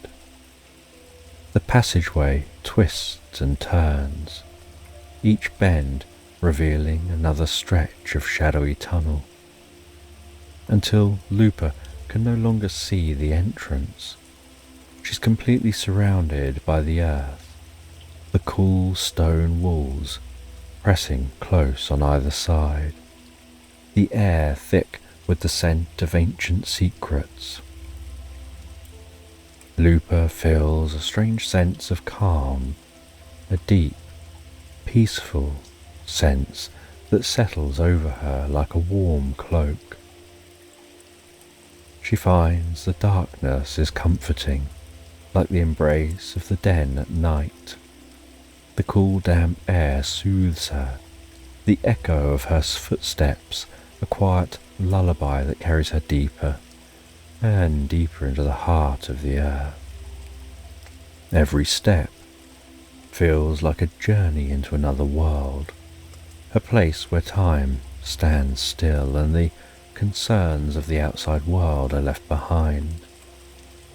The cave is a realm of silence and shadow, where the only sound is the steady rhythm of her breathing, the only light the faint ethereal glow that guides her forward. As she ventures further into the passage, the walls begin to widen, the ceiling rising above her until it disappears into darkness, the air growing cooler, the scent of earth and stone stronger and stronger, and the echo of distant water more pronounced. Lupa senses that there is multiple sounds and scents coming from within this cave and through this cave. She's aware of every touch of the rough stone against her fur, filling her with a sense of awe and wonder. The passageway continues to twist and turn, leading her deeper and deeper into the unknown. The darkness becomes increasingly complete as she continues to follow that distant glow, finding herself enveloped in peace and calm, feeling a quiet joy that fills her senses with purpose, knowing this is a journey of discovery and wonder while she moves deeper and deeper into this cave. And the deeper she ventures into the cave, the more the world outside seems to slip away. And while she enters a chamber, she discovers that the walls now begin to change. They seem to be etched with strange symbols and markings that glow faintly in the dim light. These symbols, carved into the stone, tell stories of a time long past, when the earth was young, and spirits of the forest walked freely among the trees. She steps slowly as she takes in the markings, feeling a deep sense of wonder and curiosity. The symbols seem almost alive, their faint glow pulsing gently. As she rounds a corner, the passage widens slightly, revealing another small hollow chamber, bathed in soft greenish glow of bioluminescent fungi clinging to the walls. The light reveals shapes and textures of the space. The air is cool, the scent of damp earth surrounding her, and a fleeting occasional scent of flowers carried on a distant breeze. And Lupa's eyes are drawn to a small, delicate form lying on the floor of this cave. She discovers that it's a butterfly with crumpled wings, its once vibrant colours faded and dull. Lupa feels a deep sense of sorrow and empathy towards this tiny, fragile creature, feeling that it seems so out of place here, in this cold, dark world underground.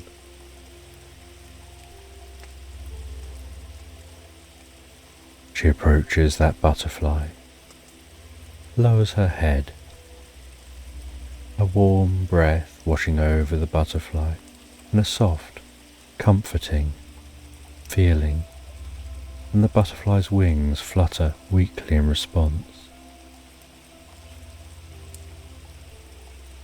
She feels this butterfly seems almost impossibly delicate, its wings like lace.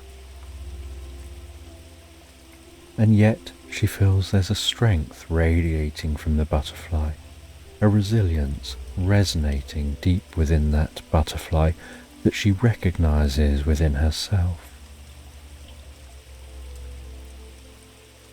She sees this small creature, almost like a reflection of herself, something so small in a vast, overwhelming world, yet filled with determination.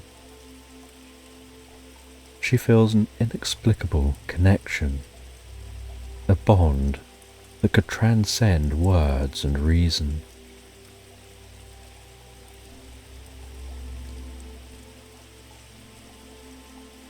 She started to sense that this cave was beginning to feel more like a sanctuary, a place where time slows down and the rest of the world fades away. The markings on the walls, the soft glow of the fungi, the cool damp air, all becoming part of this moment.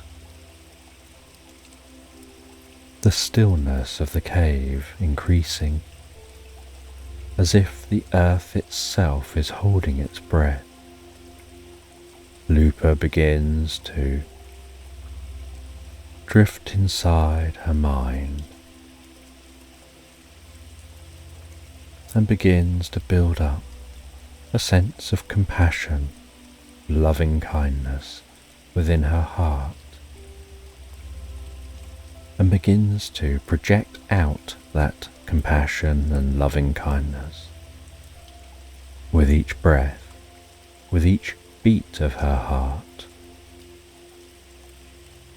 And as that loving kindness beams out from within her, pulsating out into the cave, she starts to hear the distant drip of water echoing through the cave. She starts to feel a deeper sense of calm, a sense that her breathing is beginning to match the rhythm of that dripping water. The butterfly begins to glow with a quiet light. Lupa remains focused, watching that light, holding onto that loving kindness, allowing that to pulsate through the cave. She notices the butterfly's wings beginning to mend, and the more they mend, the deeper Lupa's sense of peace and calm. The butterfly seems to be infusing with an otherworldly light. There seems to be a hum of energy vibrating through the cave, resonating through the stone and the very air they're breathing.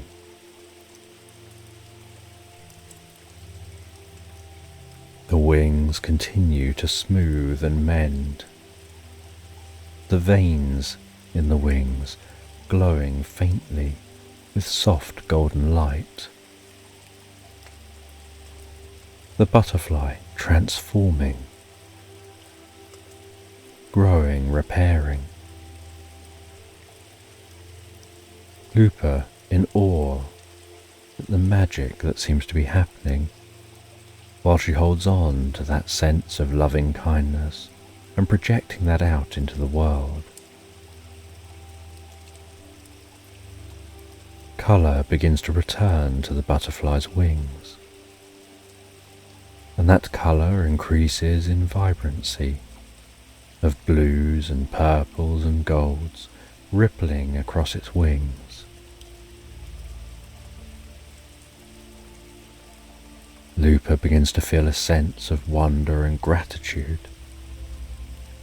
as she sees that butterfly healing. Before the butterfly stands to its feet, flutters its wings. Before flapping those wings and hovering and flying around, beating its wings softly in front of Lupa. And its wings beating seem to carry a message of gratitude and kindness and appreciation for Lupa's help. She learns that this butterfly is a spirit of the forest, the guardian of the natural world, and because of Lupa's kindness, they give her a gift, a token of gratitude for the compassion that she showed. They hand Lupa a small shimmering stone, a smooth and round stone glowing softly with a calming light that seems to pulse gently like the heartbeat of the earth. Lupa takes that stone and can instantly feel the power of it passing through her, filling her with a deep sense of peace and calm. And through its fluttering wings, the butterfly communicates that the stone will guide her through the rest of her journey and be there for her whenever she needs it, offering her guidance and calm and connection, where she can communicate with the forest and its spirits.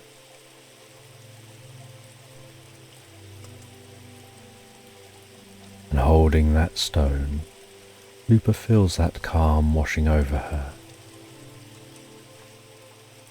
The calm which resonates to the core of her being, easing any fears she might have, soothing any worries she might have, and filling her with strength and wisdom. And then the butterfly flies off down the cave, and Lupa watches as it flies along that cave, illuminating the walls around it with its soft, warm glow, before disappearing out of sight. As Lupa herself now heads through the cave, finds her way back through that cave and back into the forest, back into that air of the forest which seems so much thicker than the air in the chamber. She feels a different connection to this forest, different understanding of the forest than she had when she entered this place. She feels that her senses have heightened even further, that she can hear every sound of the forest in the most comforting way, that she feels a deeper sense of beauty in the forest than she'd felt before, that she can be aware of the energy of all living things in the forest and how interconnected everything is. She explores the forest, once familiar, now seemingly different, with a different perspective, almost like it's being seen through new eyes. And yet it's the same old forest. She finds her way to a river stretching through the forest, and this river seems alive, its powerful current weaving and cutting its way through the forest like a vein of liquid.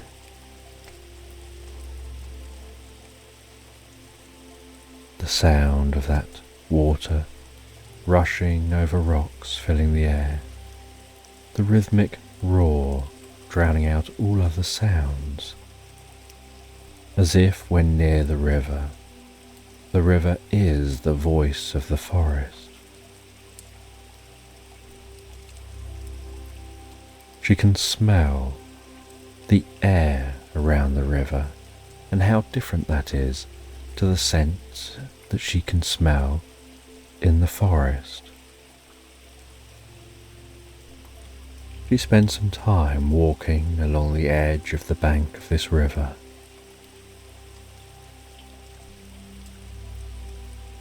Learning from the river, watching the way that twigs flow down the river, weave and bounce with the water, and find their way following the easiest path before starting her journey back to her den. And as she journeys away from the river, and the roar of that river fades, so she begins to hear the distant sound of howls reaching her ears. The familiar musk of her family in the distance.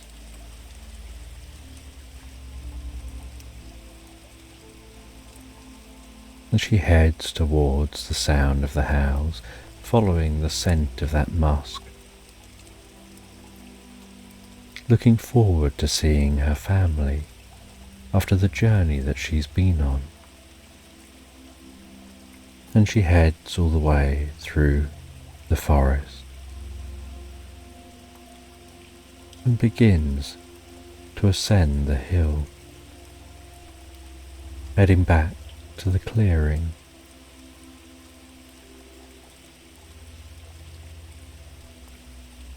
And back in the clearing, she sees the pack, their bodies outlined against the setting evening sun. She approaches her family. They greet her with wagging tails, shining eyes. They smell the different scents on her from her journey, and she excitedly tells them of her experiences.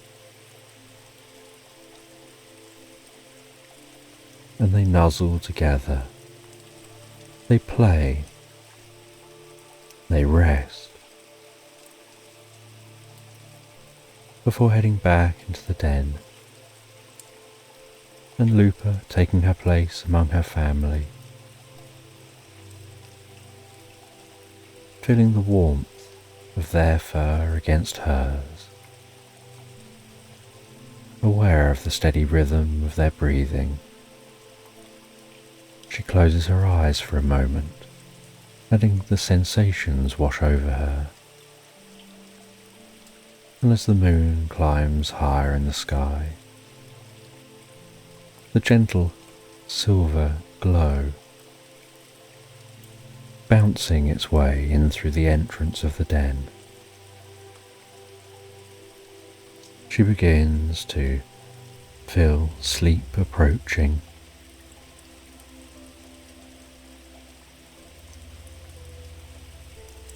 And one by one, the wolf pack drift asleep until Lupa's eyes get heavier and heavier, before finally closing, and with a deep sense of warmth and comfort, and an even deeper connection to the world around her, she drifts and floats peacefully, relaxed asleep, into Slumberland. And in the soft, dim light of early dawn, The cocoon hangs suspended like a delicate lantern, swaying ever so gently in the breeze. For days, weeks, perhaps even lifetimes, the butterfly has been cradled within its silken walls, wrapped in a warm, velvety darkness that feels both comforting and mysterious. Inside, the world is peaceful, a place where time moves, not in moments, but in slow, gentle waves that carry the butterfly deeper and deeper into the realm of dreams. Memories of the past float through the butterfly's mind like fragments of a forgotten melody. There was a time long ago when it was something different, something small, earthbound and simple. A caterpillar content to explore the world in a slow, measured way, inch by inch, leaf by leaf. But even then, there was a longing, a deep, unspoken yearning for something more, a desire to rise above, to see beyond the edges of the leaves and the limits of the earth. And so it had spun its cocoon, weaving a tiny world of solitude and silence where the alchemy of transformation could take place. Within the cocoon, the butterfly's body began to change, slowly at first, like the shifting of shadows at twilight. The once familiar form dissolved, melting into a fluid state where nothing was certain and everything was possible. There were moments of fear, of confusion, as if the butterfly were lost in a maze of its own making. But there were also moments of peace, where the darkness felt like a gentle embrace, holding the butterfly safe as it surrendered to the process of becoming. Now, as the first light of dawn filters through the delicate walls of the cocoon, the butterfly feels a stirring within, a soft, insistent urge to break free, to emerge into the world beyond. The cocoon, once a sanctuary, now feels confining, like a shell that no longer fits. With a slow, deliberate movement, the butterfly pushes against the walls, feeling them give way beneath its touch. The silken threads part easily, and a tiny crack of light appears, growing wider and brighter with each passing moment. The butterfly emerges slowly, cautiously, as if testing the air for the first time. Its wings, still crumpled and damp, cling to its sides like a second skin, shimmering with iridescent colours that shift and change in the light.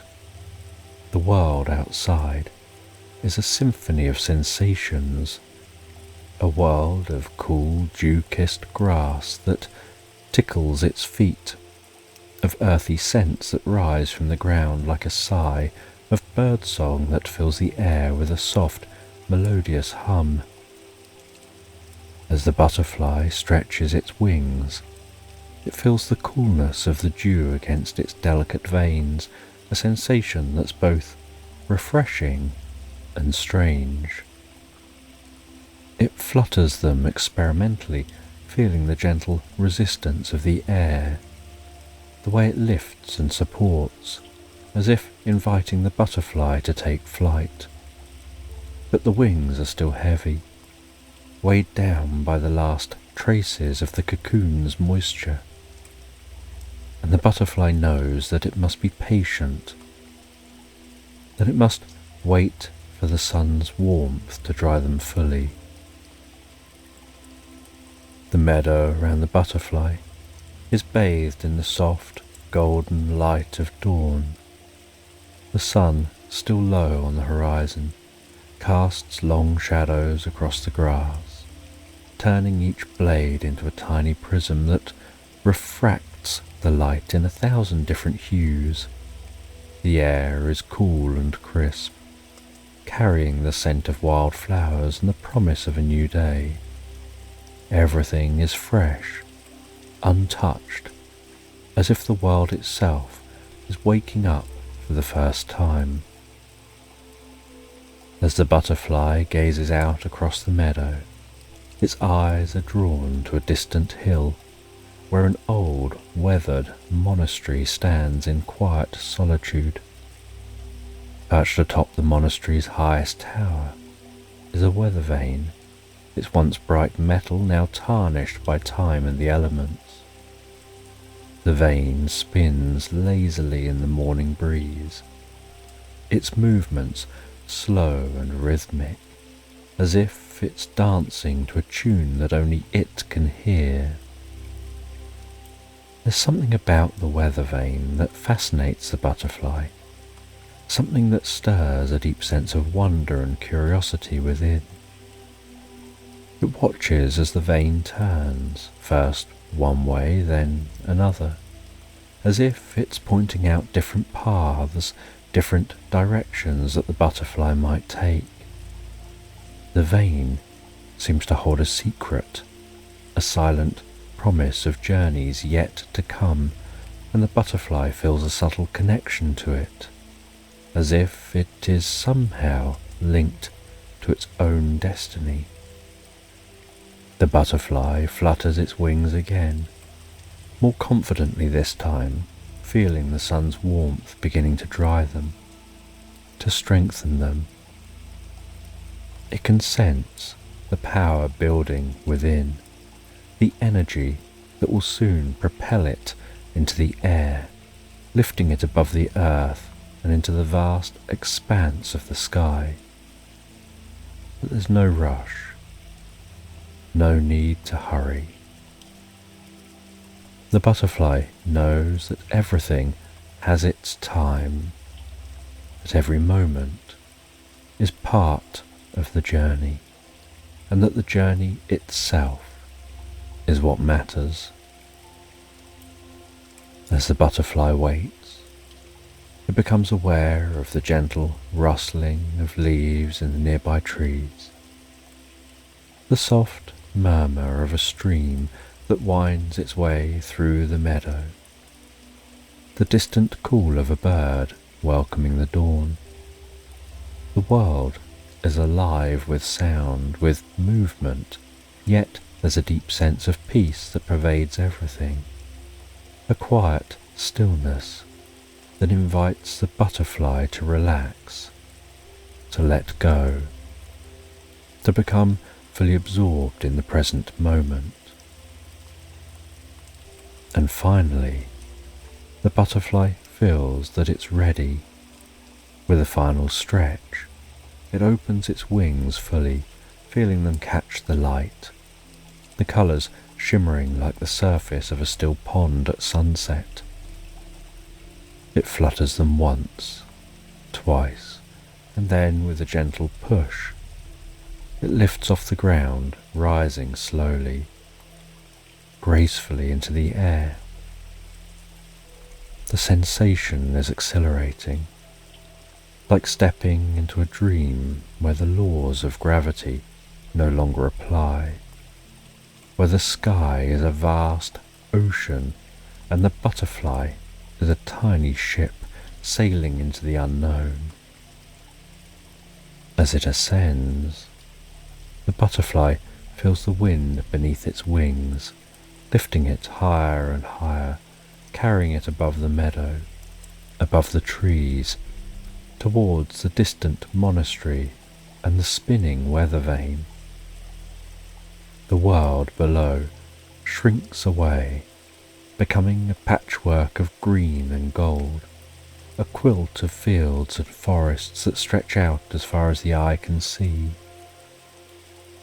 The butterfly feels a sense of liberation, of freedom, as if it's finally broken free of all constraints, of all the things that once held it back. And yet there's also a sense of purpose, a feeling that this journey is not just about flight, but about discovery, about finding something that lies beyond the horizon, beyond the limits of sight and sound. The butterfly feels a deep curiosity, a need to explore, to seek out the secrets that the world holds, to learn from the experiences that await. Guided by an unseen compass within, the butterfly flies on, leaving the meadow behind, its wings carrying it ever further into the vast unknown world. The butterfly flutters gently through the cool morning air, the soft hum of its wings blending with the distant melody of the waking forest. The world is a patchwork of light and shadow as the sun begins its slow ascent, casting golden beams that dance across the leaves. Each shaft of light feels like a bridge between realms, connecting the earth below with the vast sky above, and the butterfly moves through them as though passing between worlds, growing ever deeper and deeper into the heart of the forest. The trees here are ancient, their gnarled roots burrowing deep into the earth, their branches stretching high into the heavens, interlacing to form a canopy so thick that the sunlight filters through in only the faintest of whispers. The deeper the butterfly ventures, the more the light begins to fade, replaced by the gentle silvery glow of the moon, which hangs like a guardian in the sky, its light filtered through the leaves in a soft, dappled pattern. In this dreamlike world where night and day intertwine, the butterfly feels a sense of calm wash over it, a deep, soothing reverie that slows its thoughts and stills its wings. The air is cool and filled with the scent of moss and damp earth, a rich, grounding aroma that seems to draw the butterfly closer to the forest floor. There, among the shadows and the moonbeams, it spots the source of the calm, a wise owl perched high in the branches of a towering oak.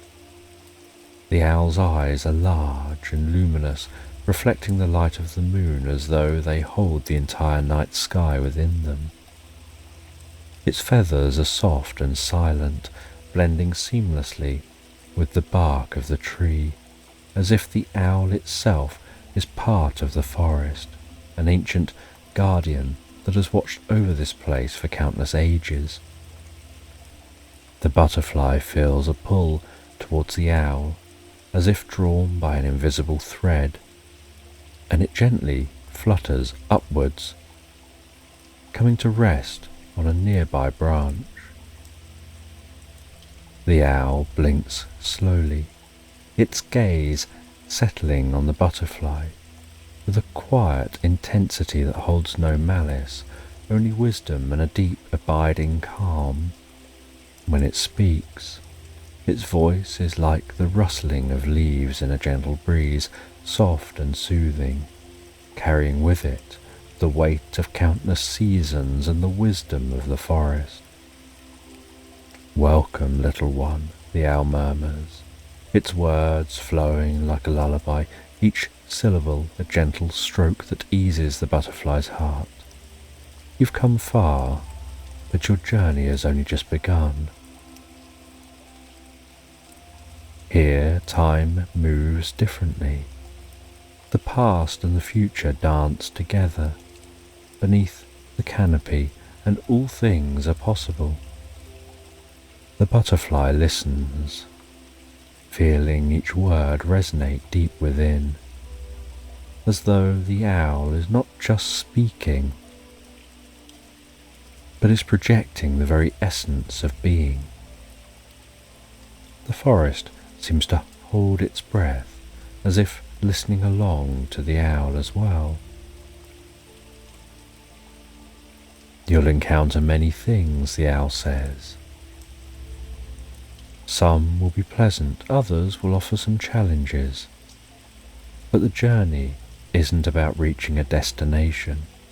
It's about the experiences, the lessons, the moments of stillness along the way. In patience, you'll find the answers you seek. The butterfly finds the owl's presence comforting and relaxing. To rush is to miss the beauty of the world. The owl continues. Take your time, let the world reveal itself to you in its own way, at its own pace. The butterfly feels a deep sense of peace settle over it. The forest around them seems to agree with that sense of peace. The owl tells the butterfly they're going to share a story that'll help with their journey, saying it's an old tale passed down through the forest from tree to tree, leaf to leaf. It's the story of the wind and the stone. Once, long ago, there was a great stone that sat in the middle of a vast open plain. The stone was strong and solid, unmoving in the face of the elements. The wind, light and free, would dance around the stone, urging it to move, to join in the dance of life. But the stone refused, content to remain where it was, grounded and still. The wind grew frustrated, its breezes turning into gusts, then into gales, but still the stone didn't move. The wind howled and raged, trying to push the stone from its place, but the stone remained steadfast. It was only when the wind stopped, exhausted from its efforts, that it noticed something. Over time, the wind had worn down the stone, not through force, but through persistence. The stone, once sharp and jagged, had become smooth and rounded, softened by the gentle, persistent caress of the wind. And in that moment, the wind realized that patience, not force, was the true path to change. The owl went quiet. The butterfly went quiet, absorbing the story. With a final soft hoot, the owl said goodbye to the butterfly, trusting they'd learned what they needed from the conversation. The butterfly fluttered its wings and set off. It carried with it the wisdom from the owl as it continued its journey. The butterfly drifted through the forest, still thinking about what the owl said. As areas of the forest were dark, the butterfly flew more cautiously to navigate through the dark areas, before picking up speed while flying through areas where a bit more light could penetrate the canopy overhead. And as they continued their journey, they encountered a fox, its fur the colour of autumn leaves. The The fox walked almost hypnotically, so silently through the forest floor, and the fox, in a very friendly voice, engaged in conversation with the butterfly, curious where the butterfly was going and what the butterfly was doing. The fox decided to offer some advice, saying, "Reason is the light that cuts through the shadows. It's the sharp edge that divides truth from illusion, the steady hand that guides you when all else is chaos. But reason alone isn't enough. You must also know when to be aware of your instincts, when to trust that quiet voice within that speaks not with words but with feelings, imposing a subtle current to the heart. You need to have an awareness of balance, of harmony. In all things, seek balance. Listen to your heart while letting reason guide you, and trust your own strength." And with that, the butterfly thanked the fox for their sharing of wisdom before continuing its journey through the forest. It felt it could almost hear a faint melodic tinkling sound, like the distant chime of bells carried on the wind. As the butterfly moved closer, the sound grew clearer, more distinct. Before the trees parted, revealing a hidden grove, a sanctuary bathed in a soft ethereal light, with fireflies drifting lazily through the air, their tiny bodies glowing with a warm golden light, like stars which have descended to earth to dance among the trees. The butterfly hovered at the edge of the grove, captivated by the beauty and tranquility of the scene. The sound it had heard now revealed itself. A rhythmic flow of water, a fountain nestled at the heart of the grove, its clear waters bubbling quietly while cascading over smooth stones into a crystal clear pool below. And the butterfly flew closer to that pool and flew into the shade of an old tree.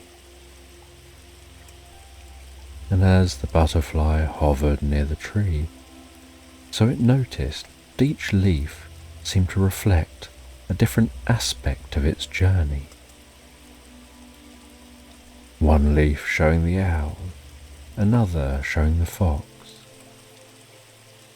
Leaves shimmering with images of the past, of the butterfly's time as a caterpillar crawling around on other leaves, of the butterfly's time in the cocoon, held in darkness with just thoughts for company. And there were leaves hinting at the future that could be, with patterns shifting and changing from moment to moment, like glimpses of possibilities yet to unfold. The butterfly recognized this as a reflection of its own journey, a living symbol of the interconnectedness of all things, each leaf a part of a greater whole. The butterfly felt drawn to the fountain. The water was so clear and cool, the surface reflecting the tree above. It rested by the fountain for a while, listening to the gentle flow of water, the soft tinkle of the leaves, the distant ethereal music that seems to come from everywhere and nowhere at once. And the world beyond the grove began to fade, almost as if it was becoming a distant memory, while the butterfly sunk deeper and deeper into a state of pure relaxation, where time had no meaning, where only the present existed. And for a long time the butterfly simply rested in this state of deep peace and calm, soothing its wings, feeling it could stay here forever, in this state of deep tranquility.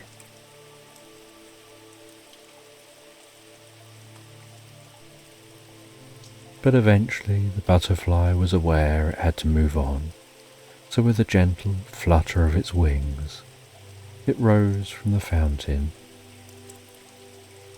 and flew back towards the edge of the grove, fireflies guiding its path, their light casting a warm, reassuring glow.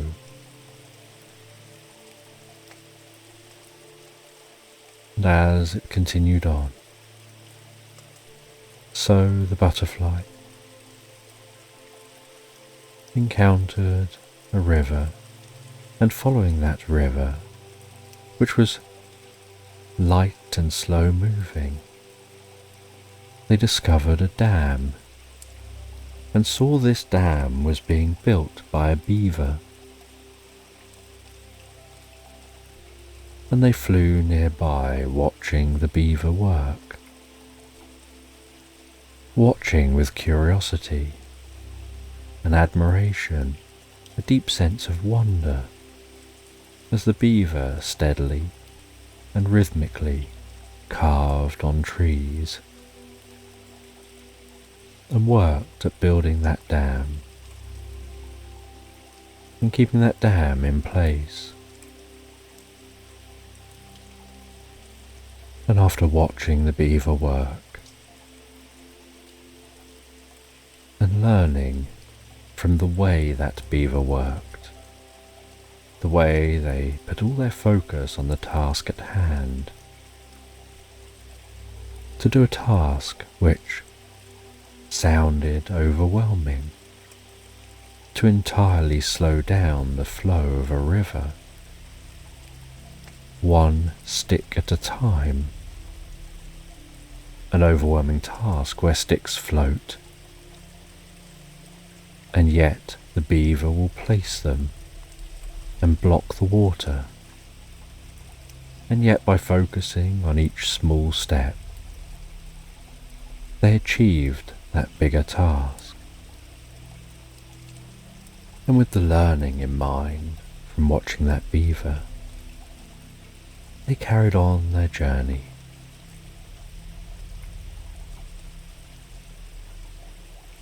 And as they carried on, day moved to night, the moon hanging low in the sky, silvery light bathing the landscape with a soft ethereal glow.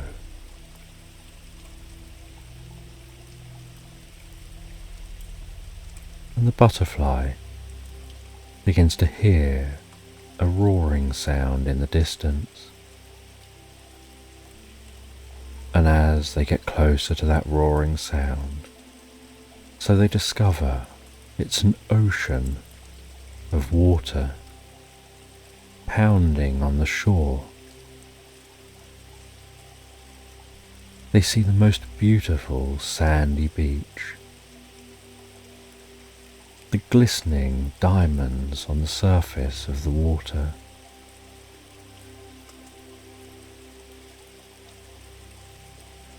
The bubbling water slapping onto the shore.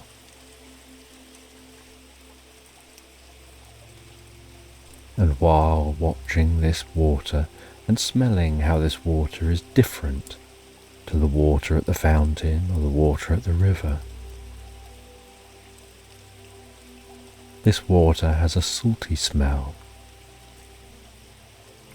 They encounter a seagull, and the seagull explains that the sea is an exciting place of endless exploration. It's a vast expanse, ever changing, yet always the same. Both a mirror and a mystery, a reflection of the world above, and a gateway to the unknown world below.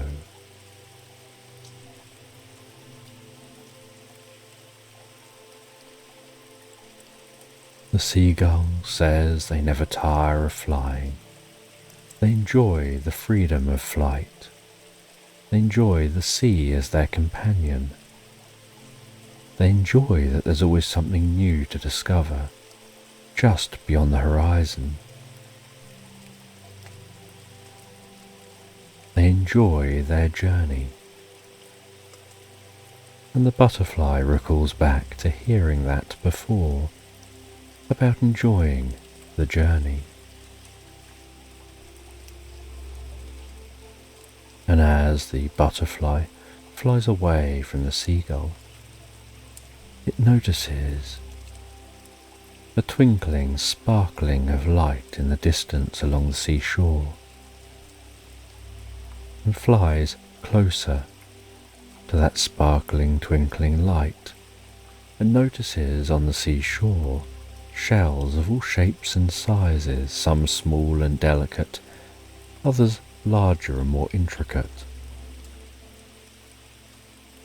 and some shimmering with a pearlescent sheen that seems to be catching the moonlight. And the butterfly lands beside a shell, and the shell seems to hum with a faint melodic vibration, as if it holds within it the echoes of the ocean, the memory of the waves that once carried it. The butterfly feels a deep sense of wonder, as if it stumbled upon a treasure trove of ancient stories, each shell a chapter, a verse, a song that tells of the sea's endless journey. They press a tiny ear against the shell and are immediately enveloped by the sound of the ocean, the gentle roar of the waves, the distant call of seabirds, the soft whisper of the wind.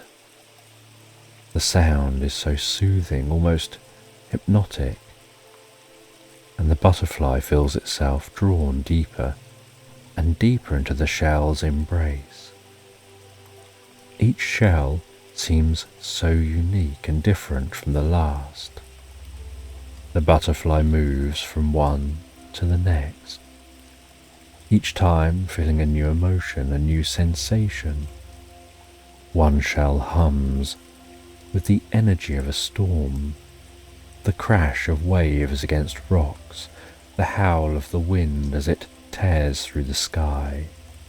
Another shell sings of calm waters, of a gentle breeze that caresses the sea's surface, of the warmth of the sun as it sets, casting the world in a golden light. The butterfly becomes absorbed in the world of the shells, losing itself in their stories, their songs. It feels as if it's journeying through the sea itself, exploring the depths, its mysteries, its ever-changing mood. The shells speak of distant lands, of coral reefs teeming with life, of underwater caves filled with treasures hidden from the world above. They tell of ships that sail across the horizon, of voyages that span oceans, of explorers who chart new courses seeking out the unknown. As the butterfly listens, it feels a deep connection to the sea, to the world it's yet to fully discover. The shells speak of the vastness of life, of the endless possibilities that lie in every wave, every ripple, every breeze. They remind the butterfly that its journey is part of something much greater, a thread in an intricate tapestry of the world, woven together with journeys of all the creatures that have come before and all those that will follow. And among the many shells, the butterfly finds one that resonates deeply with it, a small, delicate shell, its surface smooth and cool to the touch, with a soft, warm glow that seems to pulse. The butterfly lifts the shell gently in its wings, holding it close as it listens to the song it carries within. The shell hums with a quiet, peaceful melody, a lullaby that soothes the butterfly's soul, filling it with a sense of calm and contentment. The butterfly feels as if the shell is speaking directly to it. The butterfly closes its eyes, letting the shell's melody wash over it, feeling the tension in its body melt away, replaced by a deep, relaxing calm. It feels a sense of gratitude, appreciation for the journey, for the experiences, for the lessons. As the butterfly listens to the shell's soothing melody, the wisdom of its encounters flow through its mind. Each encounter a step on its path, on its journey, on its story, beginning to feel a sense of fulfillment. And the butterfly places the shell gently back on the sand, knowing the shell's song will stay with it as a memory, a guide. As they feel ready now to begin their journey home, they rise up into the air, the sounds of the shells fading into the distance, the sea stretching out before it, vast and endless, a reminder of infinite possibilities that can lie ahead. And the butterfly flies on, the night sky now filled with stars, feeling a deep sense of contentment. And the butterfly flies back in the direction of home, over the seas, the sands, the groves, through the forest, back towards that distant hill, where the silhouette of the old monastery stands outlined against the sky. The butterfly notices that weathered weather vane, spinning slowly on top of the monastery's highest tower, feeling that sense of familiarity and warmth of home. The butterfly lands gently on the steps that lead up to the monastery's entrance, pauses for a moment, taking in the stillness, the quiet that surrounds it, feeling a sense of contentment and peace and calm. And the butterfly enters the monastery. The air inside is calm and still, filled with the faint scent of incense, the soft glow of candles flickering along the walls, casting warm, dancing shadows. The butterfly feels a sense of calm wash over them, a feeling of sanctuary, a place they can rest, where they can simply be. And they pass through the monastery and then out into a peaceful courtyard. And in this courtyard, they encounter a wise person. A person that isn't just a guide, but a reflection of their own inner wisdom. The wise person smiles. You've travelled far, you've gathered much wisdom. Now it's time to rest, to reflect on your journey, and to find the peace that lies within. Your journey has led you here, to this place of rest and reflection, of deep relaxation. This is a safe, calming place, a place of peace, a sanctuary.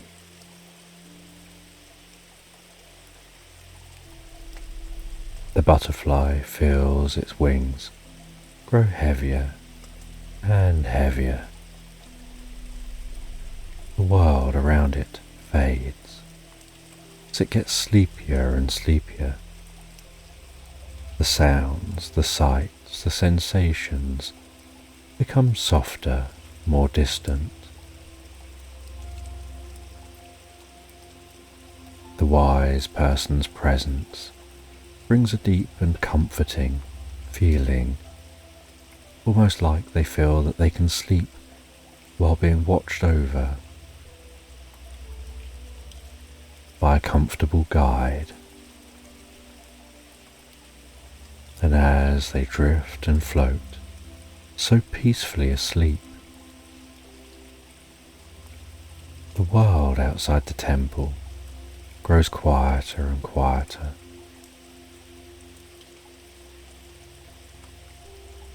And the butterfly's mind learns and develops and integrates all of their learning as they grow and become something more than themselves, drifting into the most pleasant dreams, the most peaceful reverie, the deepest, most relaxing slumberland, finding themselves falling asleep, drifting and floating into that slumberland. And in a secluded corner of a peaceful dimension, tucked away from the bustle of distant lands, stands a forest so ancient and untouched that the air seems to hold the very whispers of time. The trees here stretch tall and wise, their trunks twisted with age, their canopies so dense that they weave a living tapestry of emerald green. Among the roots of a towering oak, Goldrick Froststone, a humble dwarf, has made his home. His cabin, built lovingly from the very wood of the forest, nestles in the embrace of the earth, half hidden among the ferns and moss that blanket the ground. The first light of morning filters softly through the canopy, casting dappled patterns on the cabin's wooden walls. The air is fresh, crisp, with the scent of pine and damp earth, and the faintest hint of wildflowers. The soft creak of the wooden floorboards greets Goldrick as he rises each day, the familiar sound and comforting reminder of his rooted life.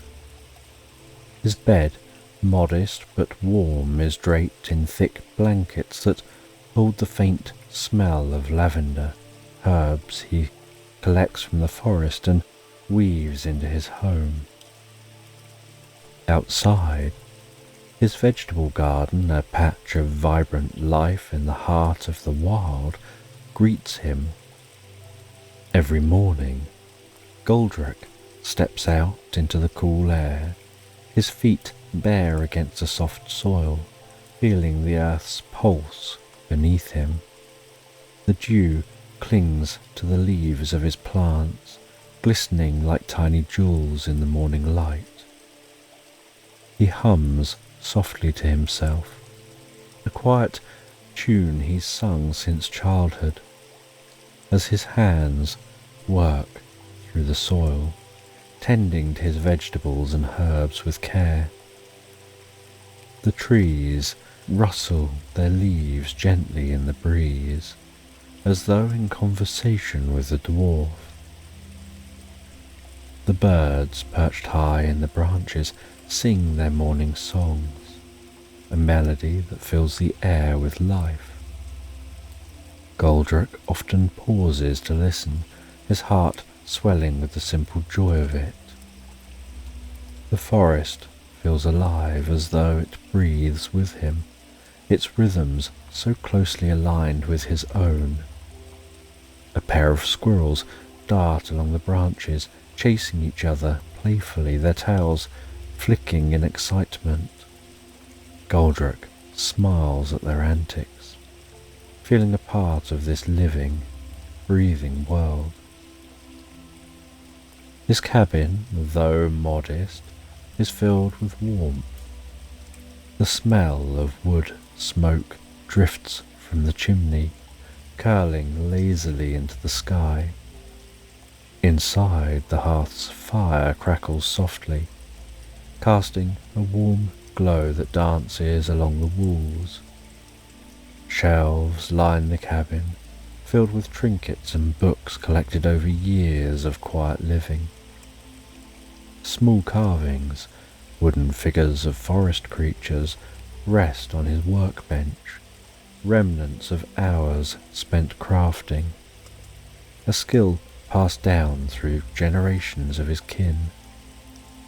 The scent of wild herbs, dried and hung from the beams, fills the air, mingling with the comforting aroma of fresh bread that bakes slowly in the oven.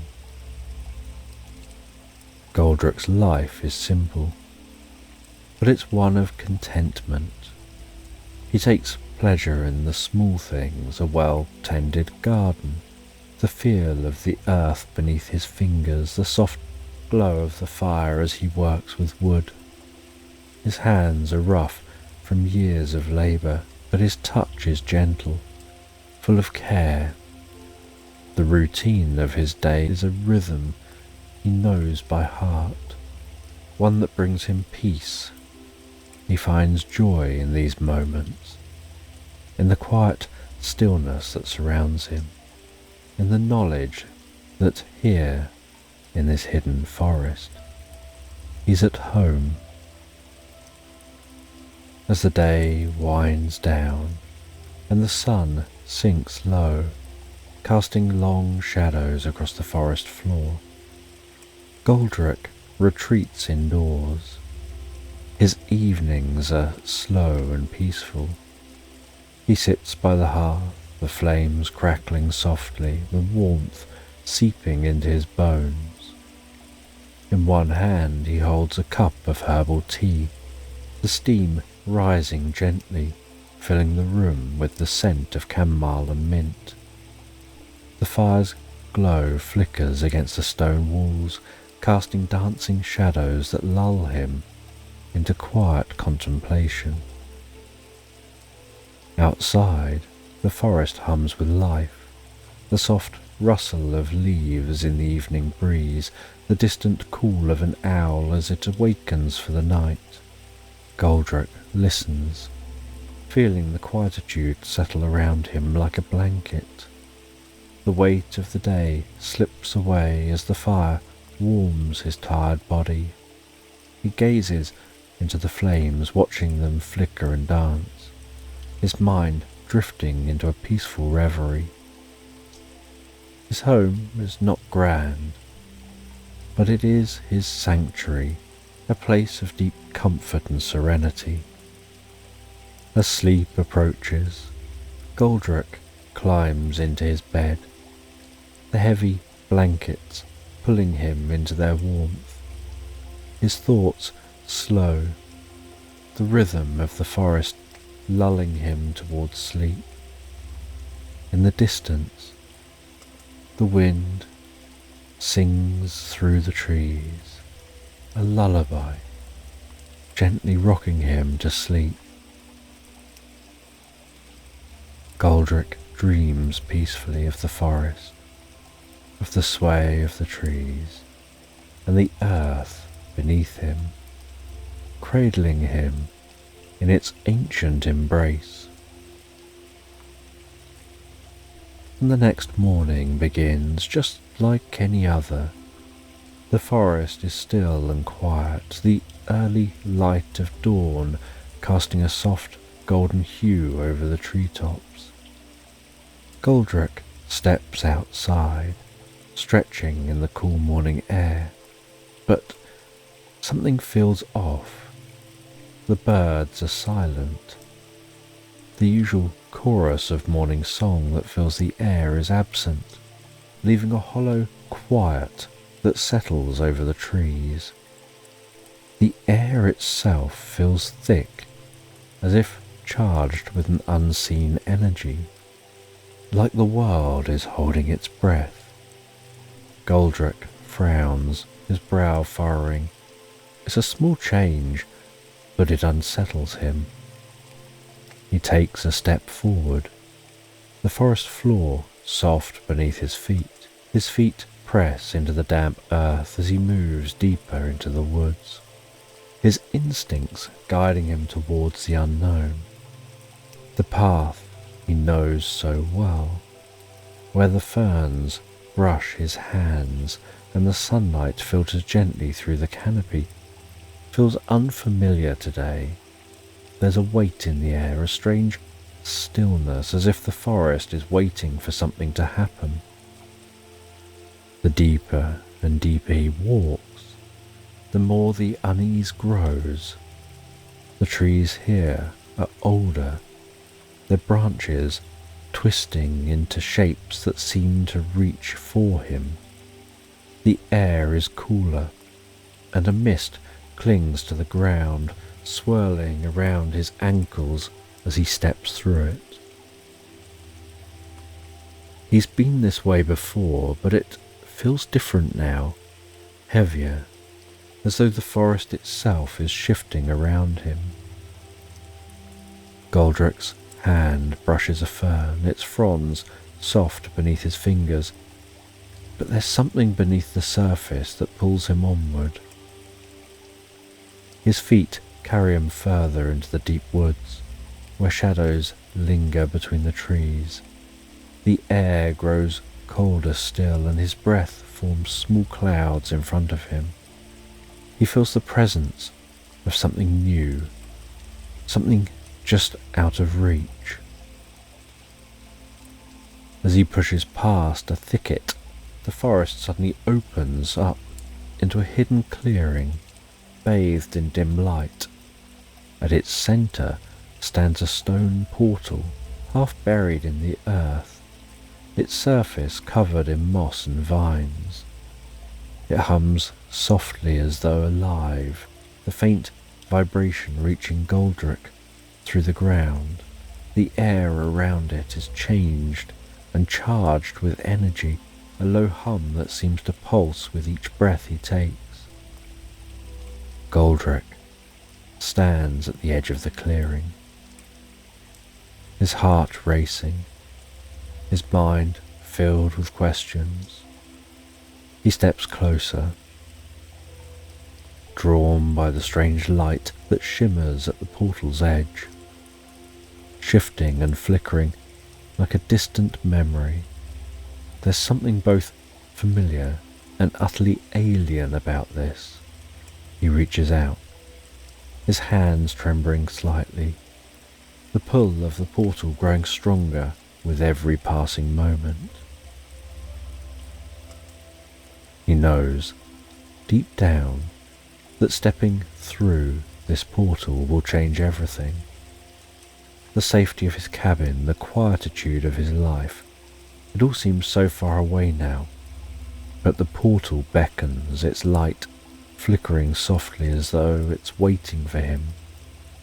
Goldrick hesitates for a moment, the weight of the decision weighing heavily on his chest. He feels urged towards this portal. With a deep breath, he steps into the light, the world around him fading into a soft glowing blur, the forest, the cabin, his life, everything melting away as the portal's light envelops him, pulling him into a new and unknown world. And as the light of the portal fades, he finds himself standing in a world that feels utterly foreign yet strangely alive. The cool earthy scents of his home are gone, replaced by the thick humid air of a jungle that hums with a life all of its own. The air presses down on him like a heavy cloak, clinging to his skin and filling his lungs with the smell of damp earth, wet leaves, and something faintly sweet like overripe fruit. Above him, the canopy is a dense quilt of green, so tightly woven that it barely lets the sunlight through. What little light does manage to slip through creates a soft, dim glow, casting the jungle floor in shades of muted green and grey. Massive trees rise up like pillars, their bark twisted and gnarled, their roots snaking across the ground in thick, tangled webs. Goldrick's eyes widen as he takes it all in, his heart pounding with both awe and uncertainty. This is a world far removed from the quiet forest he knows. The plants around him are unlike any he's ever seen. Leaves larger than his body stretch out, their waxy surfaces gleaming and glistening faintly in the filtered light. Some are a deep, vibrant green, while others shimmer with colours that shift from violet to blue as they catch the faint rays of the sun. Flowers with petals as wide as his arm bloom in vibrant bursts of red and gold, their sweet fragrance mixing with the dampness in the air. Strange twisting vines dangle from the trees above, swaying gently as though stirred by an invisible breeze. Then there's the sounds. The jungle is alive with different sounds. The constant buzz of insects fill the air, their wings creating a steady hum that vibrates in Goldrick's ears. In the distance, the gentle sound of birds calling out from treetops. Their songs, sometimes sharp and piercing, other times highly melodic and pleasant. Every so often, there are rustles in the undergrowth, as though something unseen is moving just beyond sight. Taking a hesitant step forward, Goldrick feels the softness of moss beneath his feet, damp and spongy as though the ground itself is alive. He crouches down, runs his hands over the surface, feeling the cool moisture seeping around his fingers. It's both familiar and foreign, a connection to the earth, but not his earth. As he stands again, the weight of the jungle presses in around him.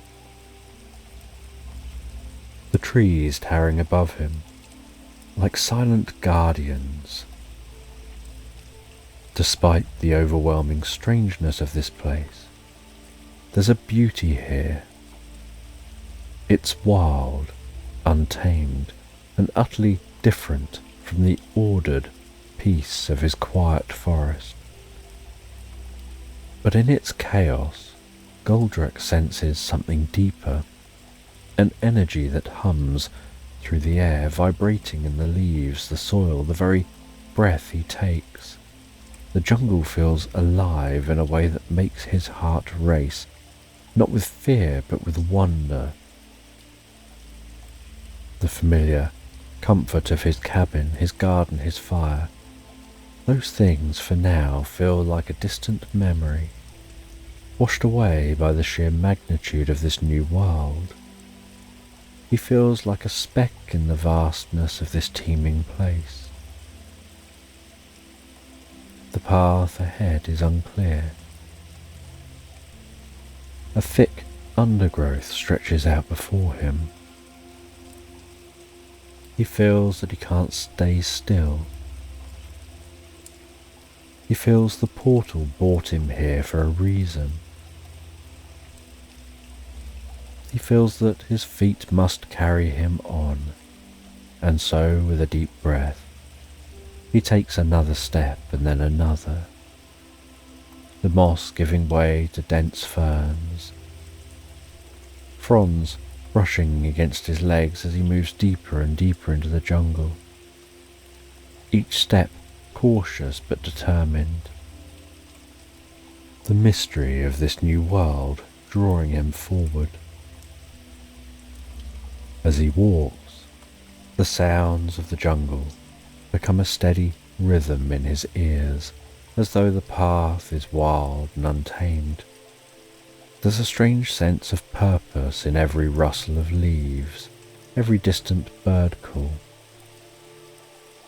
Time in this jungle seems to stretch and warp, the light above barely changing as Goldrick presses on.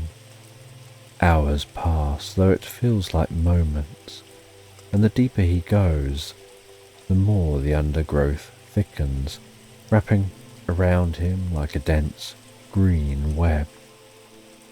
His legs grow tired from pushing through the tangled plants, his skin damp with the humidity. Every so often he stops to catch his breath, listening to the jungle around him, trying to make sense of the sounds and the shifting shadows. Just as weariness begins to settle into his bones, the soft murmur of water reaches his ears.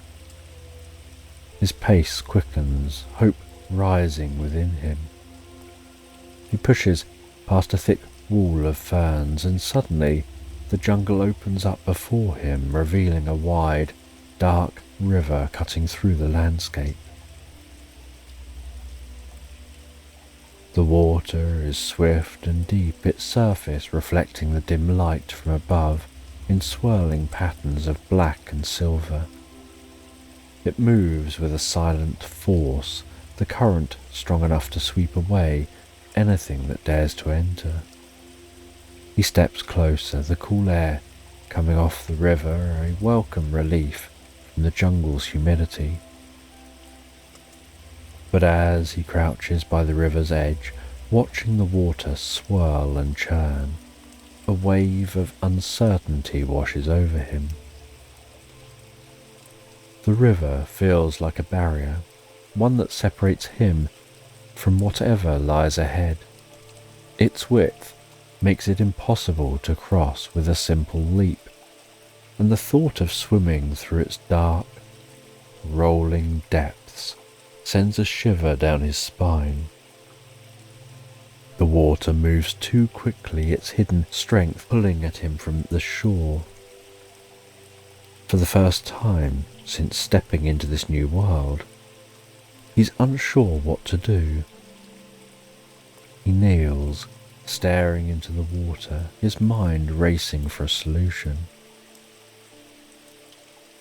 For a long time he considers turning back, following his steps to the portal. But something stops him, an instinct, a feeling that the way forward lies not in retreat, but in pushing ahead. The river may be a barrier, but he knows there must be a way across. And then, as if in answer to his silent plea, the water begins to calm down. The rushing current slows and begins to still.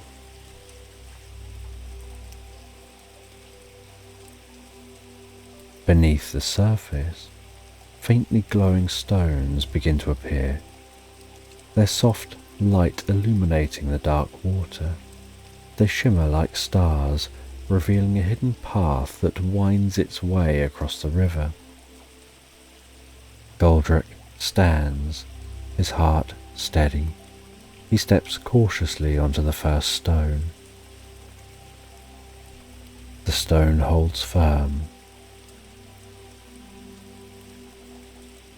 With each step, he moves carefully from one stone to the next, the cool water lapping gently against his legs.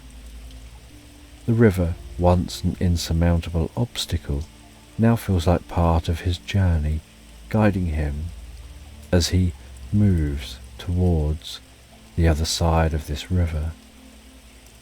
The glowing stones pulse softly beneath him, their light offering comfort and clarity as he makes his way across. As he reaches the far shore, he feels a sense of relief and triumph. He stands for a moment, breathing in the fresh air. Dense jungle continuing on the other side of this river. He feels like he's no longer the Goldrick who lived quietly among the trees, tending to his garden, sitting by the fire. He's now an adventurer, a traveller in a world of mystery and wonder, learning to trust the unknown. As he walks, the jungle continues to deepen around him, its shadows growing longer and the canopy thickening, the air becoming cooler again. Each step feels as though it's taking him deeper into the heart of this mysterious world. As he pushes through a patch of dense vines, he discovers a massive tree. The tree feels alive in a way that's different from the others, as though it's seen more than most, as though it holds memories older than the jungle itself. As he continues, each step that he takes feels like he's working through challenges, uncovering lessons. He finds himself reflecting on his journey, both the journey he's undertaken and the journey that's yet to come.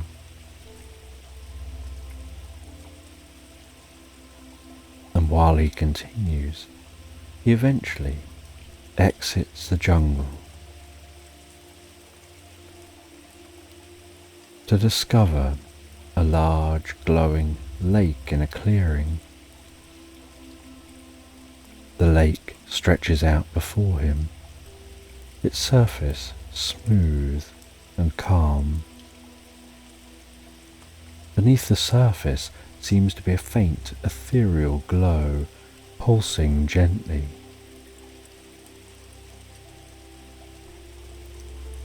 He continues walking closer and closer, his eyes wide with wonder, the air here feeling different, quieter than anywhere else he's been in the jungle, almost as if This place exists outside of time.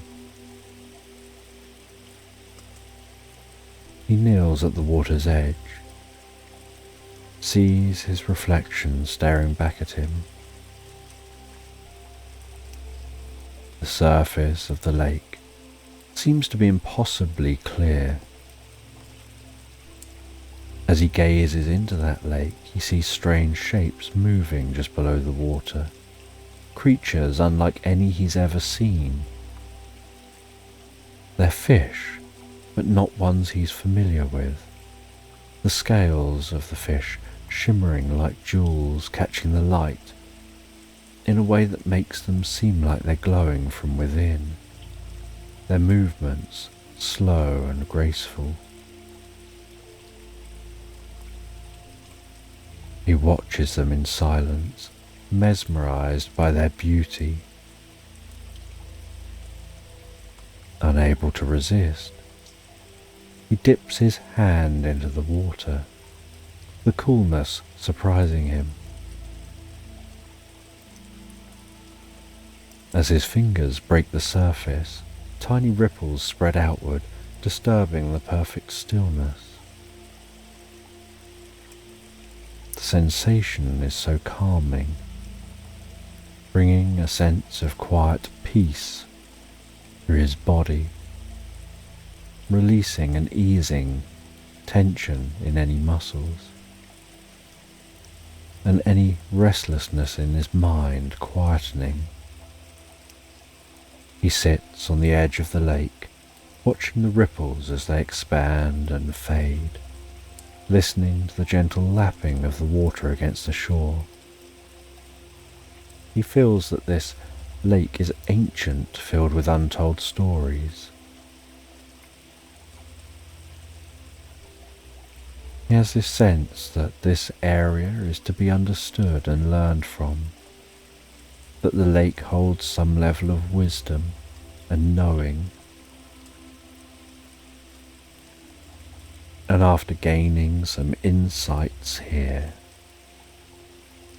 he continues on pushing through the jungle until once more the jungle gives way to open sky, to a crisp, cool air, to a rocky and rugged landscape dominated by towering cliffs, rising like giants from the earth, seeming to stretch impossibly high towards the sky. He stops at the base of some cliffs, looks up at those cliffs, has this sense of the wind whistling high up among those cliffs. He's aware there's no path around the cliffs, and so, taking hold and pressing his body against the stone, he begins to climb.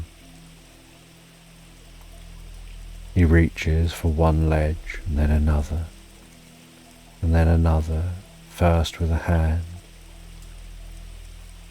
then pushing with a foot and reaching with another hand and moving another foot, carefully working his way up the cliff face,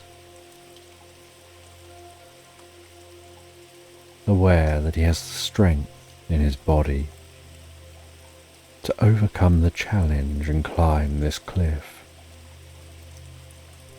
As he ascends, the wind grows stronger, whipping around at his hair, pulling on his clothes. The world below him seems to shrink. The jungle seems to fade into the distance. He pays all of his attention to climbing this cliff and finds himself sinking deeper and deeper into the challenge.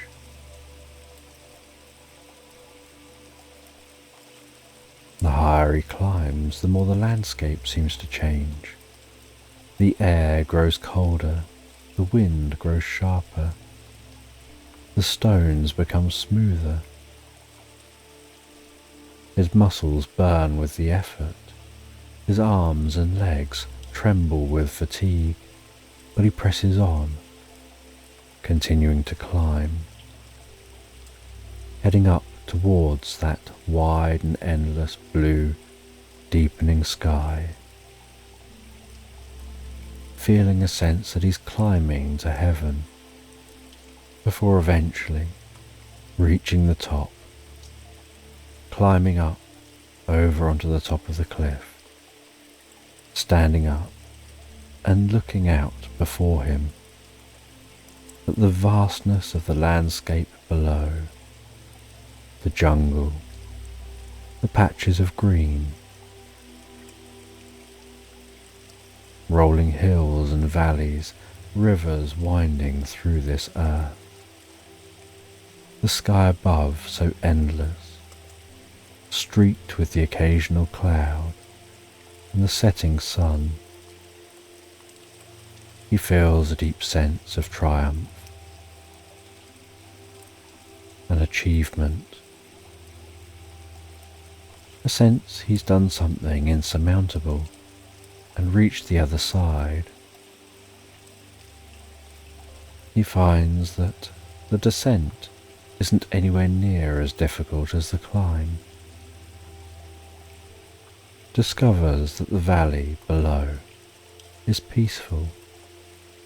The ground is soft beneath his feet.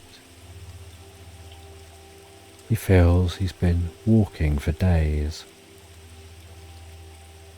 He slows down and breathes deeply and comfortably, savouring every moment. The sky shifts from hues of dusk, of golds and violets. He continues to travel through the valley, heading back towards his home. He's aware that he's found something within himself that he didn't know at the beginning of his journey he was even seeking. And while walking, as a scent of pine tickle his nostrils, and catches a glimmer of the world he once knew. He reaches that portal. He passes through to the other side, continuing his journey through familiar homeland.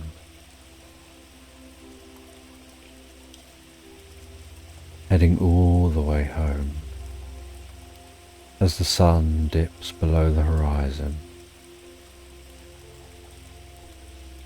Being back at the cabin that's nestled among those roots of the ancient tree.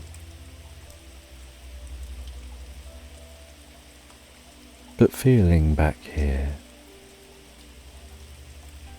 that there's a warmth, a sense of life that he hadn't noticed before. He wanders around his home,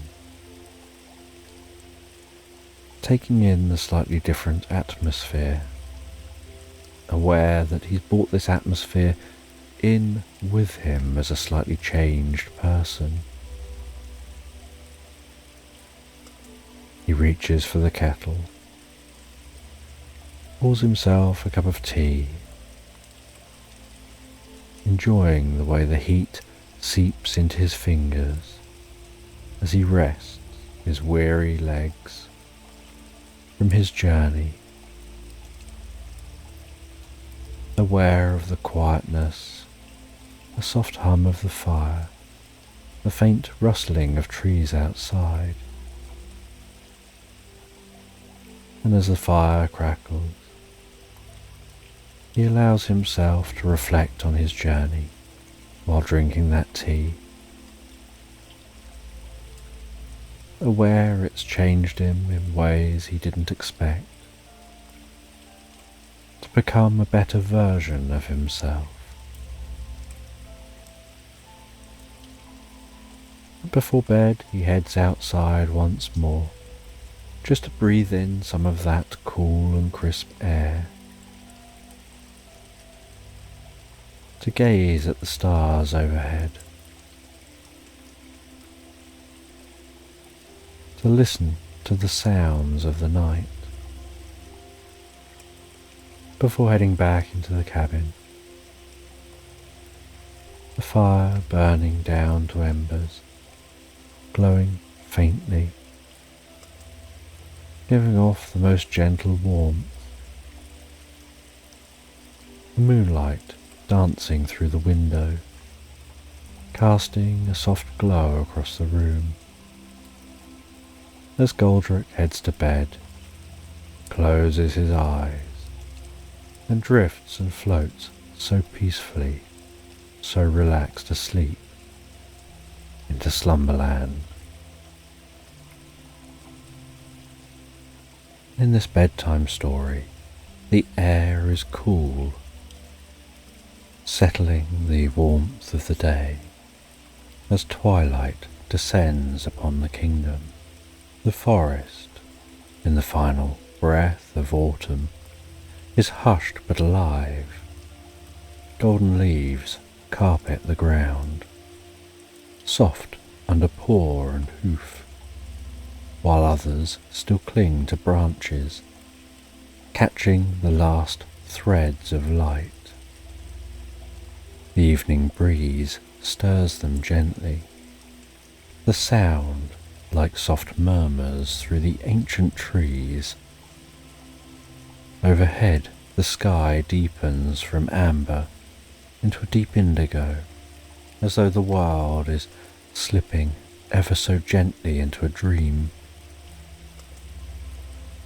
Beneath a towering oak that stands as an ancient guardian in the centre of the forest, 4 figures gather, each from a different corner of the kingdom.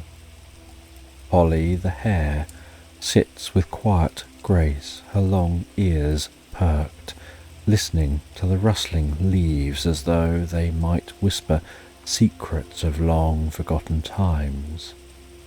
Her fur, pale as dawn's first light, catches the last glow of the evening sky.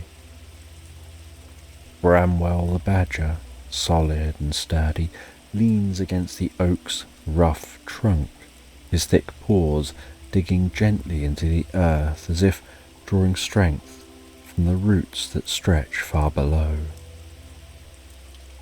On a low-hanging branch perches Rowan the raven, his dark feathers gleaming in the twilight, his sharp eyes glinting with unspoken thoughts. Then there's Fern the fox, pacing lightly across the mossy ground, her fiery coat a flicker of movement in the fading light, her sharp nose twitching as she absorbs the scents of the forest. They've come from different lands, each bearing the weight of their own community's suffering. The evil king, with his insatiable thirst for wealth, has drained the towns and villages dry. Markets that once thrived now lie in ruin, the streets echoing with the heavy footfalls of mercenaries rather than the cheerful chatter of traders. Laughter, once a hallmark of village life, has long since been replaced by the fearful clank of soldiers' armour. The kingdom is suffocating under the weight of tyranny, and each of these animals has witnessed their homes fall to ruin, their neighbours struggling under the cruel hand of a king who values nothing but gold. "I've heard rumours," Holly begins, her voice soft but charged with quiet determination. Her bright eyes scan the faces of her companions. "They say beneath the king's castle lies a vault filled with gold. The same gold he uses to pay the mercenaries, the ones who enforce his rule. The group listens in silence, the weight of her words settling over them like a soft blanket. There's a pause, heavy with unspoken thoughts as they let the enormity of her plan sink in. If we destroy the vault, Ollie continues, her voice firmer now, if we collapse his wealth, his power will crumble, the mercenaries will leave, and he'll be left with nothing, no gold, no army. Bramwell shifts, his deep voice rumbling in the quiet. It sounds like a dream, Holly, but dreams, they're fragile things. A dream can be fragile, Holly agrees, her gaze steady, but it can also be powerful. On bonfire night, while the kingdom celebrates, while the fires burn bright, we can move unseen. We can use the night to strike a blow that will shake the very ground he stands on. Rowan tilts his head, his beady eyes narrowing in thought. It's risky. He croaks, his voice rasping like dry leaves caught in the wind. But the king is most vulnerable when he believes himself untouchable. He'll be too preoccupied with his own celebrations. Fern, who's been pacing with restless energy, finally stops. She looks at each of them in turn, her sharp eyes glinting with a spark of something dangerous, something hopeful. If we're going to do this, she says, her tail swishing behind her, we need to make sure it's done right. We'll only get one chance. Ollie nods, feeling the resolve within the group solidify. We'll move carefully under the cover of the bonfire's glow, and when we strike, it'll be the beginning of something new. The ancient oak looms above them, its branches creaking in the cooling air as if in agreement, as though the forest itself understands the gravity of what's to come. The last golden light of twilight fades into the deeper shades of night, and with it, a sense of purpose settles over the group. The night is coming, and with it, the promise of change. The village square is alive with the warm glow of bonfires, their flames licking the sky like lazy flickering tongues. The air is thick with the rich, earthy smell of wood smoke and the sweet aroma of roasting chestnuts. It feels like a festival of fire and warmth, a night where the world slows, sinking into the soft embrace of the evening. Voices rise and fall, murmuring like a lullaby, soothing in their familiarity, wrapping the villagers in the comforting rhythm of community. Lanterns hang from the trees, casting a soft golden glow that dances gently in the breeze. They sway like tiny stars suspended in the branches. The village feels dreamlike, the kind of place where time seems to melt, where reality blurs into something softer, something more tender. The crackle of the bonfires is steady, a rhythmic background hum that seeps deeper into the cool air, carrying with it the promise of warmth and safety. Ollie, Bramwell, Rowan and Fern move through the crowd with quiet purpose. Their eyes scan the scene, noting the guards who seem to have let their vigilance slip under the warmth of the firelight. Holly feels a flutter of nervous energy rise within her. Tonight's the night when everything changes. Fern's eyes catch sight of the soldiers who've grown careless in their revelry. They're distracted, she murmurs to the group. This is our chance. Rowan nods. The king's soldiers have become complacent. They think that they're invincible. Holly's heart beats steadily. Though tension hums beneath her calm exterior, she can feel the energy of the night gathering around them, as if the very air is thick with potential. The bonfire's light flickers across their faces, casting shifting shadows that move like dreams just out of reach.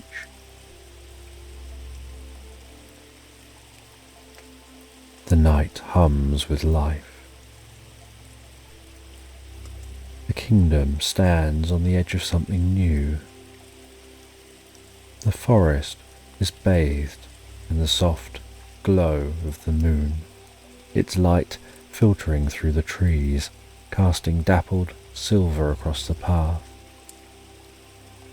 The air is crisp and cold, the first frost of winter dusting the ground like sugar. Each step is muffled by the frost-covered leaves. The earth firm beneath their paws and claws. The trees arching overhead, their bare branches weaving together. As the companions move deeper and deeper into the woods, above them the sky is a vast expanse of deep blue, sprinkled with stars twinkling, as if they know the events that are unfolding. The companions walk in silence, absorbed in their own thoughts, their hopes and fears. Holly leads the way. There's a quiet determination in her step, a steady belief that what they're about to do is not only necessary but right. Bramwell walks beside her, his broad paws crunching softly against the frost.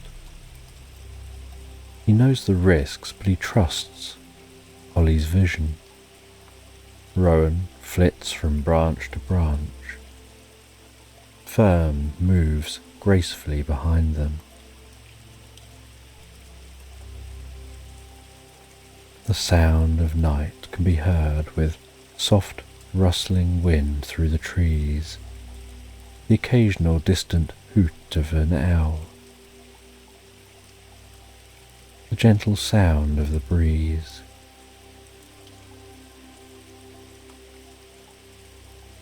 Eventually, after some time walking, they encounter the guardian owl, her feathers dark as midnight, with silver streaks that seem to gleam and glisten in the moonlight.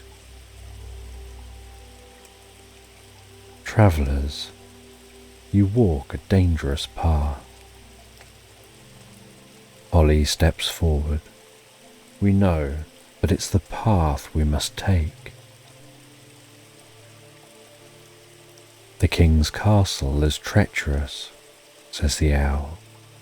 Beneath it lies a labyrinth of tunnels designed to ensnare anyone who enters. The king is paranoid and has many defences. The owl pulls a single silver feather out from beneath her wing. This feather is a gift. It'll bring you clarity when you feel lost, and courage when doubt creeps in. But remember, It's not the feather that holds the power. It's your belief, your dreams, that will guide you through your darkest hour. Holly takes the feather, thanks the owl, and they continue on their journey. As they approach the edge of the forest, so they can notice the meadow beyond, and standing tall in the meadow, off in the distance, they can see the silhouette of the castle rising against the dark sky. Its spires seeming to almost pierce the heavens like jagged teeth. The stone walls cold and grey, looming ominously. Off in the distance behind them, and glows from other villages, are evidence of the bonfires burning, flickering in the distance.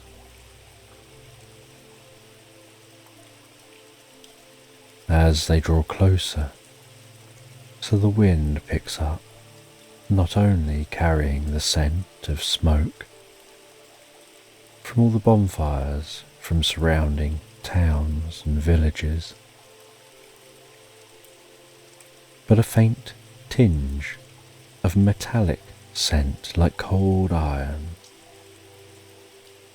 With this scent, Holly shivers. Bramwell breaks the silence. We're walking into the lion's den. Holly glances at him. Keep calm. We've come too far to turn back now. We need to do this for the better of all these people, of all these villages and towns.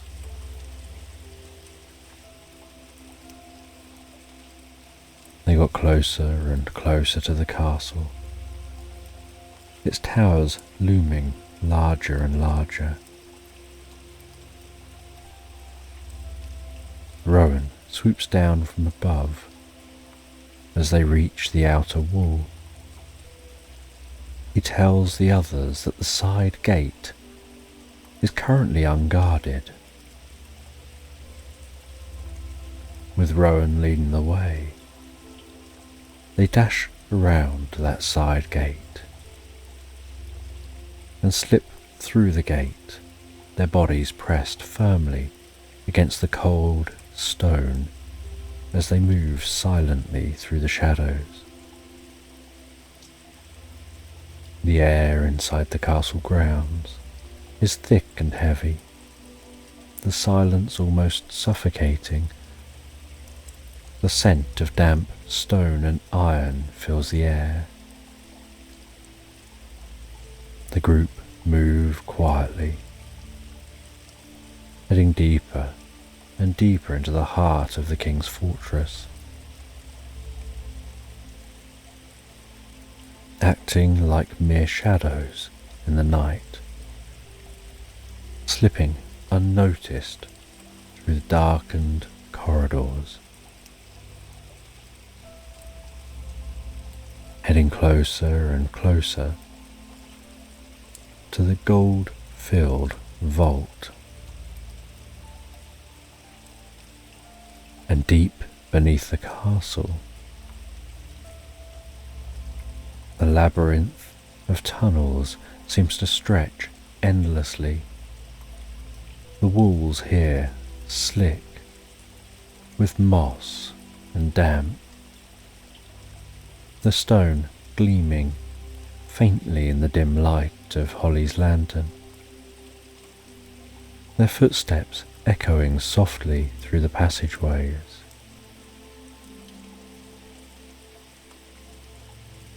Every noise, every scrape, every rustle, feeling slightly magnified by the walls around them.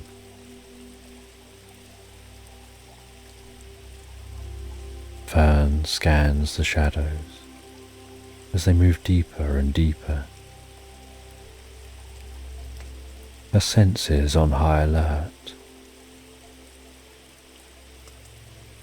Bramwell brings up the rear. They continue on through this labyrinth of tunnels, and as they continue, the air grows colder.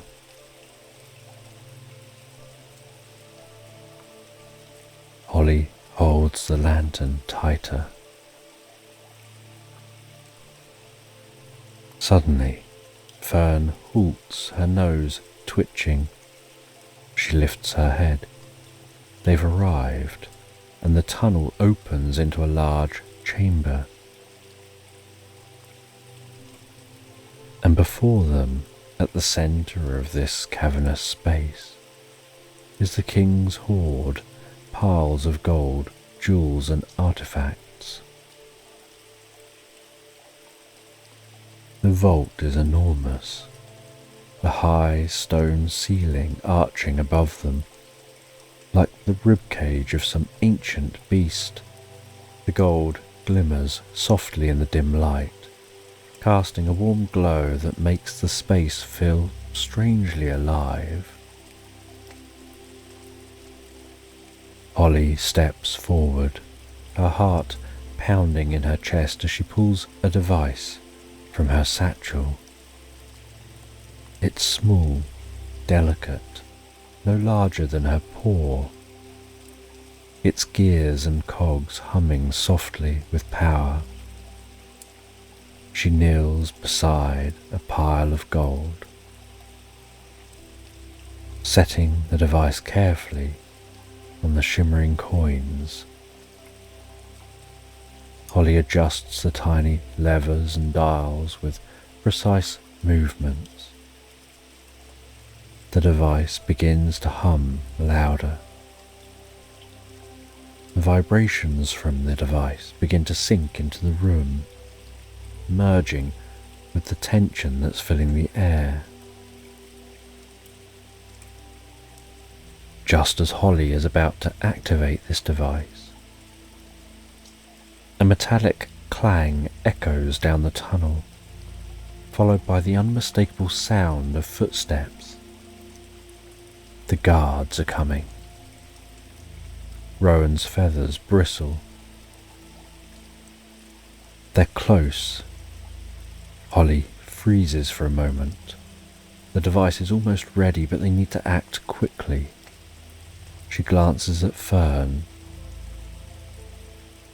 Bramwell's jaw tightens. "We don't have much time," Holly whispers. She turns the final dial. The device clicks softly. The hum grows louder before settling into a steady rhythm. It's ready. The sound of the footsteps grows louder. The metallic clang of armour rings through the tunnels. "We need to move now," Holly says. Fern is already ahead, darting towards the side tunnel that branches off from the vault. "This way," she calls. The others follow quickly, their steps light and silent as they disappear into the shadows, leaving the vault behind. As they slip deeper and deeper into the labyrinth, the device hums quietly in the vault, its presence barely noticeable among the piles of gold. Soon its power will be unleashed, and the king's wealth will be no more. The group races through the tunnels, the sounds of the guards fading behind them. The tunnels twist and turn in endless directions. Each step reverberates through the passageway, the sharp clank of the guards' boots, occasionally echoing closer, and then fading into the distance as they gain ground. Without thinking, as the guards get closer, Holly pulls the enchanted feather from her satchel. The feather glows faintly in the dim light. With a quick flick of her paw, she waves it through the air. The feather shimmers, and a thick mist begins to rise from the ground, curling around them like a protective veil. The mist is soft and thick, enveloping them in its cool embrace. The shouts of the guards fades to the most distant muffled echoes, seeming almost distorted, as though the group had passed into another world, a place where sound and time move more slowly. "Keep moving," Holly urges. The group slips through the mist, their steps light and quiet, their bodies hidden from sight. The tunnels twist once more, and then suddenly they burst out of the tunnels into the cool night air.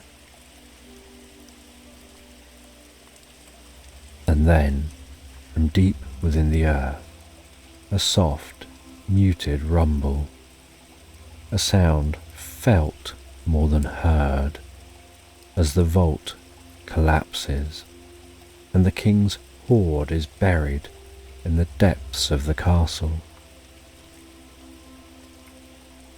Back in the village, the bonfire blazes high, its flames licking the sky. The air is thick with warmth, the fire's heat radiating outward, wrapping the villagers in its comforting embrace. Sparks float up lazily, carried by the soft breeze. Holly and her companions stand at the edge of the firelight, watching as the villagers laugh and dance, unaware of the events that have just transpired. There's lightness in the air, a sense of freedom that none of them quite understands yet. The king's power has crumbled, and with it, the heavy weight that pressed down on the kingdom. The warmth of the fire seeps gently into Holly's bones, so soft and so soothing, her body feeling heavy with exhaustion, but a good kind of tired, a tiredness that comes from knowing they've done something important, something that'll change the land. Bramwell, Fern, and Rowan all enjoy the experience and feel a deep sense of peace and calm.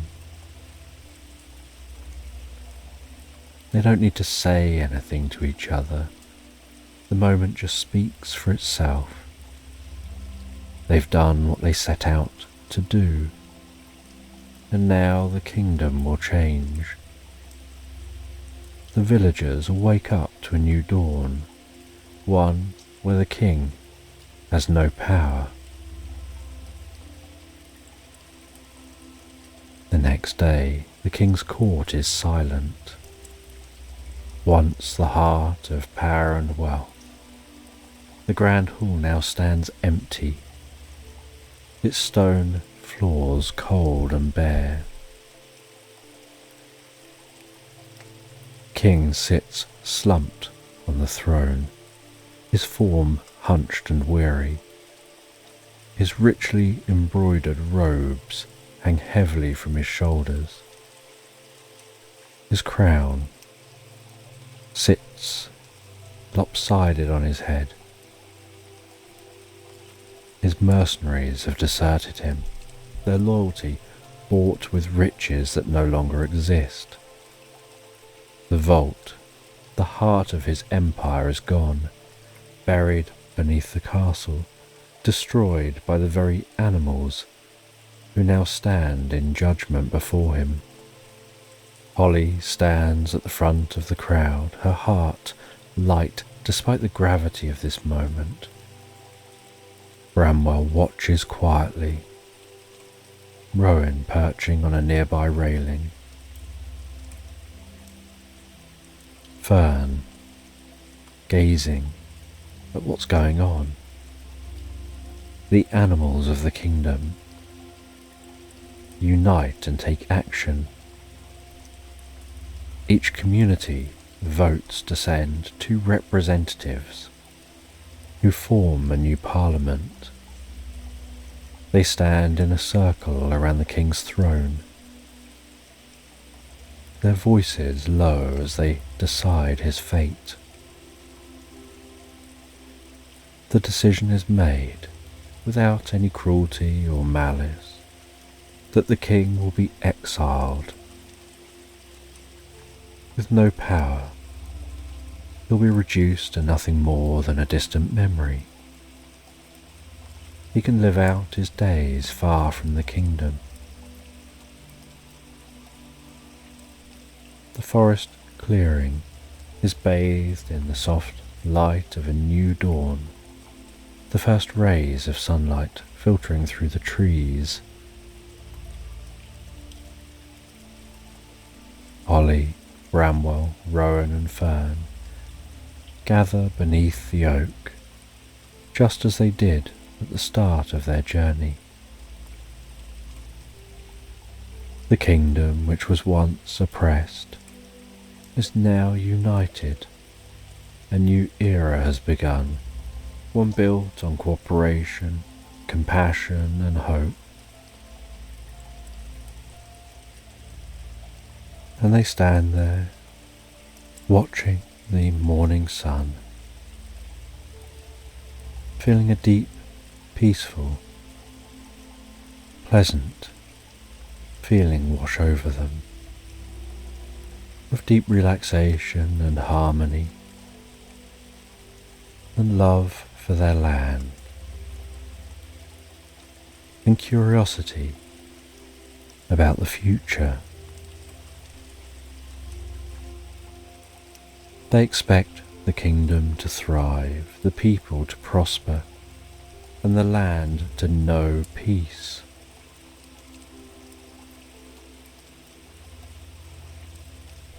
The world around them now feels so light and bright, and they head off in their own directions. And Holly heads home to bed as the day draws to an end, and feeling a sense of achievement,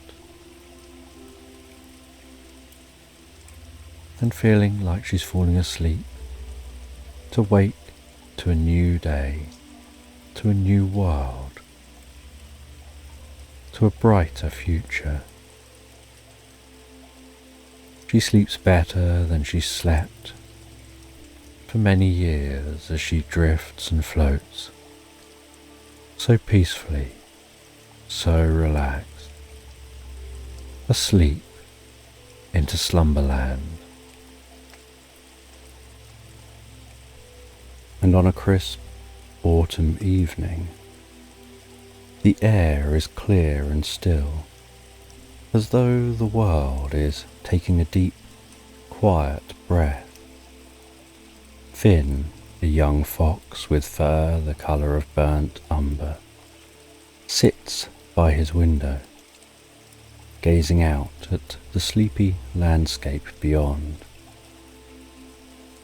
The trees are shedding their leaves, and the sky is painted with hues of deep violet and indigo, as if dusk itself is curling up to rest. A candle-lit lantern sways ever so slightly on his windowsill, casting a soft, gentle, flickering glow that dances along the wooden floor. As Finn watches the last golden rays of sun disappear behind the hills, a faint stirring in the air draws his attention. The breeze is gentle, like a sigh carried on the wind, and it brings with it the scent of damp earth and distant bonfires. There's a peculiar stillness in the night, something almost expectant, as though the world is waiting for something to happen. His ears perk up, curiosity stirring inside him, like a leaf caught in a breeze. Outside his window, beneath the lantern's warm glow, something flutters. At first, it seems like a stray leaf caught in the gentle current of air, but then Finn notices it. A slip of parchment, delicate and worn, its edges curling slightly as if it has travelled through time itself. He opens the window, letting the cool night air brush against his fur, and reaches for the paper.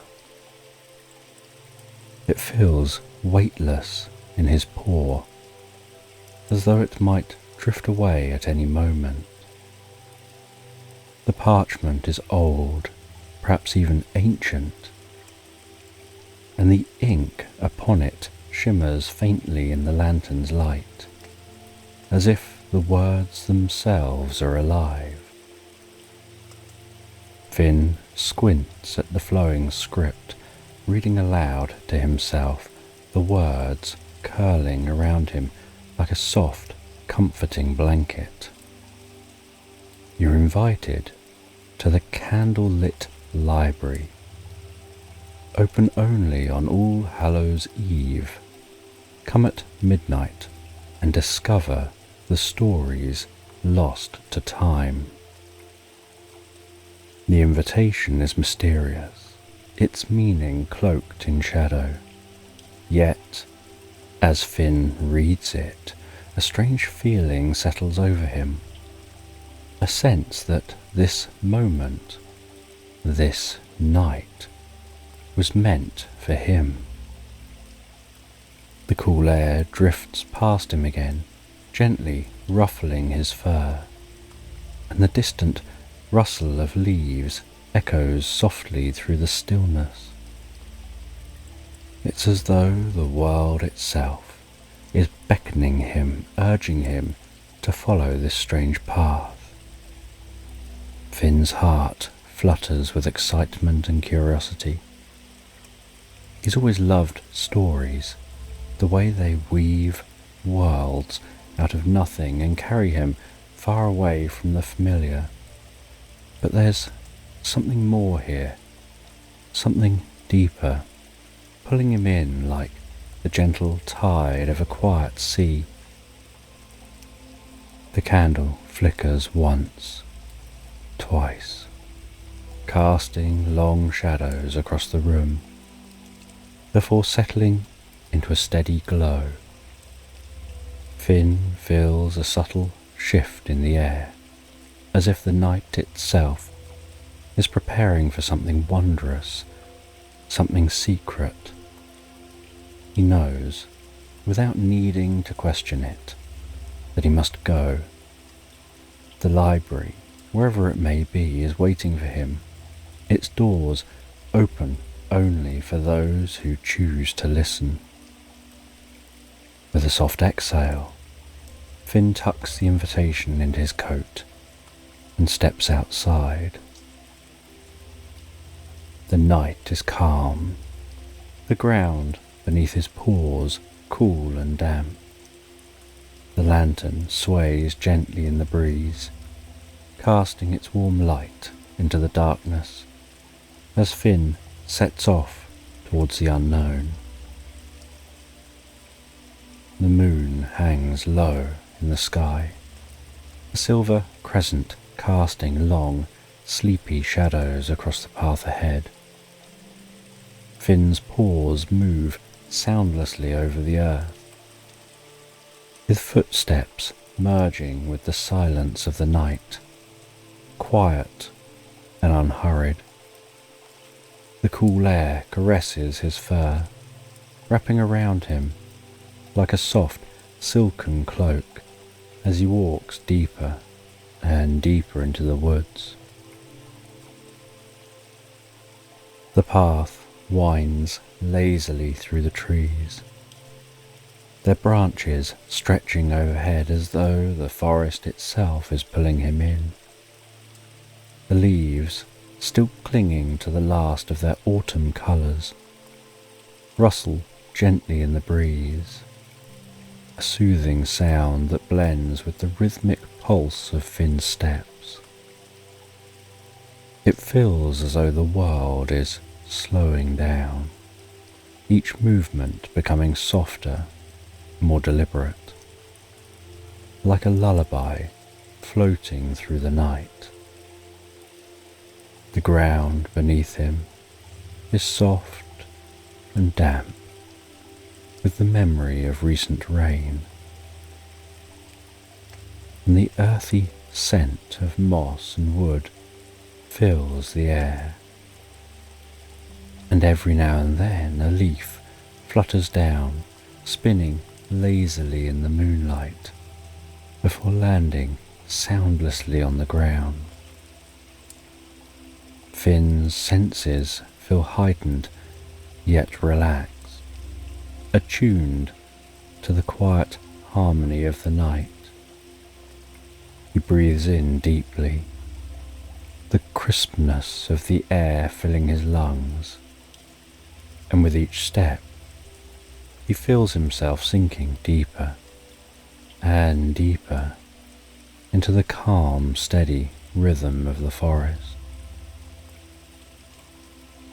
The trees, tall and ancient, sway so gently in the night breeze, their branches creaking softly, as if they're sharing their secrets with the stars. As Finn walks, he can almost hear their murmurs, their quiet voices blending with the wind, speaking of times long past and mysteries held deep within their bark. It's a comforting sound lulling him further into the stillness of the night. The moon's light bathes everything in a soft silver glow, making the path ahead seem almost otherworldly. It stretches out before him, winding deeper and deeper into the forest, as though leading him towards something just beyond the reach of his imagination. Finn follows it without hesitation, his heart steady, his mind calm, as though the path is guiding him, not the other way round. Every so often, the air shifts, carrying with it the faint scent of distant fires, of wood smoke and pine, mingling with the rich, damp smell of the earth. It's a scent that makes Finn feel grounded, connected to the world around him. Yet it also stirs something deep within him, a quiet anticipation, a sense of being on the edge of discovery. As he moves deeper and deeper into the woods, the trees seem to part like the pages of a book, revealing more of the story with each step. The path winds onwards, inviting him to relax further into its rhythm, to let go of any lingering thoughts or worries. Finn breathes deeply, allowing the tranquility of the night to settle over him like a soft, warm blanket. His pace slows, his mind quiets, and with every step he feels himself sinking deeper and deeper into a peaceful reverie, as though the forest itself is guiding him to a place where dreams and stories blend together. And as he continues to venture deeper into the woods, he eventually discovers the candle-lit library, bathed in the gentle glow of hundreds of flickering candles that line its towering walls. Its structure is ancient, made of stone that seems to shimmer softly under the moonlight, as though it holds memories of countless stories within its very foundation. The building rises tall, its roof disappearing into the mist that clings to the highest branches of the surrounding trees. Vines crawl up its sides, thick and tangled, their leaves rustling softly in the night breeze. The warm light from the candles casts a golden hue over everything, making the shadows long and soft, stretching out lazily along the ground, as though even they are resting. Finn pauses at the entrance,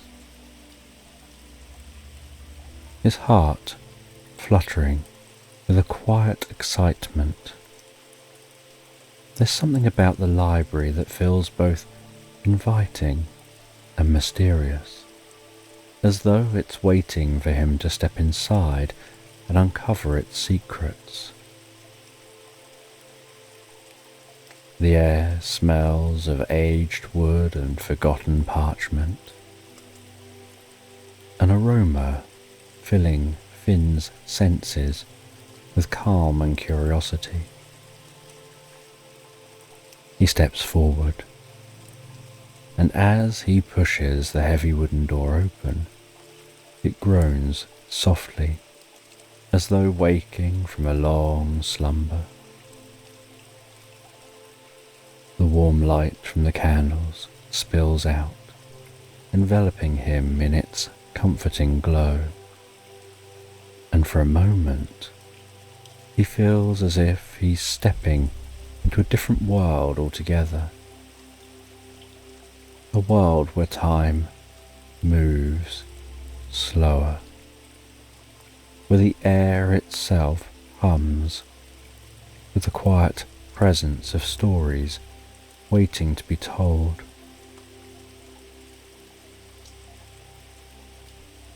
Inside, the library is vast, far larger than it had appeared from the outside. Shelves upon shelves of books spiral upward, vanishing into the dim light above. The ceiling, high and arched, is adorned with soft, glowing lanterns, swaying gently, casting a rhythmic pattern of light and shadow over the room. The floorboards beneath Finn's paws creak softly. The sounds of pages being turned, echoing from the shelves. And everywhere there's a sense of calm. The air is filled with dust and history, a scent that speaks of books long forgotten, their pages yellowed with time. Finn has a feeling of drifting deeply and comfortably into the most pleasant reverie, as if the library is lulling him into a quiet dream. Each step he takes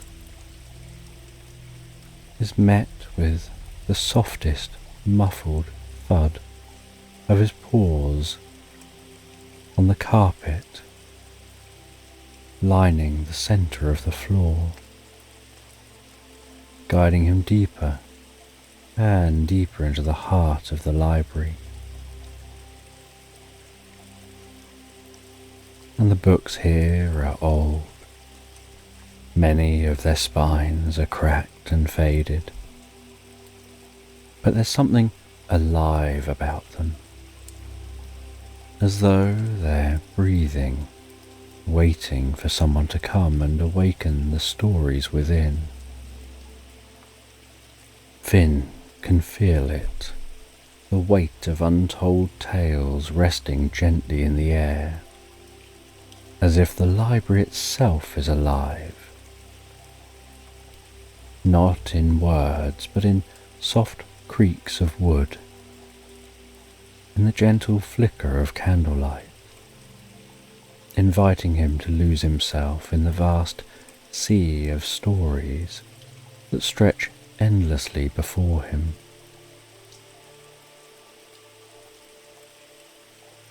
There's a warmth here, a quiet comfort that fills Finn with a sense of belonging, as though this place has been waiting for him patiently for years. He moves deeper and deeper into the library, his steps slow and deliberate. And as he walks, he can feel the stories, their presence all around him. The stillness is so complete that it almost feels as if the world outside has disappeared entirely.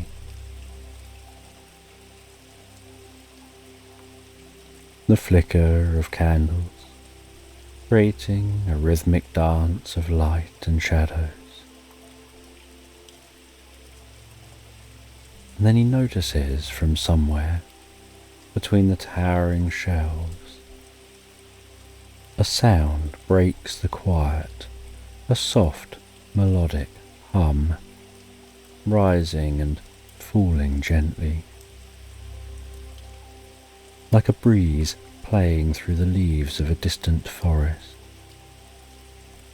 The sound is faint at first, barely more than a suggestion of music. But as he walks, so the sound grows stronger. He follows the sound until he reaches a corner of the library where the light is dimmer, more intimate, and the shelves are packed even more tightly with books, their spines worn and frayed from centuries of use. And standing in the soft glow of a single lantern is a figure, an owl, her feathers the colour of silver moonlight, perched on a low wooden table, her eyes closed as she hums softly to herself, her wings folded neatly at her sides, their tips glinting faintly in the candlelight, her body seeming to glow with a soft ethereal light. And Finn watches her in silence for a moment, captivated by the gentle rhythmic quality of her hum, the way it fills the air with a sense of calm. It makes him want to sit down and listen forever.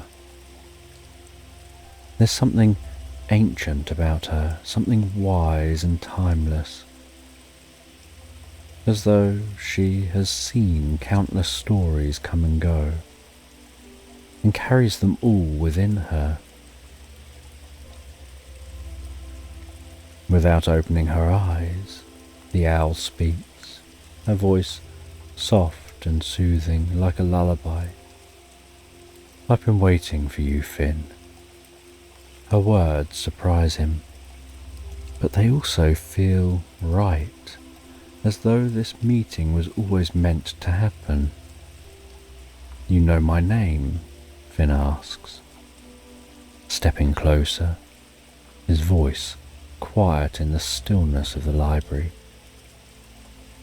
The owl slowly opens her eyes. They glow with a soft, golden light, reflecting the flickering flames of the candles around them.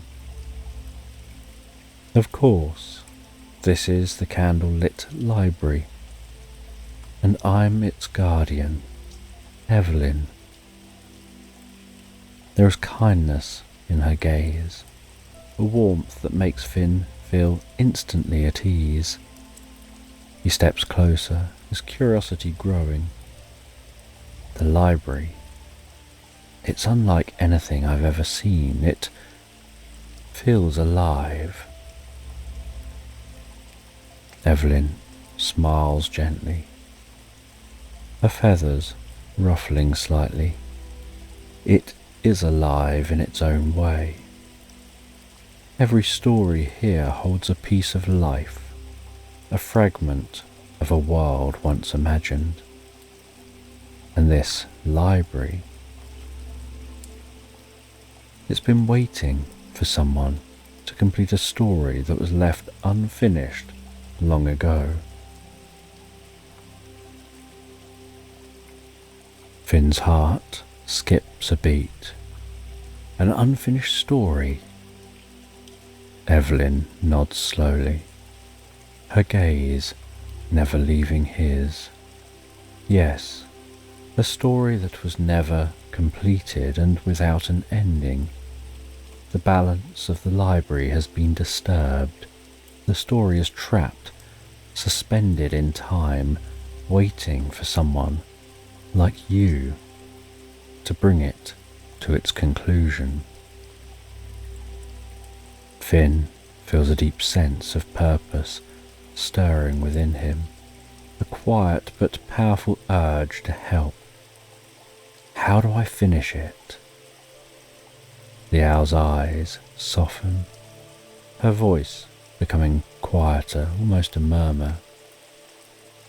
You'll find the way. The library will guide you, as will I. But for now, rest. Let the stories around you calm your heart. The journey ahead requires both patience and courage. Finn feels a warmth spread through his chest. He looks around the library once more, at the endless shelves of books waiting to be discovered. The air thick with possibility, with stories untold, and yet at the same time it feels like the safest, most restful place in the world.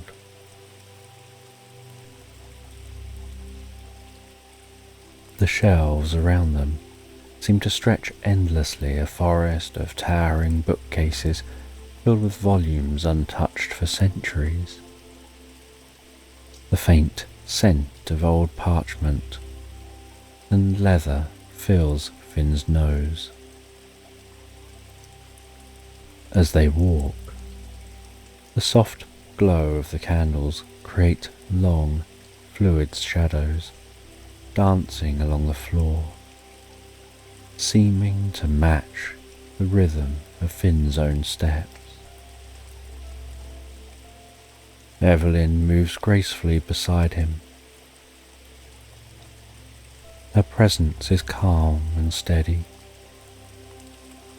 How did the story get lost? Finn asks. The story was never completed because its author disappeared before it could be finished. It's a story like no other, woven with magic and dreams, and without its ending the balance of the library is unsettled. Stories need to be told. They need their endings, or they become restless, wandering like dreams that never wake. Am I supposed to finish it? He asks. Evelyn turns her gaze back to him. Yes, but you won't be alone. They continue walking along the edge of the shelves. At the centre of the library, where the shelves part and the ceiling seems to stretch impossibly high, Finn sees a grand spiralling staircase. It winds upwards, its steps carved from dark polished wood, each one reflecting the soft glow of the candles. The staircase seems to go on forever, disappearing into the shadows above. Evelyn and Finn begin to ascend the staircase.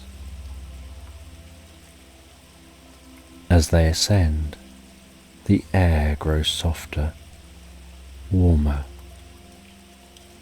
The candlelight becomes more diffuse, seeming to almost blur the edges of the room, until it feels like they're no longer in the library at all, but somewhere between worlds,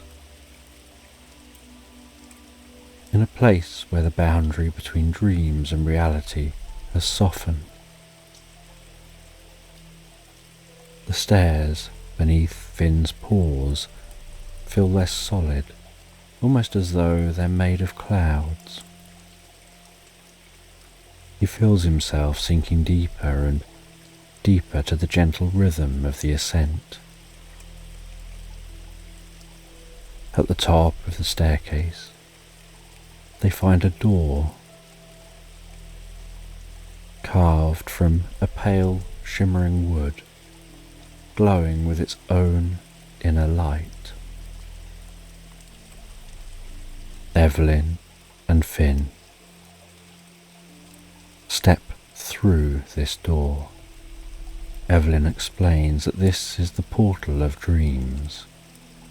Beyond this door, the boundaries between stories and dreams blur. It's a place where endings are found, where lost pages return.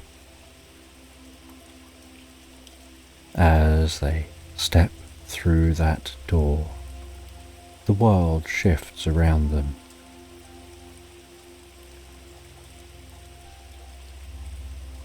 Finn notices that his steps feel more like walking on silk than soil.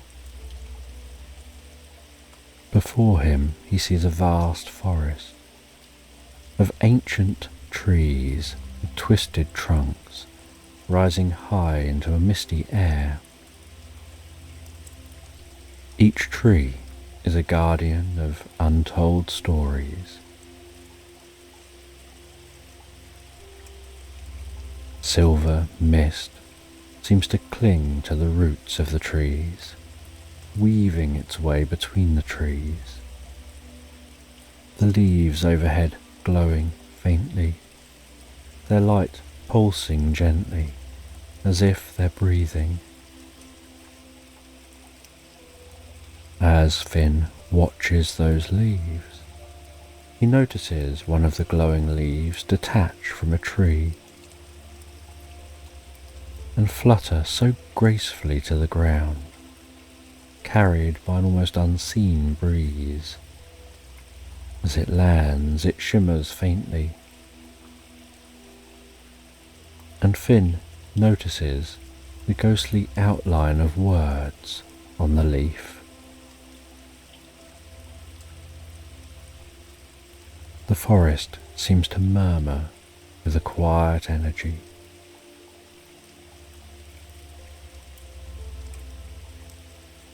Finn finds his ears catch snippets of stories, fragments of memories, half-finished thoughts, all carried on the mist like echoes of something once known. Each step he takes sinks him deeper and deeper into the experience. He finds his body relaxing more, his muscles unwinding,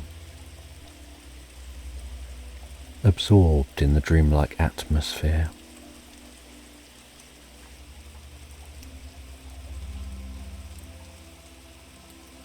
And as they move deeper and deeper into the forest, the branches intertwining overhead,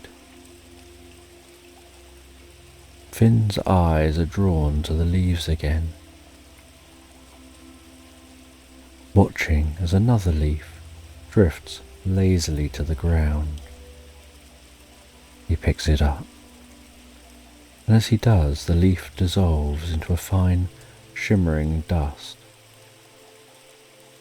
And for a brief moment, he sees the shape of a story, a young traveller lost in the woods, searching for a way home.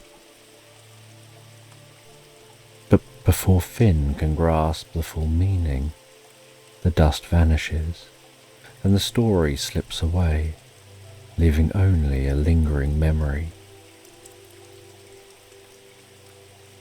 Evelyn speaks softly. These are the tales that were forgotten, stories that were left behind, their endings never written. They wander here, in the forest of forgotten tales, waiting for someone to bring them back to life.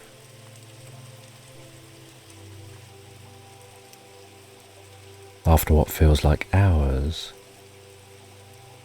Finn and Evelyn arrive at the edge of the forest, where the trees give way to a wide, slow-moving river.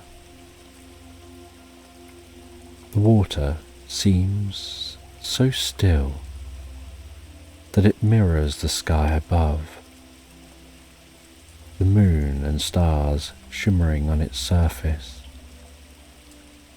The river stretches out before them, silent and calm. The air is different by the river, carrying a gentle cool breeze, tickling through Finn's fur. The ground beneath his paws is now cool and damp with the moisture of the river. He feels a sense of deep calm wash over him, as though the river itself was inviting him to rest, to let go of all worries and drift into its gentle current. This is the river of reverie, Evelyn says. It holds the flow of stories that never end, a continuous current of thoughts and dreams that drift without conclusion. You must cross the river, but do so with an open heart, allowing your thoughts to drift freely like the water. Finn gazes at the river, its surface reflecting the sky. He feels a gentle pull of the water, not a physical force, but a quiet invitation asking him to let go, relax, and trust the flow of the river.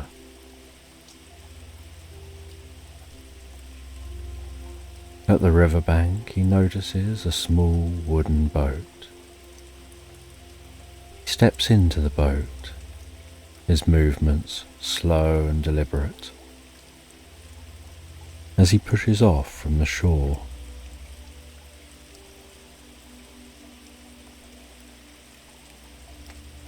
And the boat moves slowly, almost imperceptibly. The river is so still. The boat rocks so gently, lulling him deeper and deeper into relaxation. He finds his mind quietening, his body sinking into relaxation, into the boat's soft embrace. His thoughts becoming light and airy like clouds drifting by.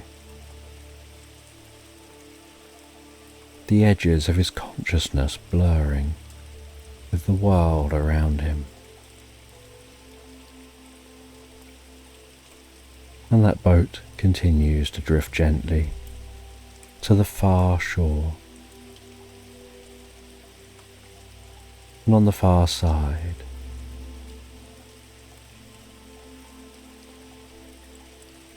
he continues to search.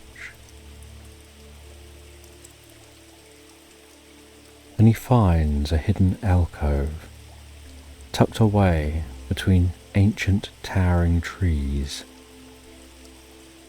covered in vines thick with ivy and delicate flowers. A golden glow seems to spill from in this location, casting soft patterns of light across the ground.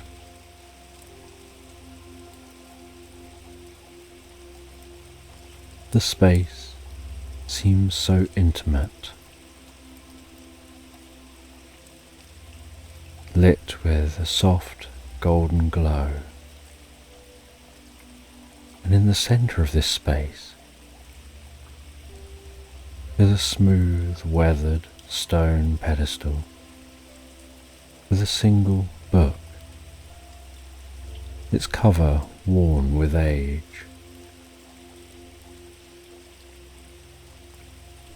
The book seems to hum with a faint, ancient power, as if it's been waiting here for centuries.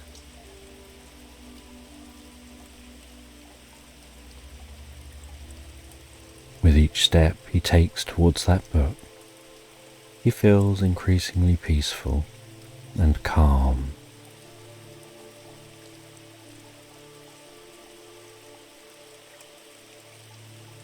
And the second he touches the book, he feels an instant connection, a gentle warmth spreading through him, as though the book recognizes him and welcomes him.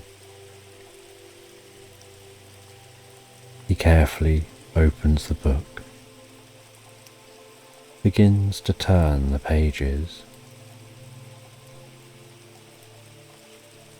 and while he turns the pages, he can feel the lost words. He can feel the lost story. He closes his eyes, breathes deeply, and lets his mind relax. He allows his thoughts to drift like leaves on a stream. And as he does, the story under his fingertips begins to take shape.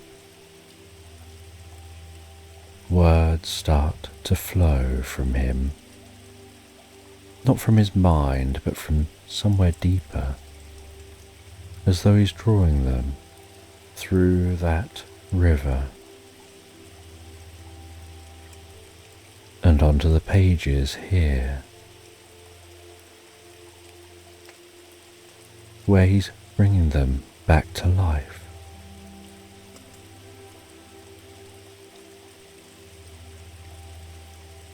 And the pages begin to fill with the missing writing.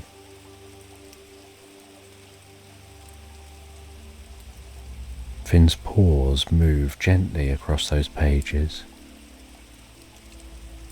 but the story itself is guiding his paws and writing itself under his paws. He doesn't rush, takes his time. He lets each word, each sentence fall into place, like the pieces of a puzzle finding their home, until the story is complete and the last page is filled, and he feels a deep sense of peace settle over him and closes the book and heads out of this alcove, meets back up with Evelyn, and heads back to the candle-lit library.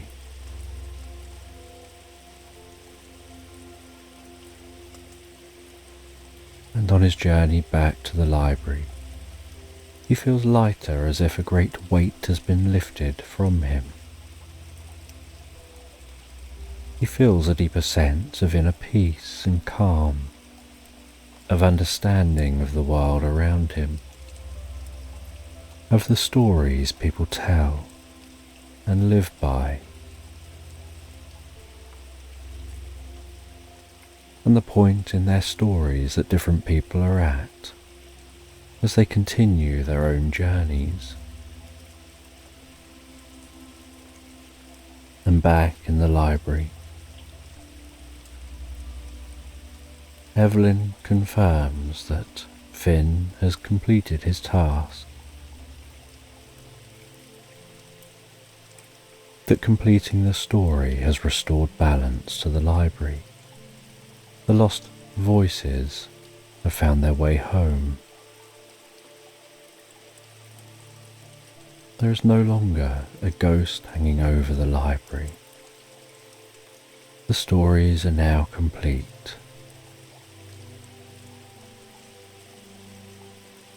The library now has its voice back.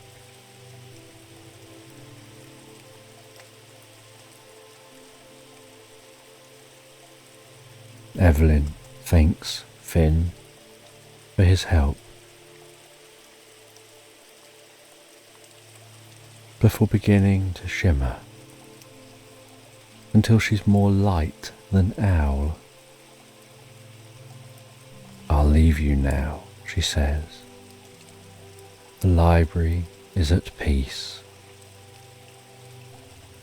She fades into the warm candlelight, her presence drifting away like a soft dream.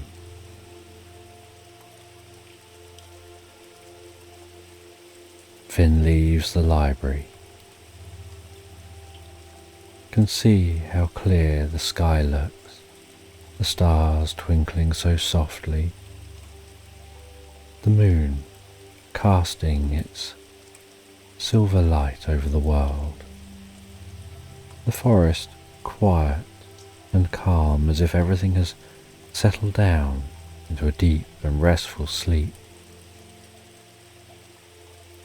He finds his way back home, settles down at home before going to bed, where he drifts and floats so peacefully, so relaxed asleep, into Slumberland. And in the heart of a quaint, weathered cottage, nestled at the edge of a sleepy village, lies a room where time seems to stretch and yawn with every passing hour. This room is a haven of softness and warmth, a place where the world outside slips away, leaving only the comforting embrace of tranquility. The walls here are adorned with faded floral wallpaper, which exudes a quiet charm, their colours softened by years of gentle sunlight. Every corner of the room speaks of comfort, from the plump, overstuffed cushions that spill across the floor like contented cats, to the well-worn blankets that drape lazily over the arm of an old rocking chair, inviting anyone to settle in and rest. And in the centre of this room, bathed in the golden glow of the late afternoon sun, lies Whiskers, the large, fluffy cat, his fur a luxurious mix of cream and caramel, each strand catching the light and gleaming as if woven from spun silk. Whiskers is a master of relaxation, a creature who has perfected the art of doing nothing with grace and elegance. He sprawled across his favourite cushion, a plush, deep blue pillow that has moulded itself perfectly to the contours of his body over the years. The cushion sits by the window, where the sunlight pours in like warm honey, pooling around Whiskers and creating a cocoon of warmth that he sinks into with a contented sigh. The room is filled with the scent of fresh lavender, a calming fragrance that drifts in through the open window, mingling with the faint, earthy aroma of the garden outside. The gentle breeze carries with it the soft rustle of leaves and the distant hum of bees busy with their late afternoon tasks. But these sounds barely register with Whiskers, who's far more interested in the warm, drowsy feeling that spreads through his body, making his eyelids grow heavier and heavier. Whiskers stretches lazily, his limbs extending in a slow, languid motion that speaks of utter contentment. His back arches gracefully, and his claws, sharp and white, peek out from their velvety sheaths as he flexes them against the cushion. With a low, rumbling purr, he rolls onto his side, his fur rippling like a field of golden wheat in the gentle breeze. The sun's rays dance across his body, highlighting the subtle variations in colour, from the deep caramel of his back to the creamy white of his belly. He closes his eyes, the world around him blurring into a haze of warmth and light. As he settles deeper into the cushion, the room seems to respond in kind, growing quieter, more peaceful. The ticking of the old clock on the mantel slows to a soothing rhythm, like the steady beat of a heart at rest. The sunlight, warm and soft, seems to sink into Whiskers' fur, melting away any last remnants of wakefulness. His breathing becomes slow and steady, each exhale a sigh of contentment. The soft sounds of the room, the whisper of the breeze, the creak of the floorboards, the distant chirp of a bird outside, all blend together into a lullaby that lulls Whiskers into a state of deep, restful relaxation. The world outside the window begins to blur as Whisker's mind drifts further and further into a dreamlike state. The sun, now low in the sky, casts long golden beams across the wooden floor, creating patterns that dance and sway like leaves floating on a gentle stream. These patterns seem to draw Whiskers deeper into his cushion, as if the very light is encouraging him to sink down into the soft embrace of sleep.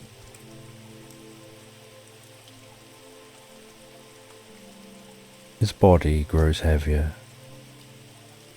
His eyelids droop lower, and the world around him fades into a peaceful golden haze. The lines between waking and dreaming begin to blur, and Whiskers is on the edge of slipping into a world where time stands still, and all that exists is the warmth of the sun, the softness of the cushion, and the soothing rhythm of his own breathing. It's a moment of perfect peace, a pause in the flow of time, when nothing matters but the simple pleasure of being warm, safe, and utterly, blissfully relaxed. Yet, just as he's about to drift off into the welcoming arms of sleep, a new sound reaches his ears, something soft and fluttering, like the whisper of wings or the rustle of a delicate leaf. It's a sound that doesn't belong to the usual symphony of the room, a sound that tugs gently at the edge of Whisker's awareness, pulling him back from the brink of sleep and into a state of curious alertness.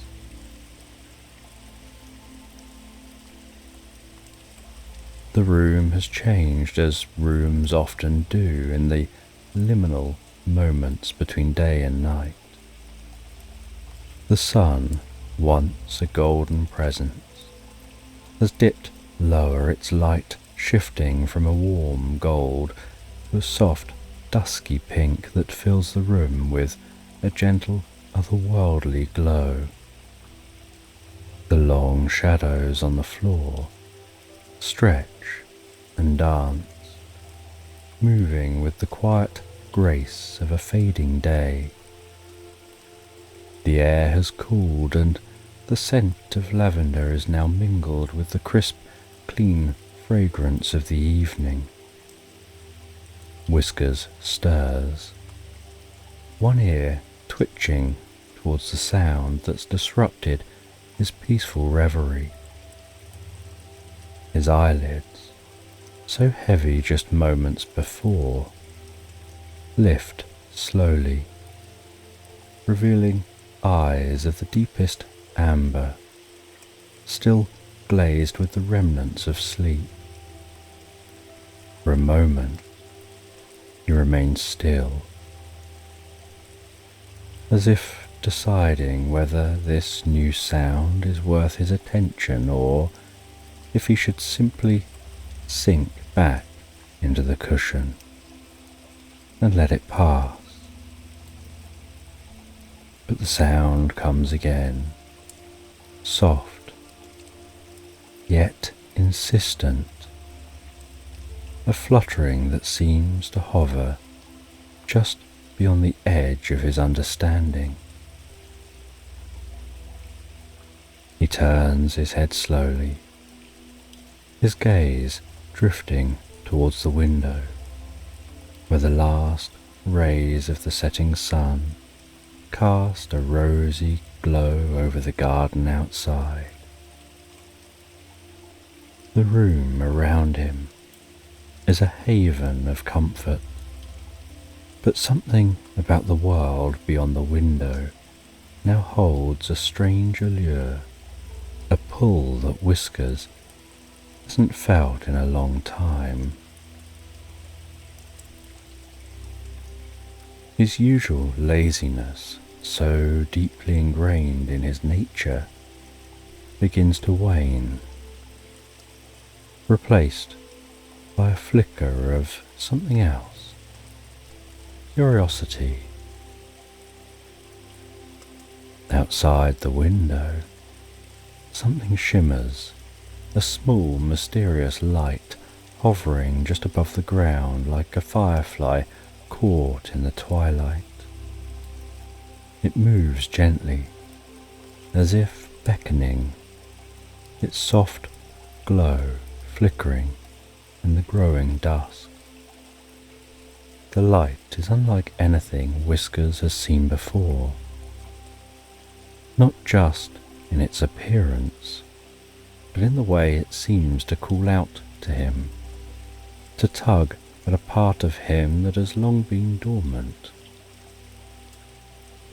It's a light that stirs something deep within his heart, a whisper of adventure, a promise of something more than the warm, comfortable world he knows. Whiskers blinks, his eyes focusing on the light as it dances before the glass. His curiosity, once a small ember, begins to grow, fanned by the gentle breeze that now drifts in through the open window. The cool air brushes against his fur, sending a small shiver down his spine, a sensation that's both invigorating and oddly soothing. The laziness that once held him captive is now giving way to a sense of wonder, a desire to explore, to understand the source of this strange, captivating light.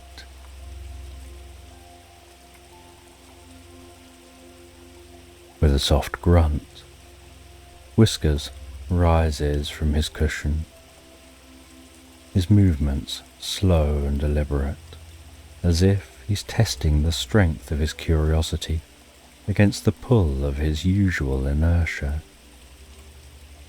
His paws touch the wooden floor, the cool surface a stark contrast to the warmth of the cushion. And he stretches once more, his back arching gracefully as he prepares to investigate this new, intriguing presence. He pads towards the window, each step quiet and measured, his body low and sleek, moving with the fluid grace of a cat who's not yet fully awakened, but is drawn irresistibly towards the unknown. The light outside flickers again, brighter now, as if it knows that it's captured Whiskers' attention and is urging him closer. It hovers and dips, like a playful sprite leading him to the window, where he pauses, his nose just inches from the glass.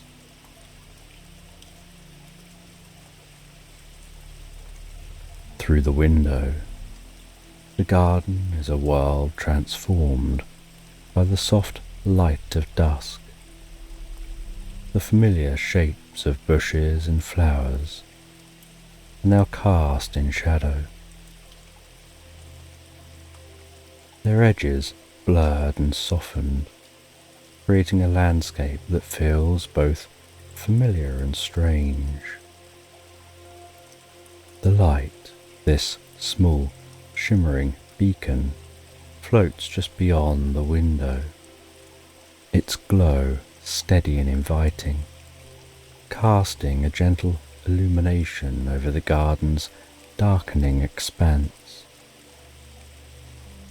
Whiskers feels the pull of the light stronger now, a tug that resonates deep within him, stirring a sense of curiosity that he can no longer ignore.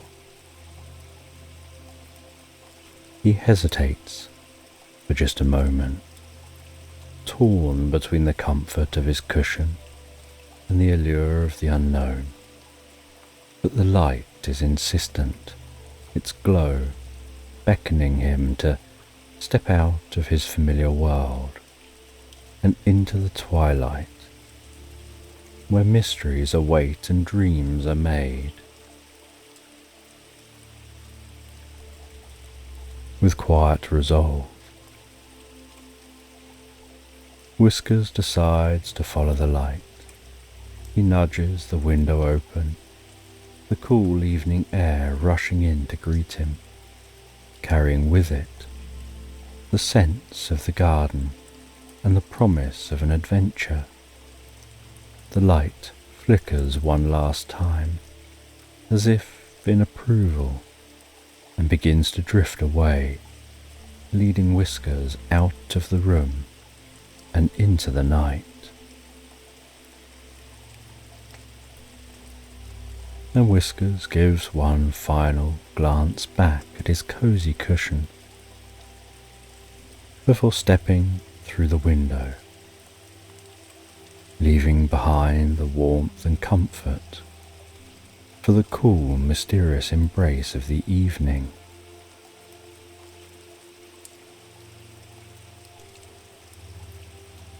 And as the night unfolds, like a velvet curtain as Whiskers steps into the garden, the air is cool and crisp, a refreshing contrast to the lingering warmth of the day. It wraps around him like a soft, comforting blanket,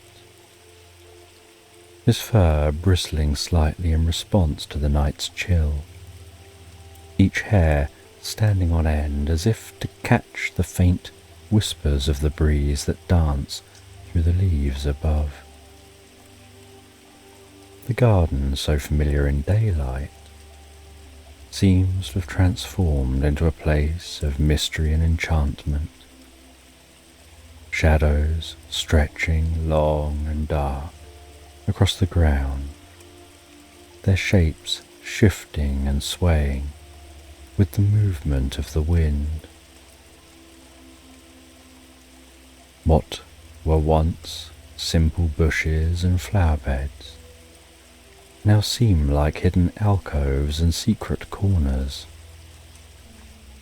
each one holding the potential for discovery.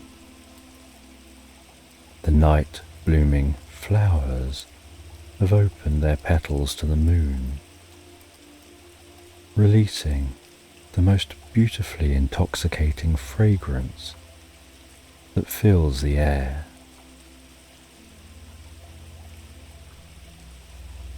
A scent that evokes secrets and dreams of places and stories yet to be uncovered. And above Whiskers, the sky is a deep indigo canvas, dotted with the first stars of the evening, twinkling gently like tiny pinpricks of light in a vast expanse of darkness.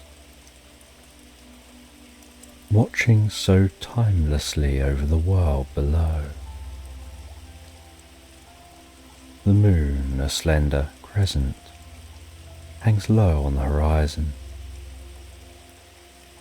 its silver light casting a soft ethereal glow over the garden, the light mingling with the mysterious shimmer that Whiskers has been following, creating a pathway of silvery luminescence, beckoning him forward and deeper into the night.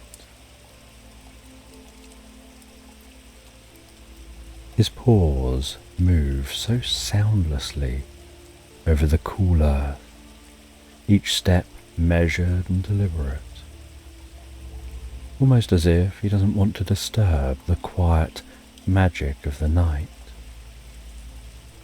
The ground beneath him is soft, cushioned by a layer of fallen leaves that give the faintest crunch under his weight. The garden feels alive in a way that it doesn't during the day, with every rustle of leaves, with the gentle sound of the breeze adding to the sense of mystery hanging in the air.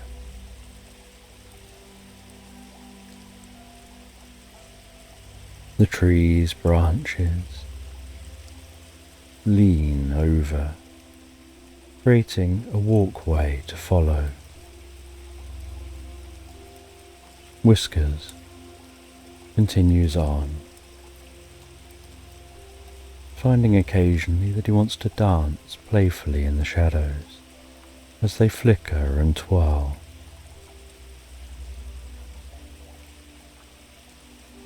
And he continues on, growing a deeper sense of curiosity and wonder.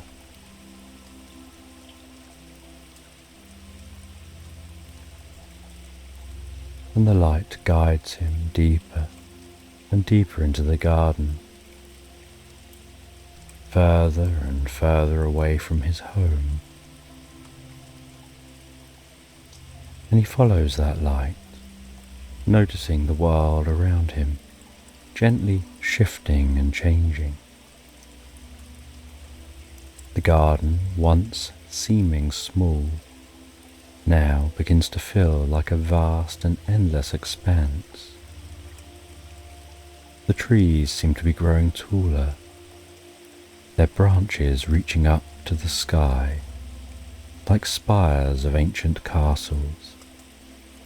The flowers seem to glow faintly in the moonlight, swaying in time with the rhythm of the breeze. The petals brushing against Whiskers' fur as he passes, leaving a trail of their sweet, sleepy scent in his wake. And the further he goes, the more absorbed he becomes in the world around him. The cool air, the soft sounds, the gentle light, all lulling him deeper into a state of peaceful relaxation. His body moving automatically, his mind drifting further and further into the realm of dreams. The garden, with its usually familiar paths and well-known nooks, has become a gateway to something beyond, a portal to a world where anything is possible, where the boundaries between reality and fantasy blur and fade away. And Whiskers continues to follow that light as it weaves through the trees.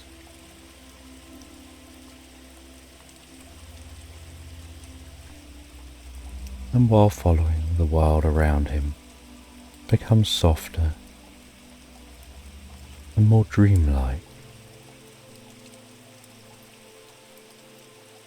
and the light stops, hovering just in front of a large, ancient oak tree. The tree is immense, its trunk thick and gnarled,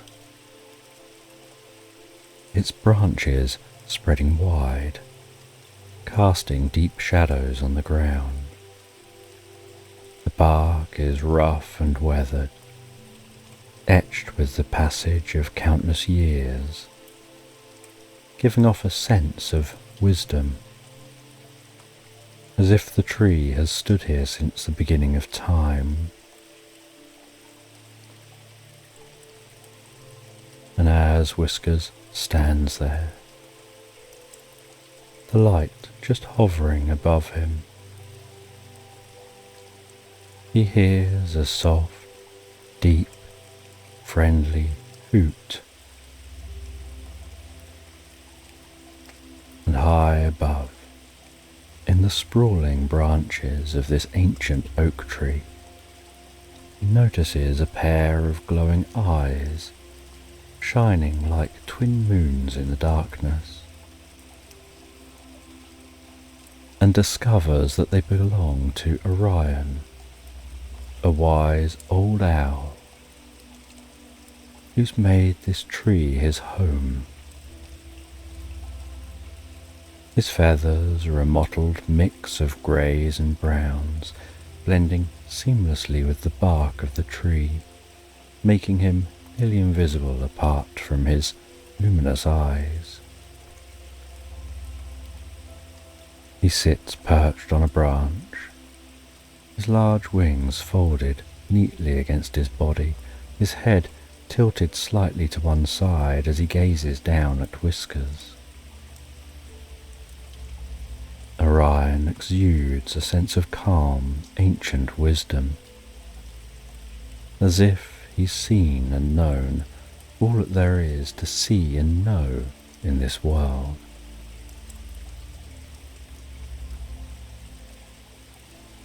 There is something deeply comforting about his presence that makes Whiskers feel safe and at ease, almost like he's in the company of an old friend. Orion hoots softly, the sound deep and melodic, resonating through the still night air, a sound that seems to echo in the heart, stirring something deep within Whiskers, a recognition of the ancient rhythms of the world, of a connection between all living things.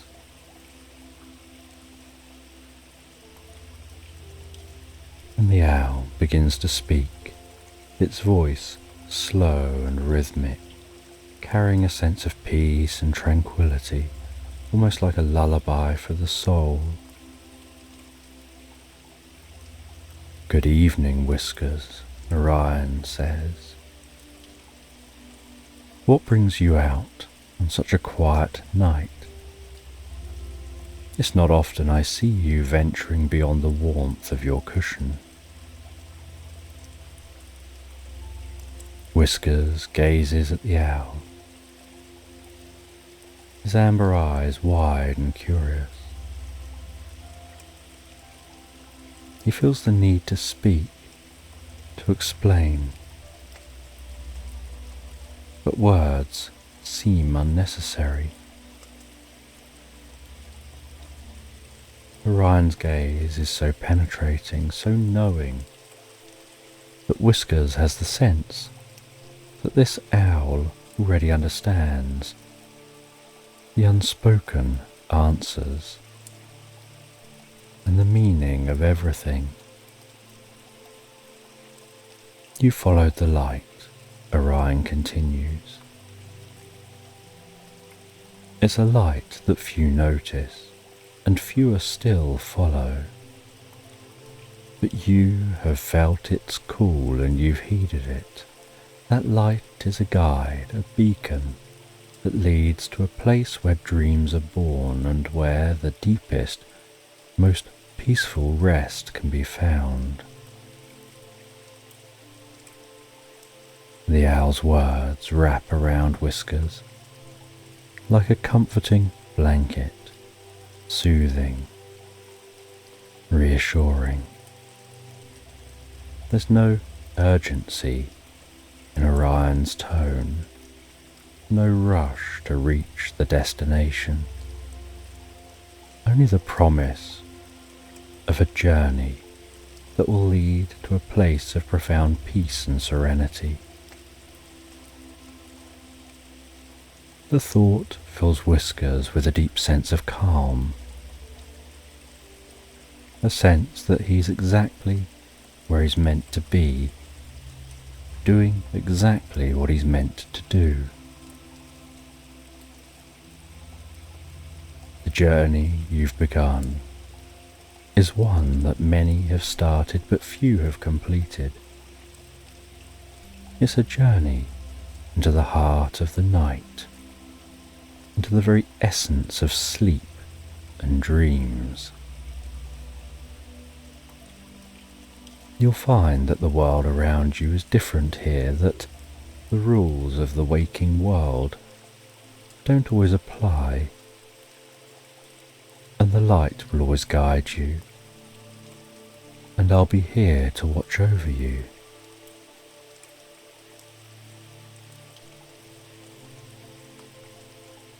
And Whiskers felt a deep sense of gratitude and a positive warmth settle into his heart. He nodded gently, acknowledging Orion's words.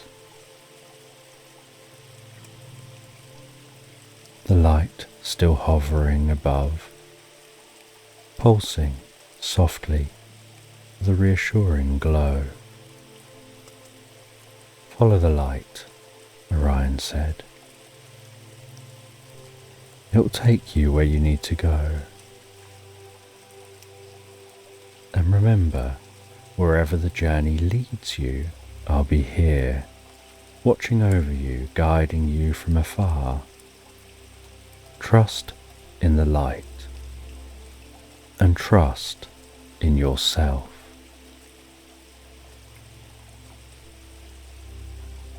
And as Orion finished speaking, he spread his wings with a silent, graceful motion, dropped off the branch, and flew into the darkness.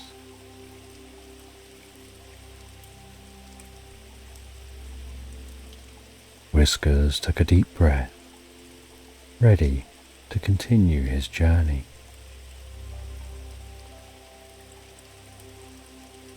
The mysterious light leading him further and further through the garden, away from any sense of familiar surroundings, the world seeming to grow quieter with each step.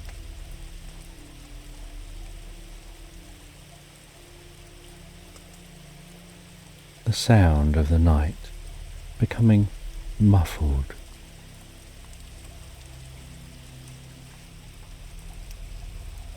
The light dipping low, hovering close to the ground as it approaches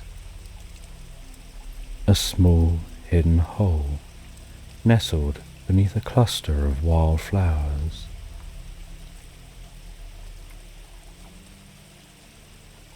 The flowers' petals shimmer faintly in the moonlight, creating a gentle glow that illuminates the entrance. The light pauses at the entrance. Whiskers hesitates for a moment as he peers into the small dark hole. The scent of earth and moss gently meeting his nostrils. With curiosity, he lowers his head and starts to head into the hole. He finds that the descent is smooth and easy. The earth is cool and soft. The tunnel is lined with gentle moss, offering up a soothing texture against his fur.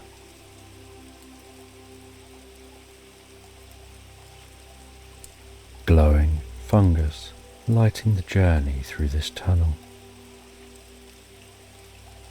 Like the walls are covered in twinkling stars, this tunnel giving off a sense of peace and calm and comfort, like a sanctuary hidden within the earth.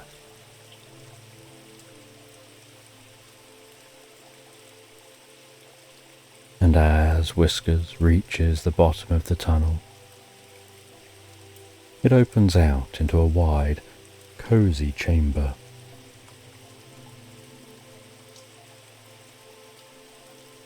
The floor covered in a thick carpet of dried leaves and soft grasses. The freshest, most pleasant scent rising from the ground, like a spring meadow, the air warm and comfortable.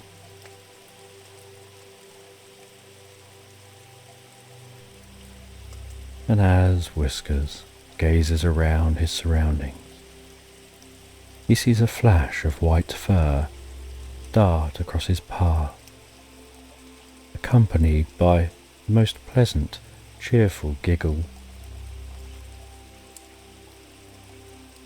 And he spots a small, energetic rabbit bounding around, its eyes wide and sparkling with mischief.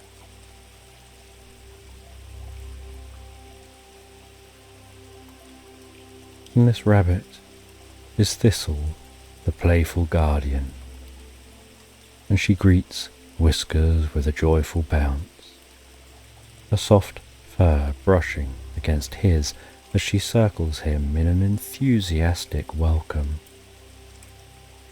"Hello there," Thistle exclaims, her voice high and sweet, filled with the unbridled joy of a creature who knows nothing of worry or fear. "Welcome to my cosy little burrow. It's not often we get visitors down here, especially not from the world above. You must be a very special being." Whiskers feels a warm smile spread gently across his face, the infectious energy of the rabbit lightening his heart. He watches as Thistle bounces around him, her movements quick and graceful, as if she's dancing to a tune that only she can hear. There's something so pure and carefree about her. "Come, come," Thistle urges, her voice like the tinkling of bells. "You must be tired after your journey. Why don't you rest here for a while?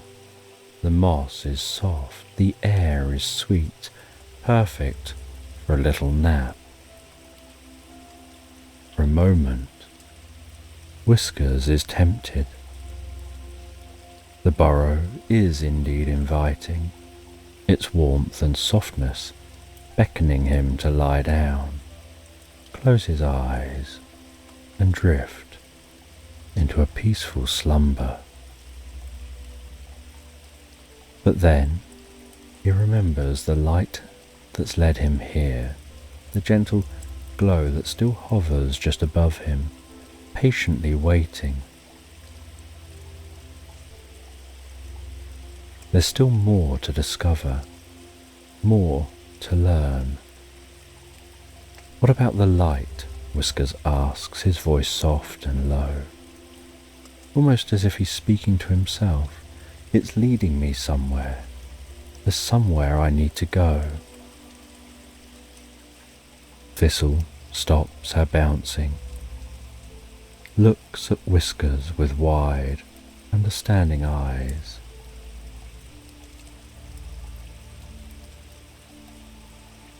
And then nods.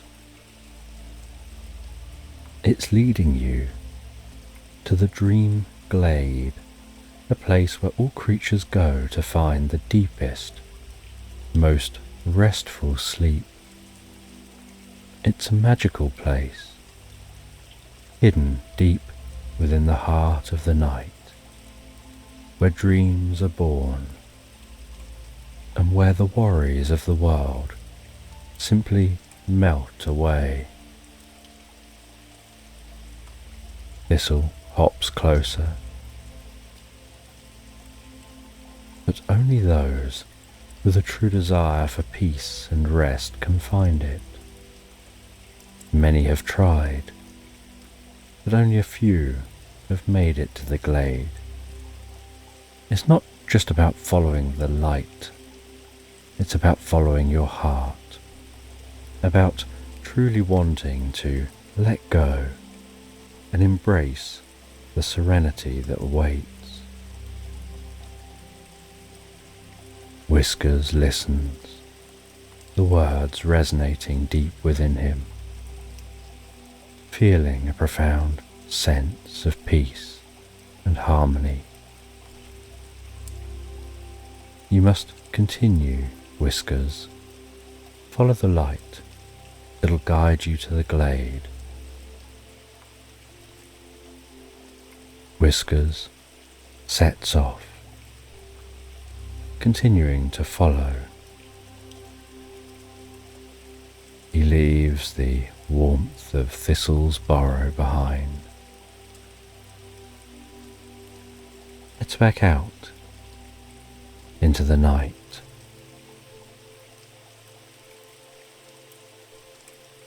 The air has become cooler, more crisp.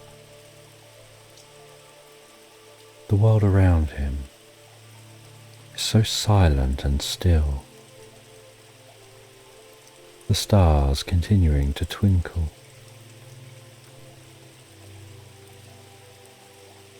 He heads towards a bubbling stream. The stream winds so gently through a moonlit meadow, its waters glowing faintly as they catch the light of the stars. The sound of the water, a quiet, soothing melody, a soft murmur filling the air with a sense of peace and tranquility. The grasses on the bank of the river, swaying gently in the breeze. Whiskers approaches the stream. He walks slowly and deliberately. There seems to be something magical about this place. Something that makes him feel as if he's standing at the threshold of a dream. The clear and cool water, reflecting the sky above, creating the illusion of another world just beneath the surface. Whiskers gazes into the stream, his eyes drawn to the reflection of the stars, and for a moment he feels as if he could step into that mirrored world and lose himself deeply in its serenity.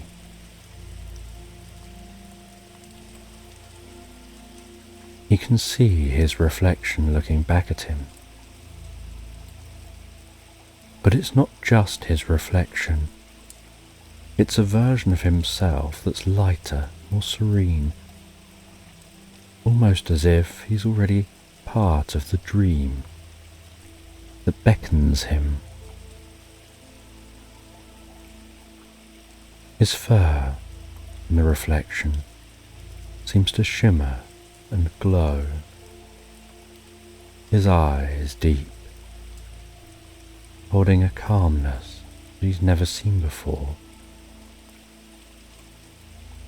The stream continues to hum, its relaxing melody resonating deep within Whisker's soul. Like a song of rest, of letting go of worries and cares that weigh on the heart. As he listens to that stream, he can feel those worries melting away, dissolving like mist in the morning sun.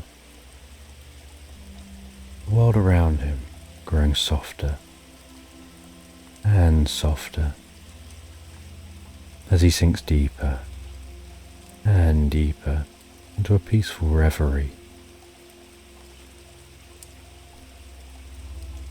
discovering that the stream is a guide, a gentle presence leading him not just physically but mentally deeper to the heart of his journey. The light just hovering above the stream, pulsing in a gentle rhythm, urging Whiskers to let go, to let himself be carried on the current of dreams. And Whiskers steps closer to the stream, the cool water lapping at his paws, the sensation making him feel as if he's standing on the edge of two worlds, one waking, one of sleep.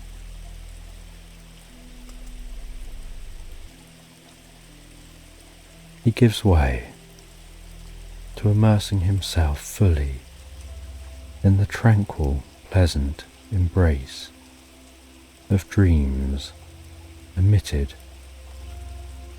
by the stream.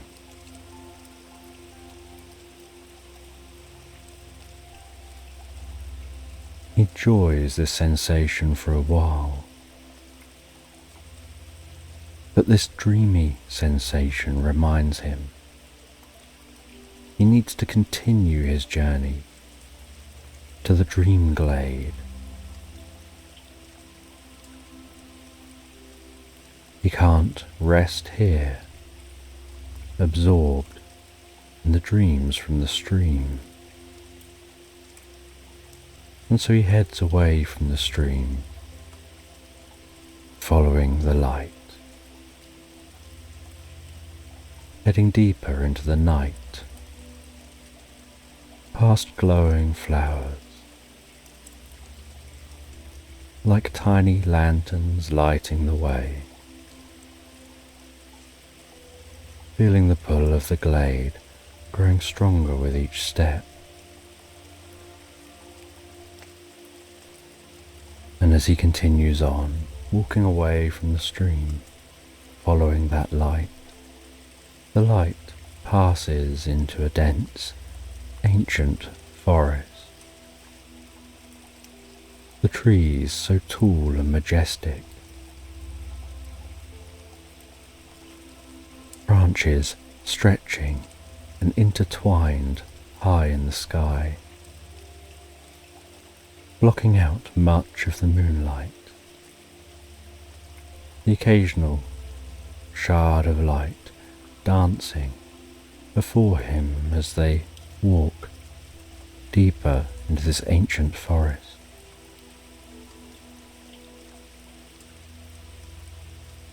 This forest seems so magical, a place where he can imagine souls go to rest and find peace. The light ahead weaves through the trees like the most gentle breeze as Whiskers follows.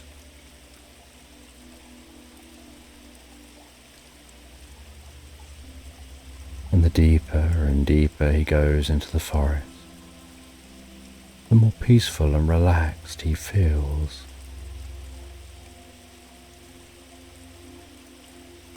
And in the heart of the forest,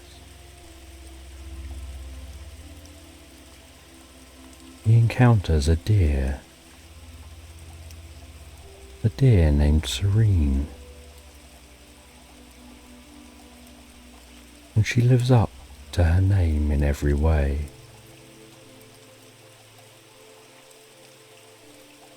She gives off a deep sense of kindness and calmness and deep understanding. She has soft and brown fur, moves so gracefully and unhurried, as if she has all the time in the world.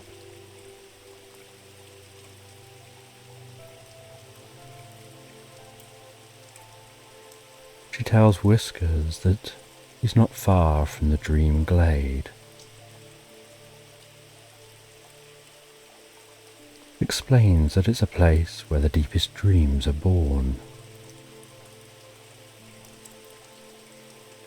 and that he'll find it tonight.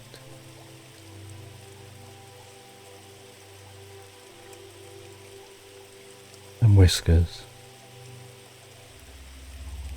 feels a deep sense of serenity from Serene, before noticing the trees beginning to part beyond her,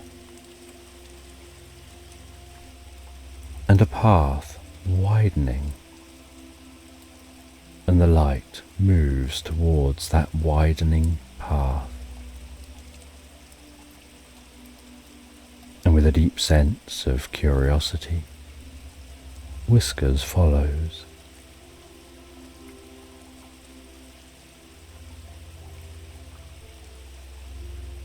And through that opening path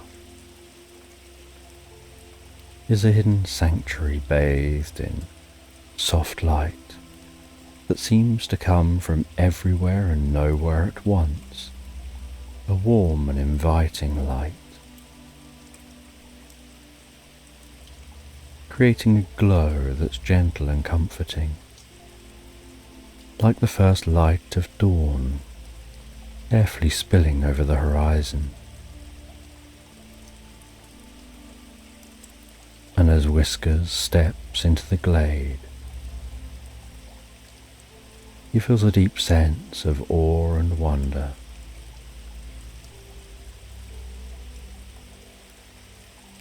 The air seems to be filled with a distant sound of chimes,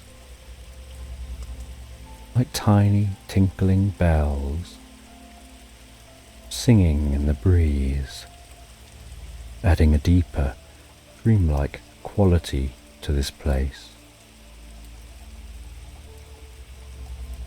And in the centre of this glade is a small, crystal clear pool of water that's perfectly still. And Whiskers feels he could almost step into the pool and sleep on the surface, floating under the most peaceful night sky.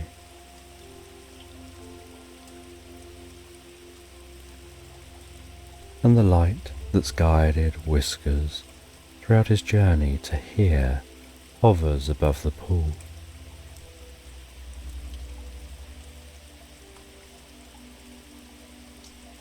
And Whiskers gazes into the water. And the longer he gazes into that water, the deeper and more profound his experience becomes.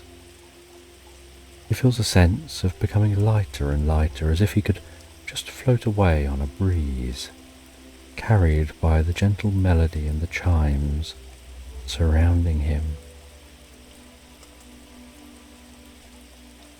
And while gazing into the water, feeling a deep sense of peace and calm,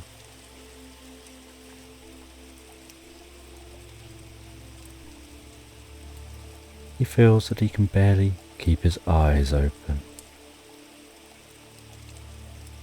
as if dreams are approaching. He feels a deep sense of contentment, deeper than he's ever felt before, as if every worry, every care, all discomfort is lifted from within him, leaving just pure peace and calm.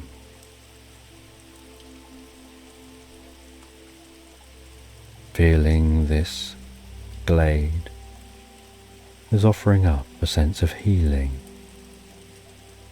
renewing his mind and body,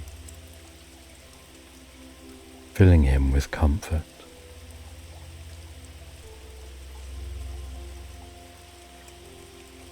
As he drifts deeper asleep, absorbed in the dreamlike atmosphere of the glade.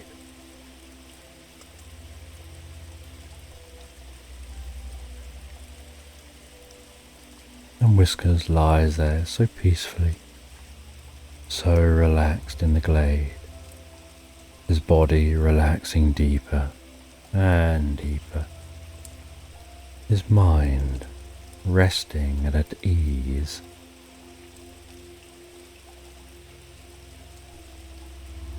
His heart feeling a deep sense of contentment and serenity and love.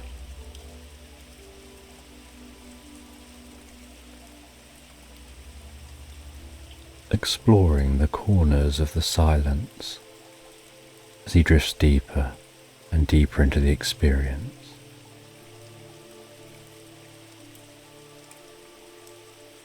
And after some time in this glade, experiencing the most profound sleep, he starts his journey home following that light, the light guiding him all the way back, until he finds himself back at the cottage through the garden. He jumps back up onto the ledge of the window, the light turning and seeming to almost acknowledge him, before wistfully disappearing off and vanishing from sight. He jumps down from the ledge,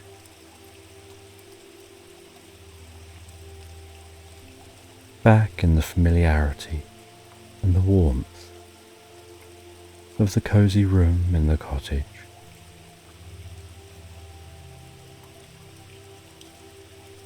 Noticing that fresh lavender scent once more. As he heads back and rests back down on his favourite cushion, curling himself up on its inviting surface and sinking down into a profound sense of peace and relaxation, stretching lazily, closing his eyes, beginning to dream about his journey to the dream glade and back again. What he saw, what he heard, the smells, the experience, before drifting and floating deeper and deeper asleep, so profoundly all night long, into Slumberland.